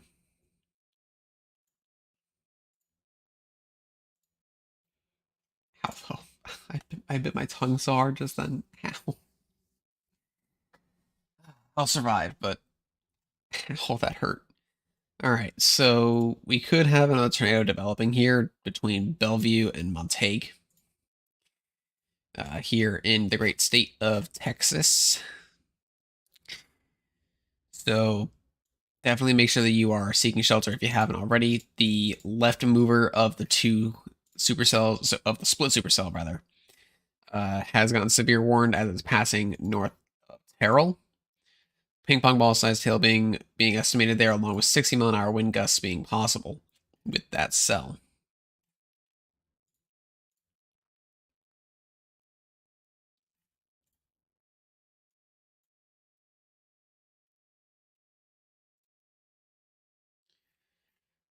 Let's see here.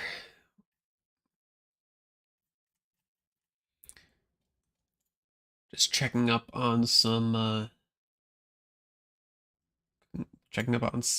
other servers I'm in, seeing if there's any information.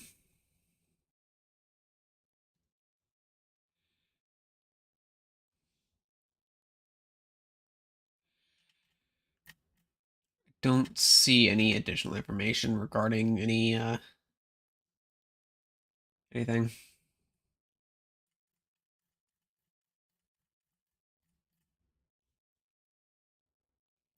Let's see here.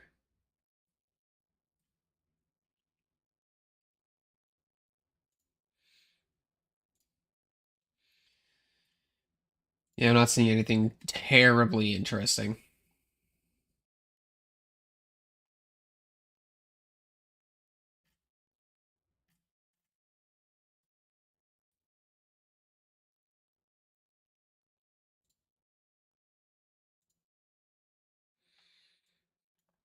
But yeah, let me have a look back here in Worcester.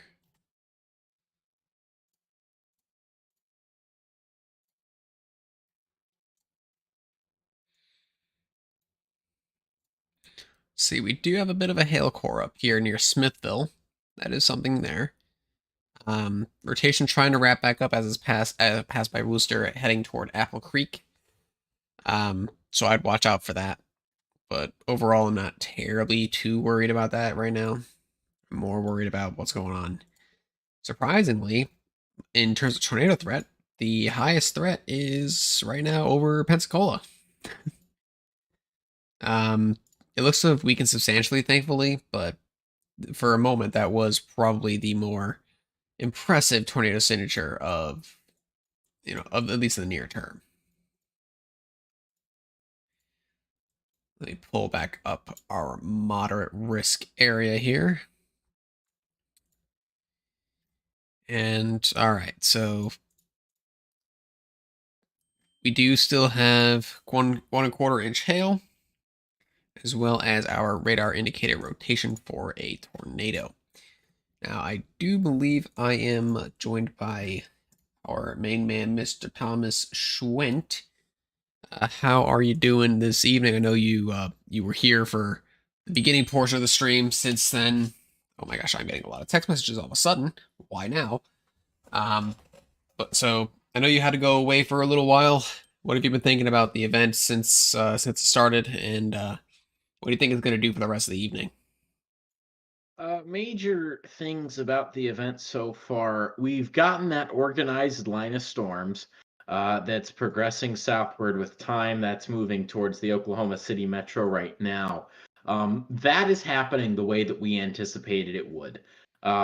It's not quite as potent as initially thought, but it definitely is there. When it comes to the storms ahead of the line here, these updrafts, I mean, if you look at the returns on reflectivity, things like that, these storms just aren't as billowing with their updrafts as we thought they'd be.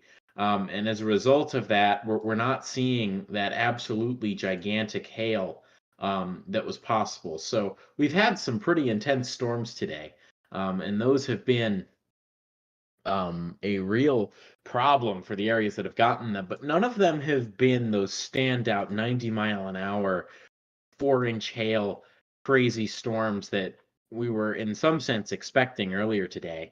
Hopefully that remains the case. Of course, weather can be fickle, so we'll just have to see if we can continue to get that sort of helpful situation there.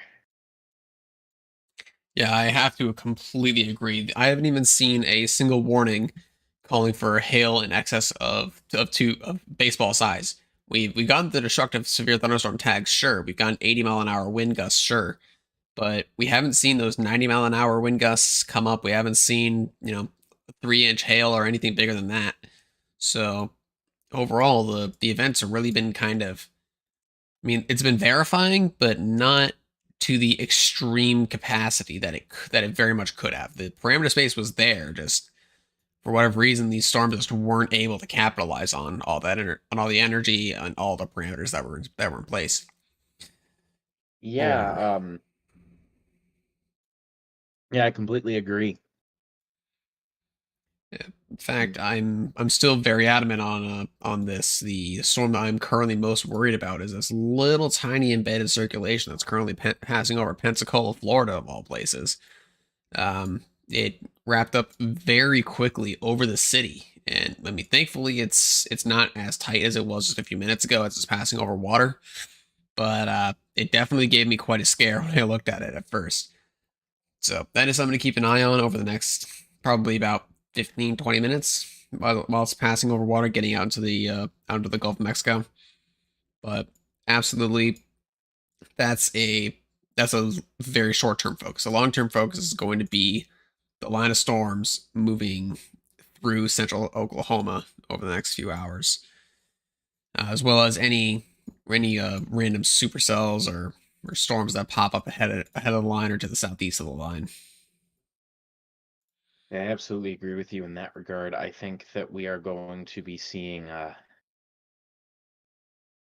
these robust and potent storms continuing over into the overnight hours. It's just a matter of how intense they do end up getting. So we'll just have to see here. But as of now, it's not been something that's been particularly scary, if you will, for anyone here. Which is definitely good news.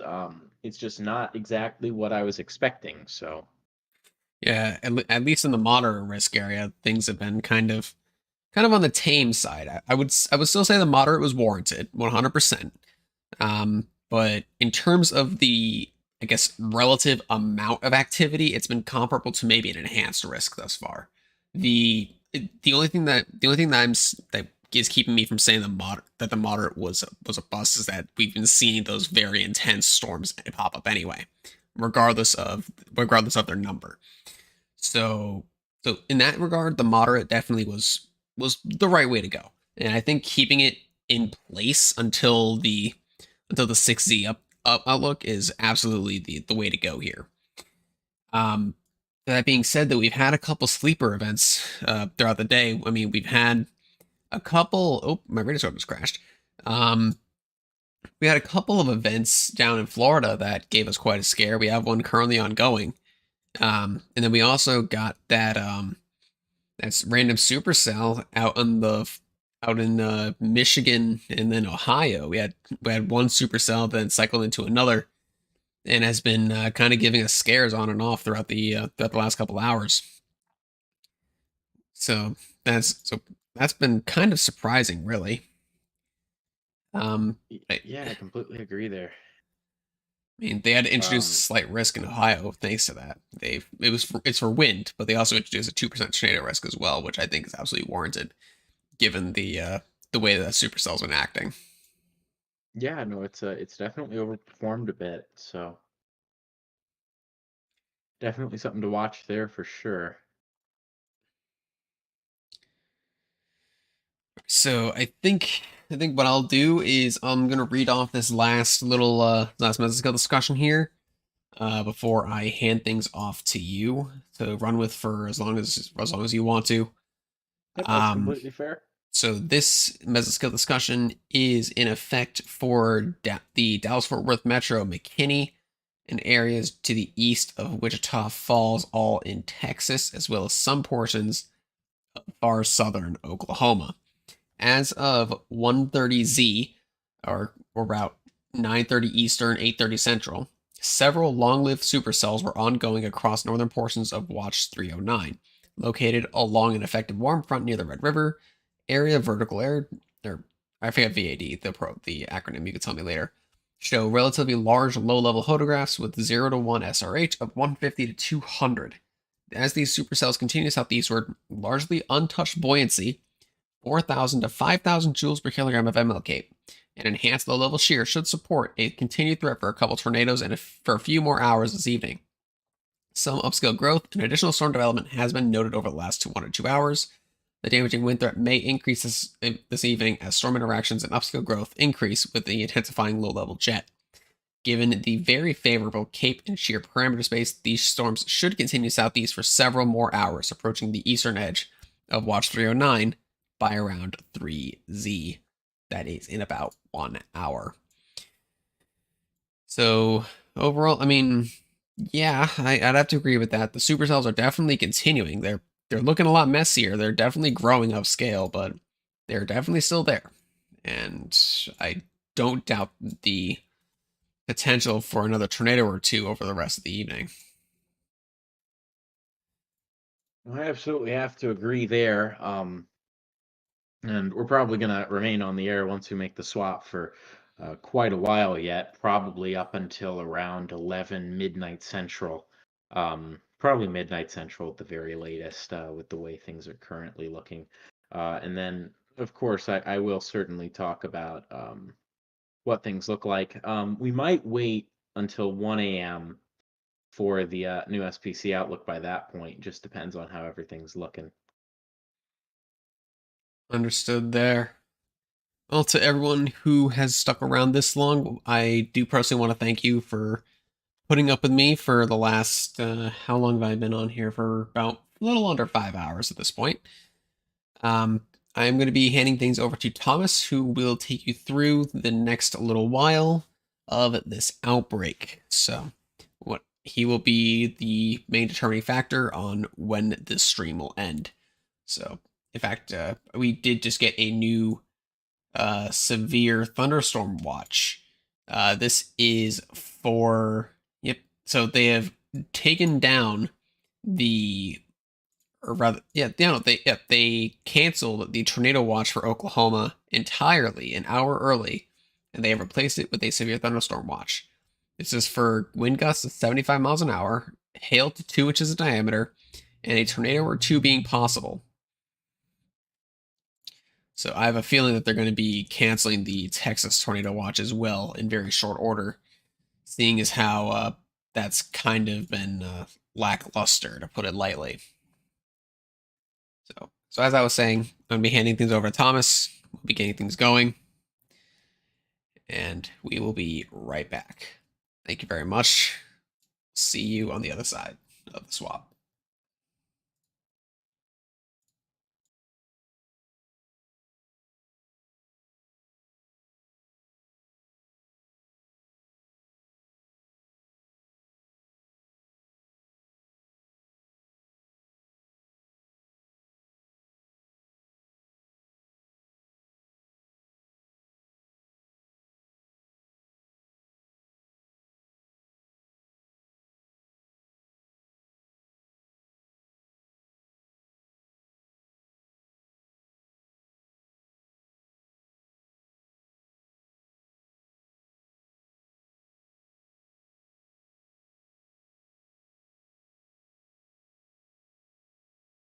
Sorry, I haven't started yet.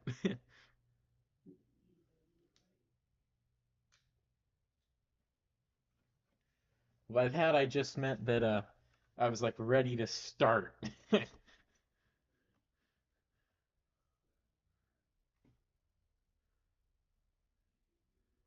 Yep, I've hit the start streaming button.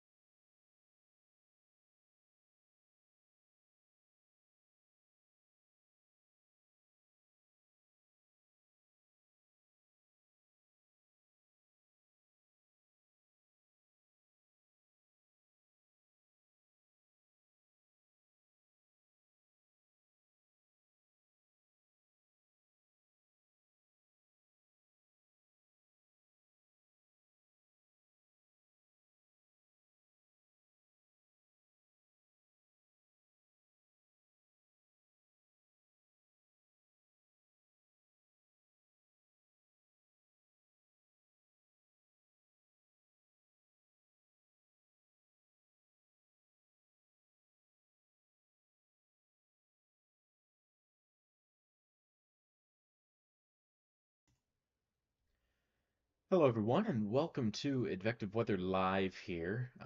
We are continuing to go over what exactly has been going on here in regards to the severe weather that's been ongoing with time. It's been a rather serious situation. Just a warning, I'm about to turn up my microphone volume here. So there we go. That should be turned up substantially. That should be a lot better. There we go. Let's kick this off now. We have a confirmed tornado in the state of Florida. That is the major breaking news piece right now. That's the major thing that I'm currently looking at here. So the big piece of news is that confirmation of a tornado in the state of Florida. So we have a tornado that's south of Pensacola. It's heading off the coast right now. But if you're in Boardwalk um, condominiums if you're in Villa Sabine or Pensacola Beach, especially if you're on the western side of that, you need to be in your tornado safe place right now. There is a tornado on the ground heading in your direction. The radar signature looks potent. So this thing is likely not only on the ground, it is probably somewhat strong. If you know anyone down there near Pensacola, Florida, especially Pensacola Beach there, farther south, make sure that they have this stream because there is a damaging, dangerous tornado now on the ground heading in their general direction. So this thing is heading southward at this time. It's heading to the south-southeast, and you can see where those reds and greens come together there. That's our circulation. That's what we've been tracking here over the past little while. You can see it's in this mess of thunderstorms. You can't see it very well, but you can see this kind of little kink in there, and you can see there the air kind of coming in, the air kind of wrapping around this thing. So there's a bit of rotation with it. However, this is very strong, so there is a confirmed tornado. This is confirmed by law enforcement in the state of Florida heading west of Pensacola Beach at this time. So this tornado warning, it's in place for south central Escambia County, state of Florida, until 9:15 p.m. Central Daylight Time. This is a damaging law enforcement confirmed tornado that will be near Pensacola Beach here within the next 5 minutes. In the latest radar scan, I mean, that is a strong tornado on the ground. The velocity signature that I'm seeing is concerning there. So we're going to be holding this for the next little while here, of all things, is this potentially strong tornado here heading into the Gulf of Mexico. It's going to be crossing by Pensacola Beach. Once it crosses Pensacola Beach and heads into the Gulf waters, we're not going to worry about it anymore. But until then, we're going to be sticking right here with this. So if you know anyone near Pensacola Beach, south of Pensacola, in those general areas along the Florida Panhandle, please let them know this is happening. We have another tornado warning here farther east. This is near Destin, Santa Rosa Beach, Rosemary Beach, Florida. There's a weaker circulation right in there that's heading southward as well, and that could also produce a tornado. This is radar indicated, so we don't know for sure there's a tornado on the ground, but there is reason to suspect that there could be.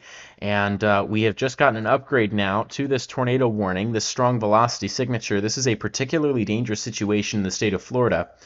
I repeat, that's a particularly dangerous situation in the state of Florida. This is a life-threatening situation that's currently ongoing down there. So that's a pretty big deal. This is not common for you guys. So again, a tornado warning is in place until 9:15 p.m. Central Time for Central Escambia County. A confirmed, and I quote, large and extremely dangerous tornado was located over Gulf Breeze, Florida, moving southeast at a slow 15 miles an hour. This thing is law enforcement confirmed. This thing is big. This thing is bad. This thing is very strong, and it continues to strengthen.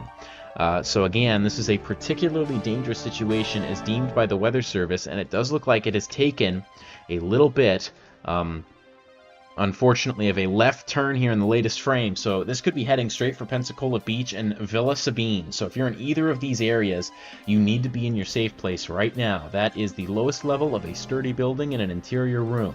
You can see that little bit of a turn that it's taken in the latest frames. If it continues on that trajectory, this is the general direction it's headed. So if this thing's moving at 15 miles an hour, that means that in Villa Sabine, you've got about 11 minutes until this gets to you.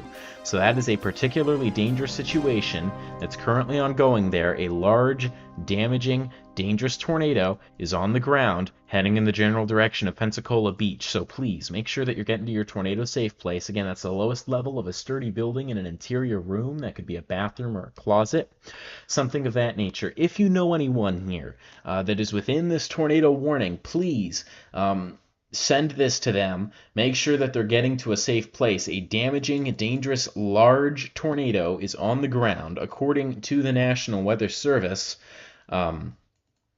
So again, this is an extremely dangerous situation, a particularly dangerous situation, according to the National Weather Service. So let's just make sure that, again, we are getting people to their safe places. I know it's tourist season. Pensacola Beach is a popular place to stop at, but right now you need to be in your tornado shelter. This is extremely dangerous.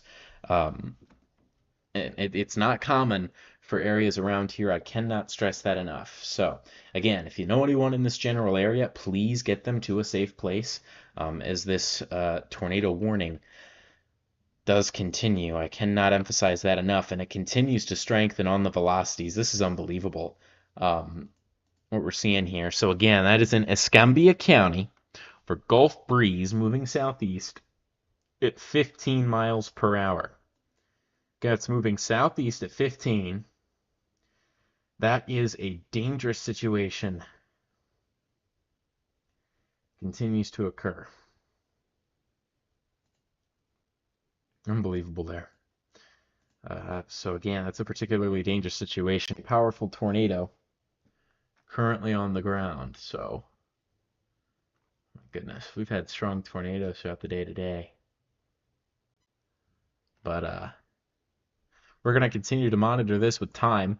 And there it is. It's approaching Pensacola Beach. It's approaching Boardwalk condominiums as it's going to go along this stretch of Florida here. And that latest frame, it just looks unbelievable. It does look a little weaker than it did in the previous frame, but that still looks potent. It still looks very potent. So we likely have a tornado on the ground with this still. Again, a particularly dangerous situation warning has been deemed warranted. Let's break this down in 3D now. This isn't something that I pull out too often, but if we take a look here at the storm in 3 dimensions, I'm going to try and pull this up to the best of my ability. I'm going to see if we can kind of see it here a little bit. And you can kind of see there that lowering, this more dense lowering right here. This is where the tornado is. And you can see that lowering is rather big. So large, damaging, dangerous tornado remains on the ground here. Law enforcement confirmed. Again, the National Weather Service saying as of 8:57 p.m., so that's just 6 minutes ago, a large and extremely dangerous tornado is located over Gulf breeze, moving southeast at 15 miles per hour. And so again, it is imperative that you guys make sure that you are heading into your tornado safe place as this happens. This is an extremely dangerous situation, and it's one that I implore you not to take lightly, as this again rapidly approaches Pensacola Beach. So, goodness gracious, I'm looking to see if we have any reports there. If anyone has any messages about it in chat, please feel free to let us know. But this is a large, damaging, dangerous tornado on the ground heading towards Pensacola Beach. And this thing is a much closer call than I thought. This thing is about to cross just west of Villa Sabine, and that's going to cross into the Gulf waters. And after that, we can lay off on this. We can talk about the setup for the night, what's going on with these storms, everything like that. But right now, the primary focus is on this damaging, dangerous tornado on the ground heading for Pensacola Beach. And my goodness gracious, the latest velocity scan is not good news. That is a very strong tornado likely on the ground. It's heading in the general direction of Villa Sabine. It's likely going to cross it here soon, and that could get awfully close to Pensacola Beach too. So we'll see what the Weather Service has to say. This is in place until 15 after, so this isn't going to be a long duration event for you guys. And hopefully we'll get more updates on this soon. Hopefully we'll hear that it's lifted, but the velocities here do not bear that out at all. They bear out that we have a powerful tornado on the ground at this time. So we're going to continue to watch this as time does go on, and we're going to see what happens here. But a large, damaging, dangerous tornado heading in the general direction of Villa Sabine and Pensacola Beach. If you know anyone there, send this to them so that way they know what's going on. If you have any questions, comments, concerns in regard to this, please ask. But we are covering this and only this for the next little while. Once this moves past here, the Boardwalk condominiums, we're going to be able to move back to our major severe weather event going on in the plains. So this is unbelievable. Unbelievable. Someone saying I have a friend freaking out on Discord because someone that lives in Gulf Breeze. The tornado has passed Gulf Breeze now, and it has now crossed past the Boardwalk condominiums there along Villa Sabine, Pensacola Beach, along that narrow strip of land there in the state of Florida. It is crossing there right now. Will have crossed there in short order. Once it crosses there completely, once we get another frame or two, we're gonna lay off on this a little bit. But for now, this is the wall-to-wall coverage. It's gonna hit those apartments and condos. It already has. If that happened, it already has happened. We'll see some damage photos, I'm sure, out of Gulf Breeze, Pensacola Beach, places like that, and Villa Sabine is moving later. But a damaging, dangerous tornado continues. And again, that is a tornado warning in place until 9:15 p.m. for central Escambia County. As of 8:57, a confirmed large and extremely dangerous tornado on the ground here, moving southeast at 15 miles per hour. This thing was over Gulf Breeze at 8:57.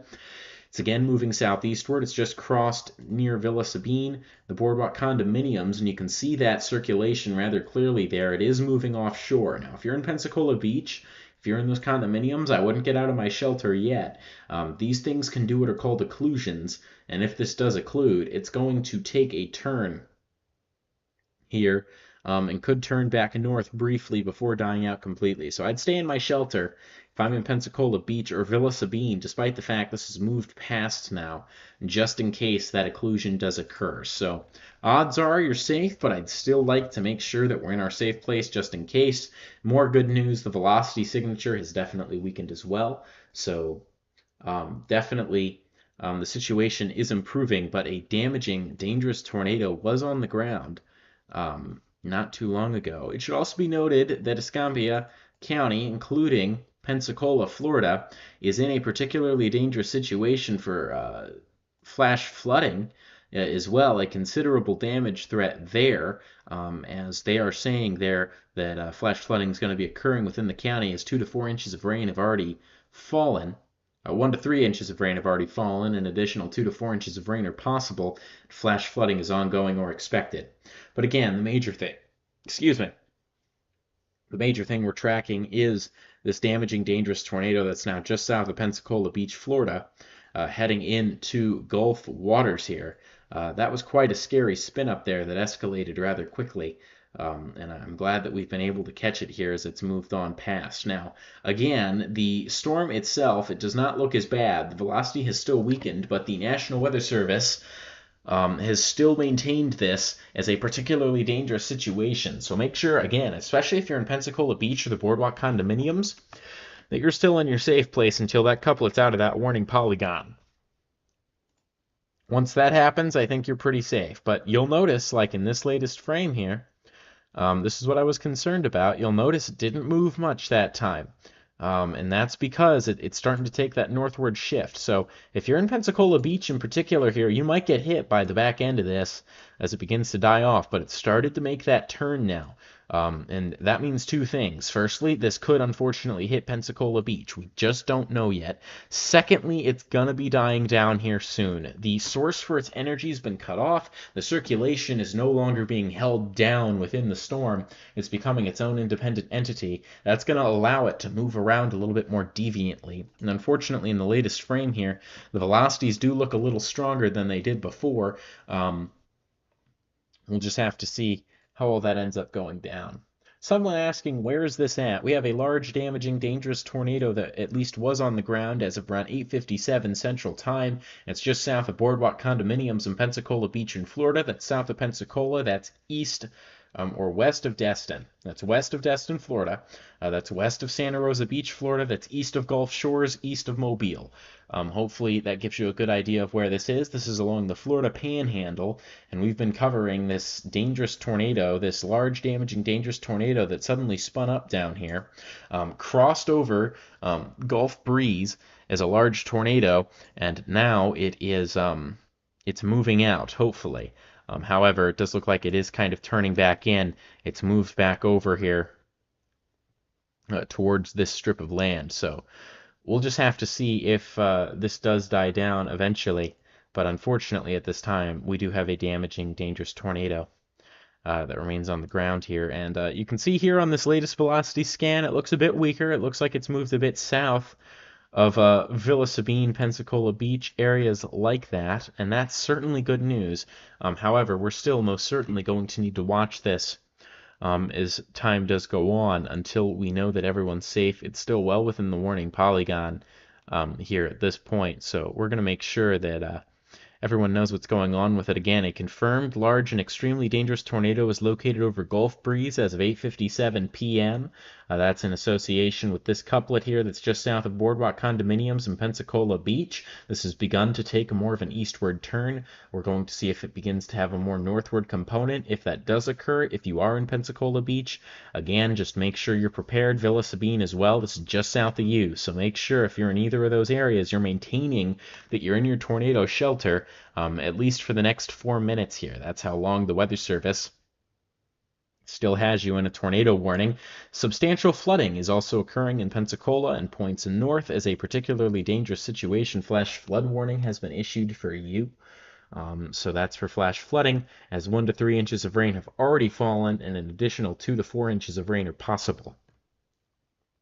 So, damaging, dangerous tornado on the ground there, and in this latest frame here, the major observation here is that it's slowed down, both in terms of strength, but also in terms of actual speed. So this is much weaker now, which is good news, and we'll see if the Weather Service updates that warning here soon. But until then, we're going to keep on monitoring this as a particularly dangerous situation. Tornado warning remains in place today. Definitely something notable. Definitely something that we were not expecting today. It also looks like we have had a pretty devastating tornado go through Perryton, Texas.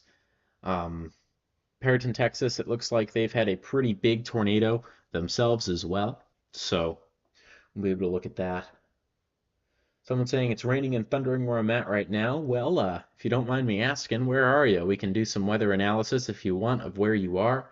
And what to expect into the overnight hours here in terms of severe weather. There are a variety of places that have been getting severe weather today. All the way up here in Ohio, we've had a lot of severe storms occur. All the way over in Oklahoma, Texas, we're seeing lots of severe thunderstorms as well. So it's been an active day. So you're in Ohio, so you're probably about to get hit by that more potent line. And yeah, you can see there, this couplet now moving south of Villa Sabine, Pensacola Beach. So stay in your safe place for the next minute or so while this tornado warning remains in place. And then once that expires, assuming that they don't issue a new one, you're all clear. If you're in Gulf Breeze, I'm giving you the all clear here. Gulf Breeze is in the all clear from this tornado. It's moved out of there. Hopefully it hasn't done anything there that's particularly damaging. Again, we'll get back to you with that with time. But a large, damaging, dangerous tornado moved through Gulf Breeze, Florida, and has just made a very close pass with Villa Sabine and Pensacola Beach. So that tornado warning expires in about a minute, and we're going to see here if they reissue that warning. But if not, we're going to move on to other areas. We're going to cover the tornado warning in Walton County, Florida, and Grayson County, Texas. Someone saying their new rotation to the west of the rotation in Pensacola, we can see that. I see what you're talking about. We have kind of two areas here, neither of them looking particularly strong at this time. And that tornado warning has been allowed to expire there. And there is not an additional tornado warning in place at this time here, at the very least. So now we can move on to other topics here. As this large, damaging, dangerous tornado that moved through Gulf Breeze, it does look like it's now moved out. So that's most certainly good news.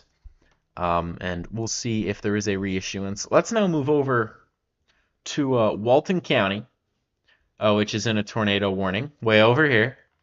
And we have a radar site right here for that. So in Walton County, we have a tornado warning for this weaker circulation that we have here.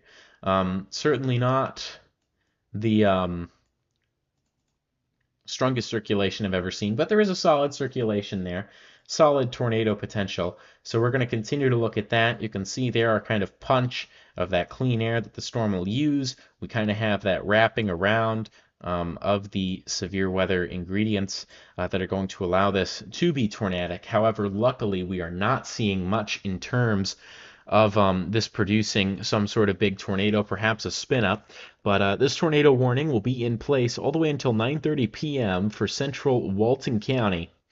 And again, that's Central Time. So this thing is just east of Bunker at this time, and it does appear that it is moving generally in an eastward direction right now with that rather substantiated hooking feature.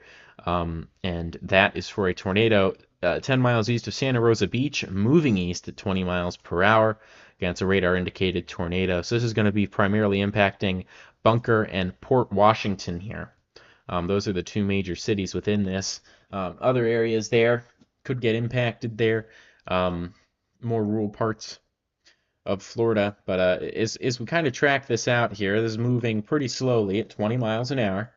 And again, it's going to be moving into surprisingly a portion of Florida that isn't super populated. So that's definitely good news here.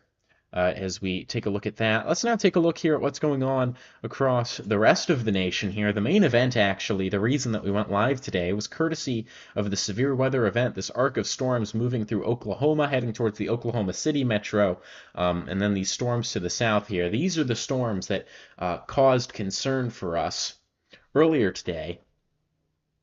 And they're the whole reason that we're here. That moderate risk was issued. Now, we do have a rather strong signature here for the potential of a tornado in this tornado warning in Texas, and that's actually to the north here. That's right near Hilton. And then we also have a couple of other ones near Dorchester and Howe, and then one farther south here as well. So we have kind of three different main areas, and kind of a rotating line here, with the northern side being the strongest of thunderstorms here, this rotating arc within this organized supercell. So quite a bit to talk about there, and the circulations have been quite potent here. So yeah, definitely keeping an eye on that as well. And that is going to be for the following counties in the state of Texas here. So we have a tornado warning. It's in place until 9:30 p.m. Central for southern Grayson County. That's for a tornado and $50 sized hail. Now, if there is a potential tornado, the most likely place for it's going to be between Sherman and Howe near Hilton. Again, it's going to be near Hilton. It's going to have just passed Hilton.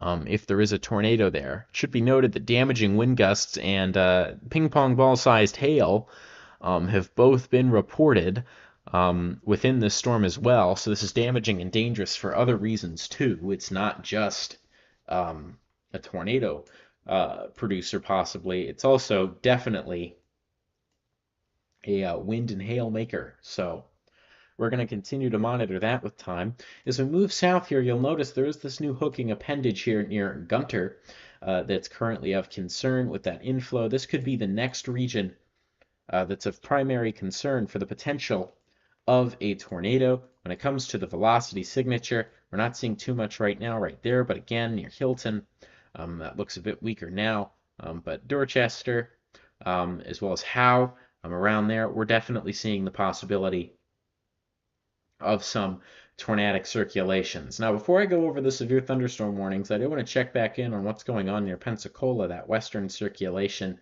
And that looks potent here, especially when it comes to the air surging into the storm. However, right now, I don't think that's tornadic. Hopefully that remains the case until it moves offshore. And then beyond that, let's check on our tornado warned storm there that's east of Santa Rosa Beach. And what we'll notice about it there is that weak circulation remains, so non-zero rotation. However, I don't believe that's going to end up producing a tornado. However, the chance is non-zero, hence why we are continuing to monitor it. So we'll just have to see what ends up happening here, but it's definitely looking like a dangerous situation.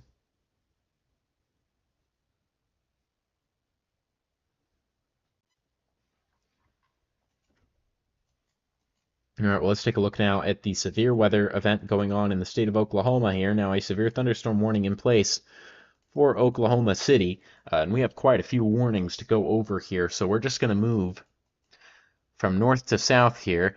Within this first warning here, this is the northernmost warning up here near Enid, Oklahoma. This already has a report of a 67-mile-per-hour wind gust.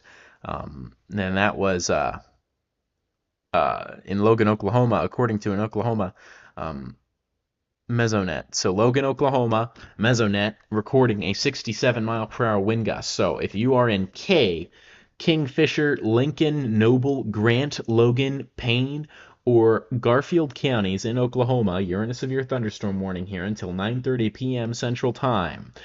This is for 70-mile-per-hour wind gusts and quarter-sized hail in association with this storm, and that is rather dangerous. So make sure that you are staying indoors, staying away from windows, things like that. And again, we do have confirmation of a 67-mile-per-hour wind gust with this thing, so that certainly lines up with the 70-mile-per-hour warning that the Weather Service has given this. So we'll continue to see how that all pans out. As we move here a bit farther to the east, we have another severe thunderstorm warning that's in place with a considerable damage tag for Osage, Creek, and Pawnee counties in Oklahoma until 10:15 p.m.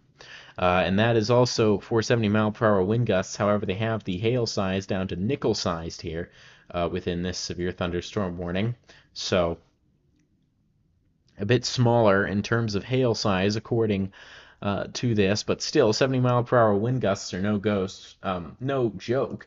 That's nearing hurricane force. So let's just make sure that we're remaining vigilant of that. As we move farther south here into the Oklahoma City metro, we do have a severe thunderstorm warning that's just outside of it that includes Washita, Kingfisher, Grady, Caddo, Oklahoma, Custer, Blaine, Logan, and Canadian counties until 9:45 p.m. for 70-mile-per-hour wind gusts and ping pong balls. Ping pong ball sized hail there.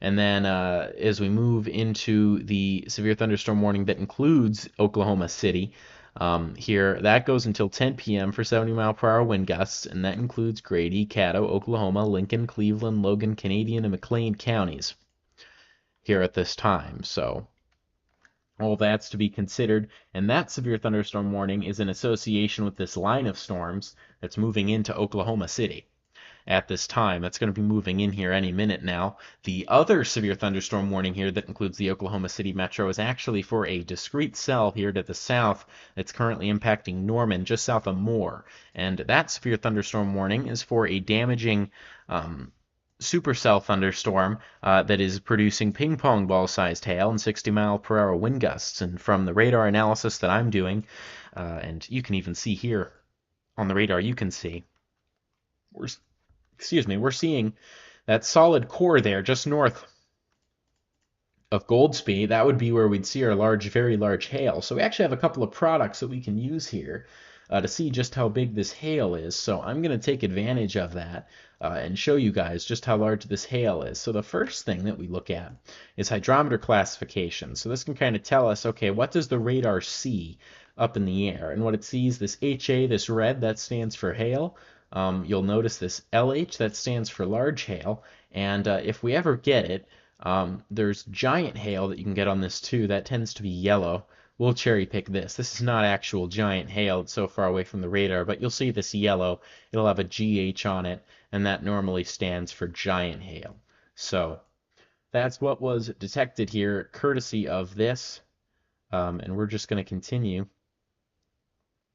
to take a look at all this. So you can also see here a vertically integrated liquid product that gives us an idea of just how much hail might be in this storm. And what you'll notice here is that we're getting off the chart here. I mean, once you're above 50, you're getting into significant territory. We're getting up to 80 here. So quite a bit there in terms of large hail. So we're probably seeing hail that might even be bigger than the size of ping pong balls, I would suspect. There have been reports from this storm of it having a history of getting up to just slightly larger than that, getting up to golf ball sized. So we've gotten reports of golf balls with this. Wouldn't be shocked if it's dropping golf balls again now. Regardless, if you're in Norman, Noble, Goldsby, Slaughterville, areas like that, make sure that you're indoors, you're away from windows. You know the drill. Make sure that you're staying safe. This isn't one of those super big situations that is going to like cause mass destruction or anything, but it could put some dents in your car. It could bust out a windshield or a window. It could do some damage to your roof. So make sure that you're taking that seriously. And again, I mean, we're seeing a ping pong ball sized hail reported by the general public as well. So lots of reasons to make sure you're staying safe from this thing. I've ruminated on this long enough. We have severe thunderstorms even farther south. We have one north of the Red River here heading towards Waurika, Oklahoma.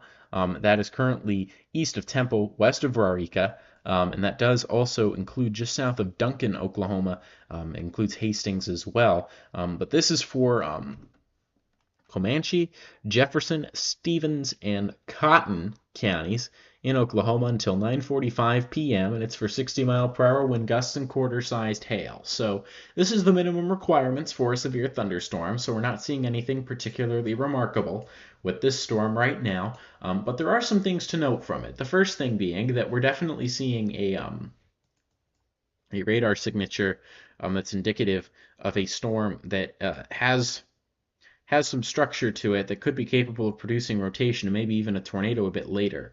Now, notice this little boundary right here. This is known as an outflow boundary, and this is what allows our storms to either ingest air or to shoot air out behind to create strong winds. So what's probably going on here, since this is ahead of our hook, we're likely seeing some strong damaging winds with this storm on the southern end. But the tornado threat is minimal. You'll also notice our hook is almost facing the wrong way, and that's probably because our winds are moving into it.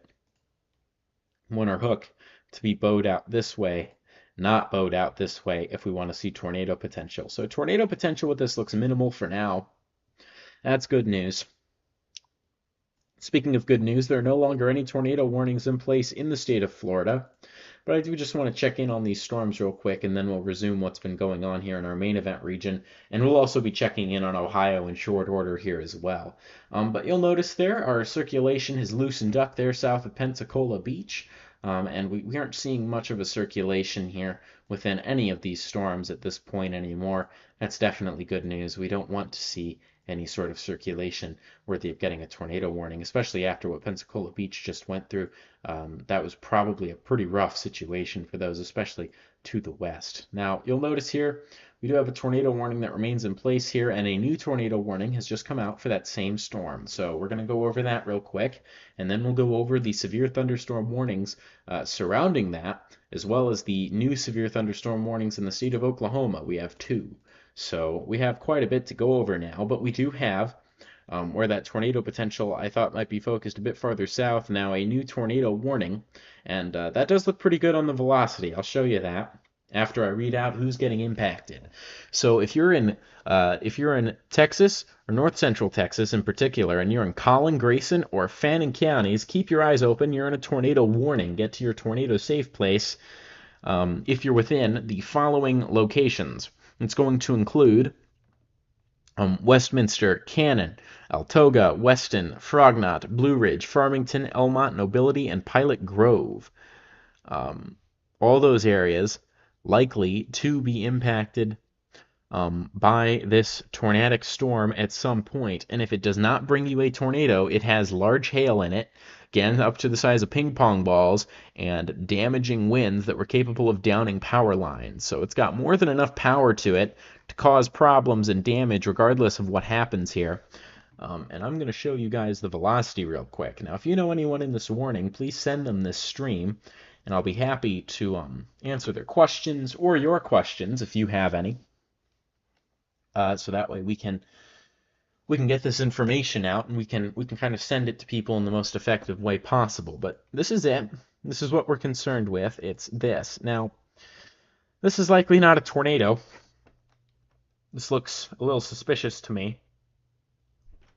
Looks like there might be some side lobing or something like that going on, which is a technical term for when the radar misreads things because of the sharp gradient there between the inflow and the outflow. There's our outflow. There's our inflow into the storm.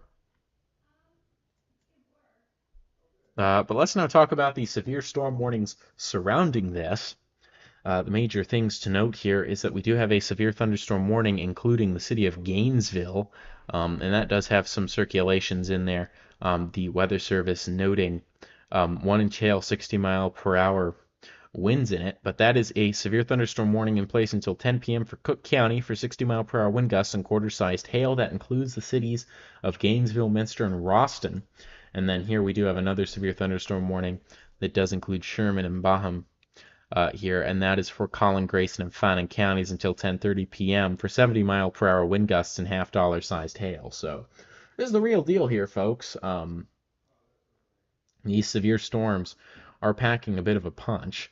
Let's move back into Oklahoma and talk about the 2 new warnings that we've had, and then we're going to move into Ohio to talk about what's going on up there. So first things first, we have ping pong ball sized hail and 60-mile-per-hour wind gusts with a severe thunderstorm that is currently in Caddo and Kiowa counties, Kiowa County, I apologize, in southwestern Oklahoma. This is until 10:15 p.m. This thing is moving east at 25 miles per hour near Hobart when this was issued. As of 9:22, it's 9:32. Halfway through the warning box there already. And this is all confirmed by broadcast media that this storm is producing this hail and wind. So we actually got ping pong balls. There we go. Those were reported as of about 12 minutes ago. And then we also had a wind gust of 64 miles per hour that was reported by a mesonet there, 4 miles southeast of Hobart. So this is a potent storm that has reached severe limits. Finally, when it comes to the new severe thunderstorm warning, kind of the connecting warning here for this storm, that's for 70-mile-per-hour wind gusts, that northernmost storm. And again, that's going to be in place for Kingfisher, Lincoln, Noble, Grant, Logan, Payne, and Garfield counties until 10:15 p.m. And again, that's 70-mile-an-hour wind gusts. So we have our potent line of storms, and then we have our storms ahead of it. These are more hail and tornado threats. This is more of a wind threat. All right, now let's move to Ohio. And first things first, I do appreciate the interactions in chat there. I'm glad that you find this interesting to watch. Hopefully we can keep it that way. And again, if you have any questions, anything like that, please feel free to ask, and I'll be glad to answer them. Let's move up to Ohio. These storms have ended up being more potent than they were supposed to be today. The Storm Prediction Center had a marginal risk out earlier. That's been upgraded to a slight risk, but it looks like it might even outlast the slight risk at this current rate. So let's go over it now in a bit more detail. The severe thunderstorm is currently near New Philadelphia, Goshen, and Urachville. And please correct me if my pronunciations are wrong here. But this severe thunderstorm warning, it's currently in place. That is until 10:45 p.m. Eastern. That is for Goshen, Carroll, and Tuscarawas counties. I believe that's how that's pronounced. And that's for 60-mile-per-hour wind gusts and half-dollar-sized hail. So quite a lot currently going on in that regard as this potent arc of storms continues to move on through. Now, from the radar estimations I'm getting, I think the hail here could be a bit larger than what's currently estimated by the Weather Service. I could see that being up to ping pong ball sized, maybe even golf ball sized here in the right situation. I'm also suspecting here, given the wind speeds I'm finding above here, that perhaps the winds aren't actually the biggest threat with this. So again, the current things with this is half-dollar sized hail and 60-mile-per-hour wind gusts. I believe the hail is probably a bit larger. I think the wind gusts, that's reasonable, might even be a little high. That's what we're currently looking at in the state of Ohio there, that line of strong to severe thunderstorms that's moving into New Philadelphia. That's going to be rather potent as that moves on through. So definitely something to continue to watch.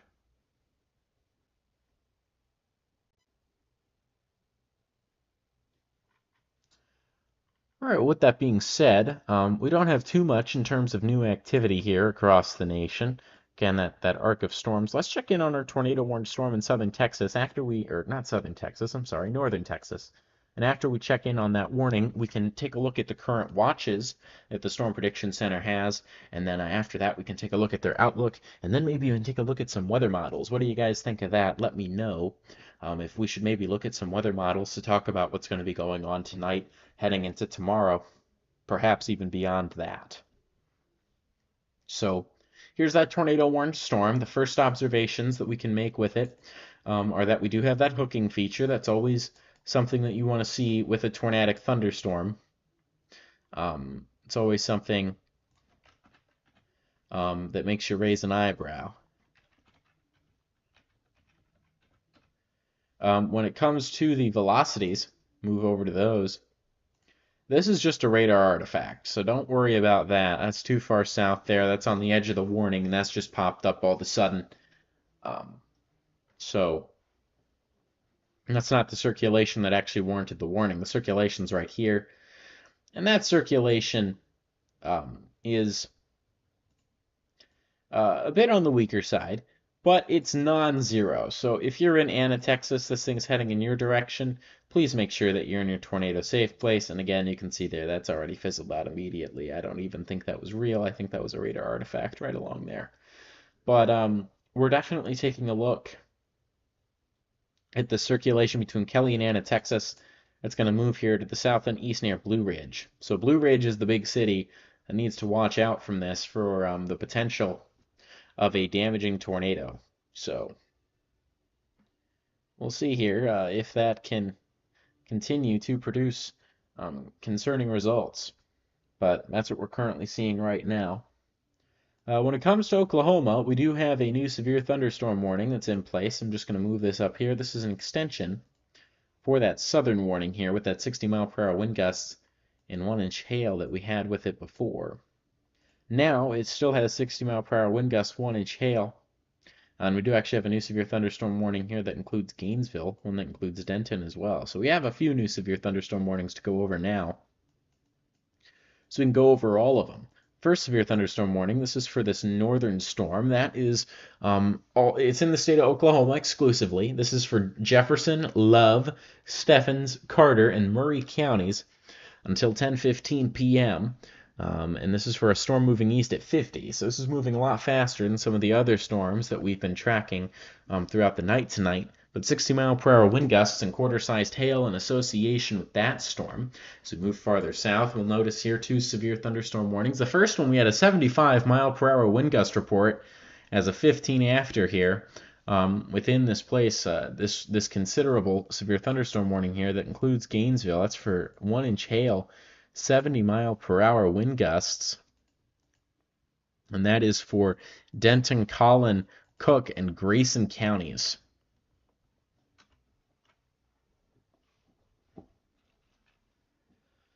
All right, with that being said, I'm going to take a quick break here for the next little bit. We'll be back here within the next 5 to 10 minutes or so to talk about what's happened with warnings, and then we'll also talk about the latest watches from the Storm Prediction Center, the latest outlook, and perhaps even delve into some models. Thank you so much for watching. We'll see you soon.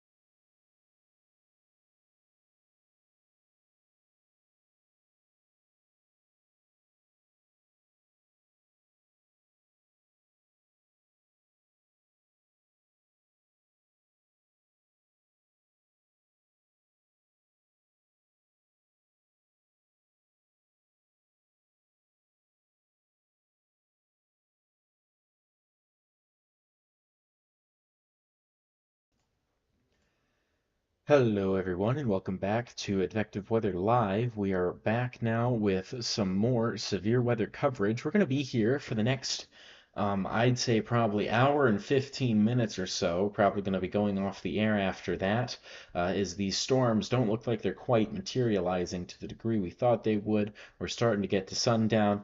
Our big cluster of storms here is moving out of the moderate risk area soon. We're also starting to see our big cluster of storms here in the north just not really being quite as potent, not quite packing the punch that we thought it was going to today. I do have a question here of if there's anything new going on. In terms of severe thunderstorm warnings, no new warnings, but we have had an update now to our tornado warning down in Texas. So we'll start with that, with this hook-shaped feature.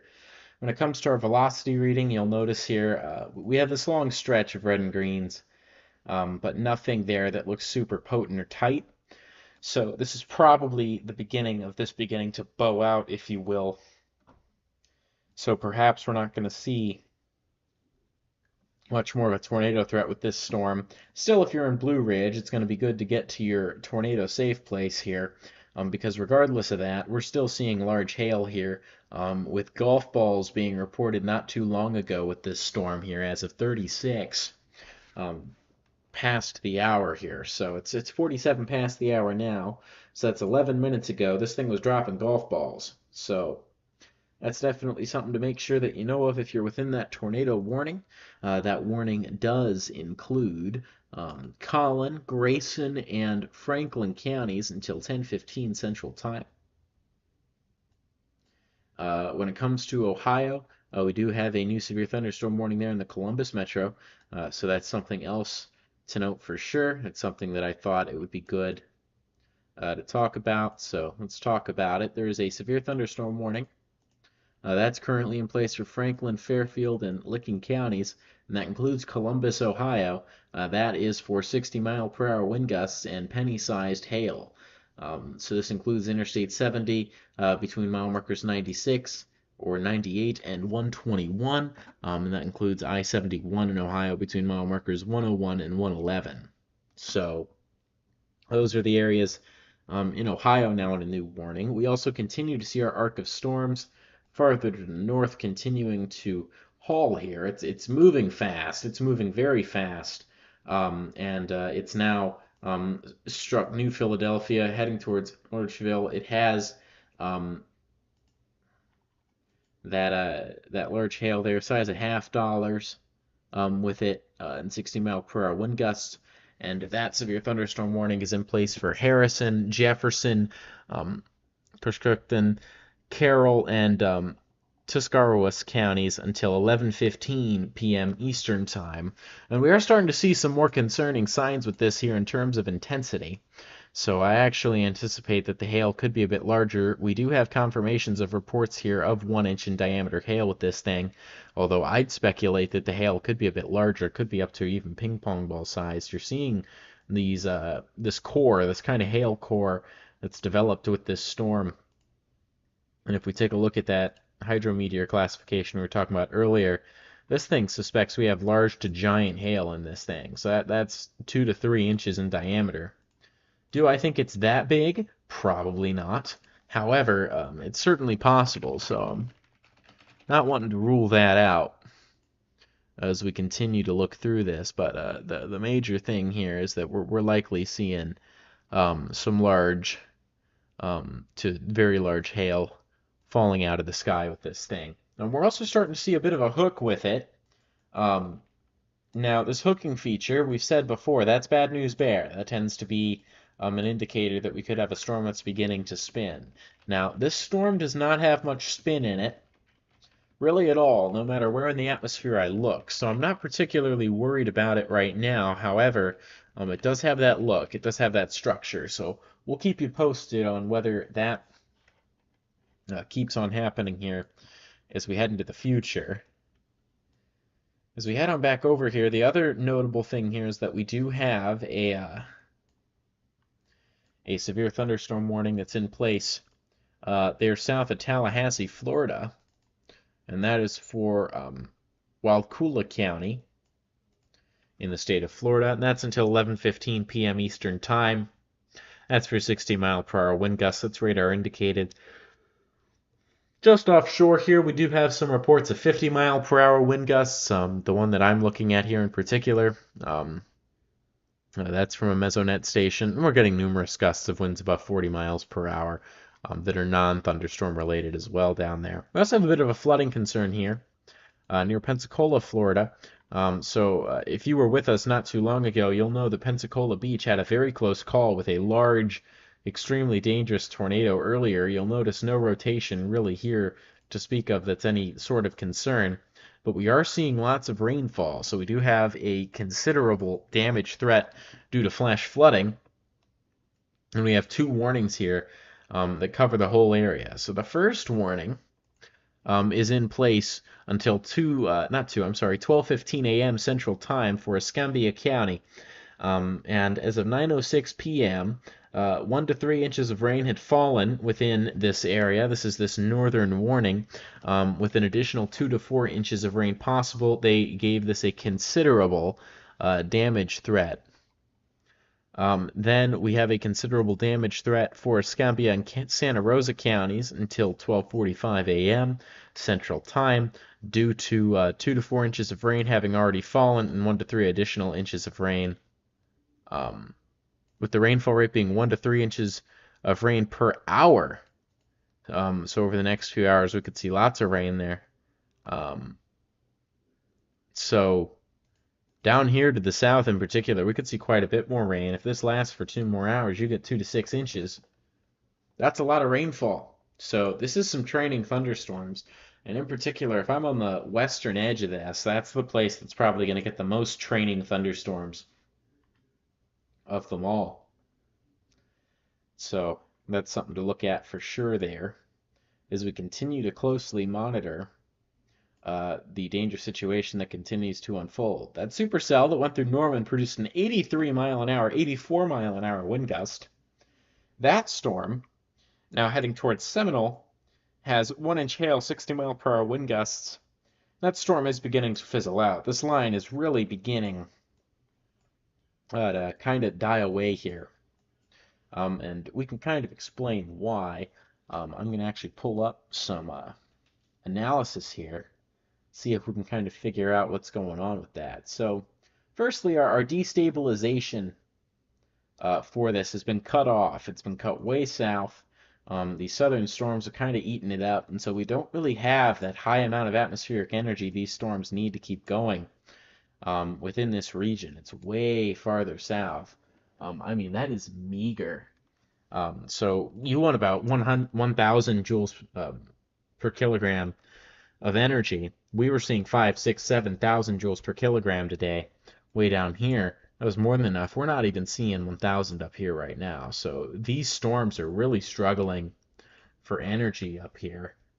Our main concern is with these storms to the south here. So as soon as these storms really move out of our moderate risk area, I'm not anticipating that we're going to see much more in terms of some particularly strong storms tonight. I think that our main region has kind of passed, so we'll just have to see. But again, it's those southern storms that I'm expecting to move out of that moderate risk region here relatively soon. And those are kind of the storms that are of the most concern to us right now. And those aren't even looking particularly strong. Let's take a look at wind shear. I mean, wind shear looks decent.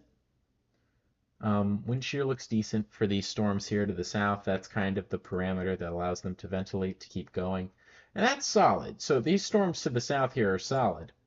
And I think that's why we have now an enhanced risk that extends quite a bit farther, because the longevity of these southern storms is expected to be significant. So let's turn on the SPC outlook here for today. And yeah, I mean, here it is. Moderate risk. You know, I mean, the moderate risk region is pretty much now way down here. It's with these storms. You know, when it comes to risk regions, still I'd say a slight enhanced up here if the SPC were to issue an outlook right now. But here, this complex of storms is expected to continue here, and then eventually move on through this enhanced risk region into the overnight hours. So that's our major concern right now. But our severe weather threat, when it comes to the potential for damaging winds, large hail, especially tornadoes, that has diminished considerably and will continue to diminish as we head into the evening and overnight hours. So that's just what we're continuing to watch right now, is this complex of strong to severe thunderstorms. We do have a new warning here for 70-mile-per-hour wind gusts for this system that just moved through Oklahoma City. And I mean, this line is falling apart. Absolutely falling apart. Let's move into the overnight hours. So that's certainly good news there. This line of storms looks like it might have less longevity than our potent arc of storms here up in Ohio. Let's actually see here. I'm going to take a look at the conditions up in Ohio, and we can see how those are looking. When it comes to atmospheric energy, they're looking not great. Really not great, at least not at the surface. When we move up the atmosphere, it's still not looking great, so this probably isn't going to last for too much longer. Comes to wind shear. Wind shear is what's allowing the storm to last, but again, that's probably not going to last too much longer either. So I'm expecting maybe these storms back here could become a bit more potent, but I really don't think so. I think that this is really going to start to peter out as it moves in the general direction of Pittsburgh, moves towards the Ohio, West Virginia, Pennsylvania border. So I don't think that that's going to last for too terribly much longer, at least for now.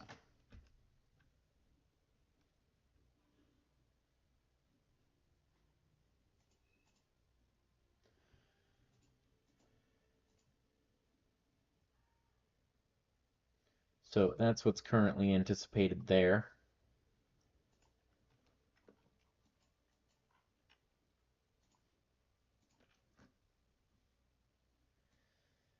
Let's see here. There isn't too much more to talk about, and there's only one other person watching.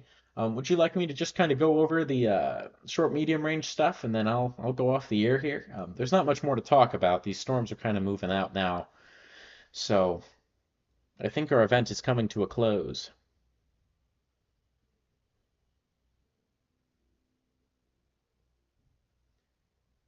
Yeah, I think we're just going to end it off here. So main things for this. We're going to have this potent line of storms here, winds up to 70 miles per hour, continue to move on through. This is going to move here to the east-southeast with time, but I think it is going to slowly weaken as it does so. Still going to remain somewhat potent as it moves through around Shreveport, Hattiesburg, Mississippi, Jackson, Mississippi, areas like that. And again, as we turn on our SPC outlook, you'll notice that's about where the SPC expects this to move through. So further north here are storms near Oklahoma City, Norman. Those are starting to die down rather substantially. Storms farther north now also starting to die down. Our Ohio storm here, it's well out of that slight risk area, and it's in the marginal risk. It's likely going to weaken as it moves out of that marginal risk. And finally here, as we move down to Florida, substantiated severe weather happened tonight. A substantial tornado. We had substantial tornadoes in Texas and Ohio as well, but it does look like that's coming to a close now. This is primarily a flooding threat.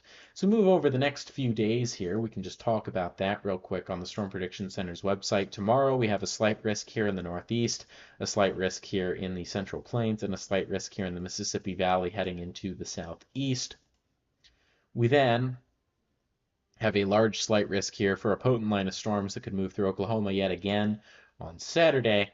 And then finally, as we move into Sunday here, Father's Day, we're looking at a severe weather risk here in the lower Mississippi Valley to end everything off. So with that being said, thank you so much for watching. I do hope this stream was useful, but we're going to call it a night here, as it does look like the event has pretty much come to a close here in terms of the major severe weather threats. So we'll see. I hope I'm right, and if something major does happen, I'll be sure to get back on the air later with more live severe weather coverage. Thanks again for watching. We'll see you next time.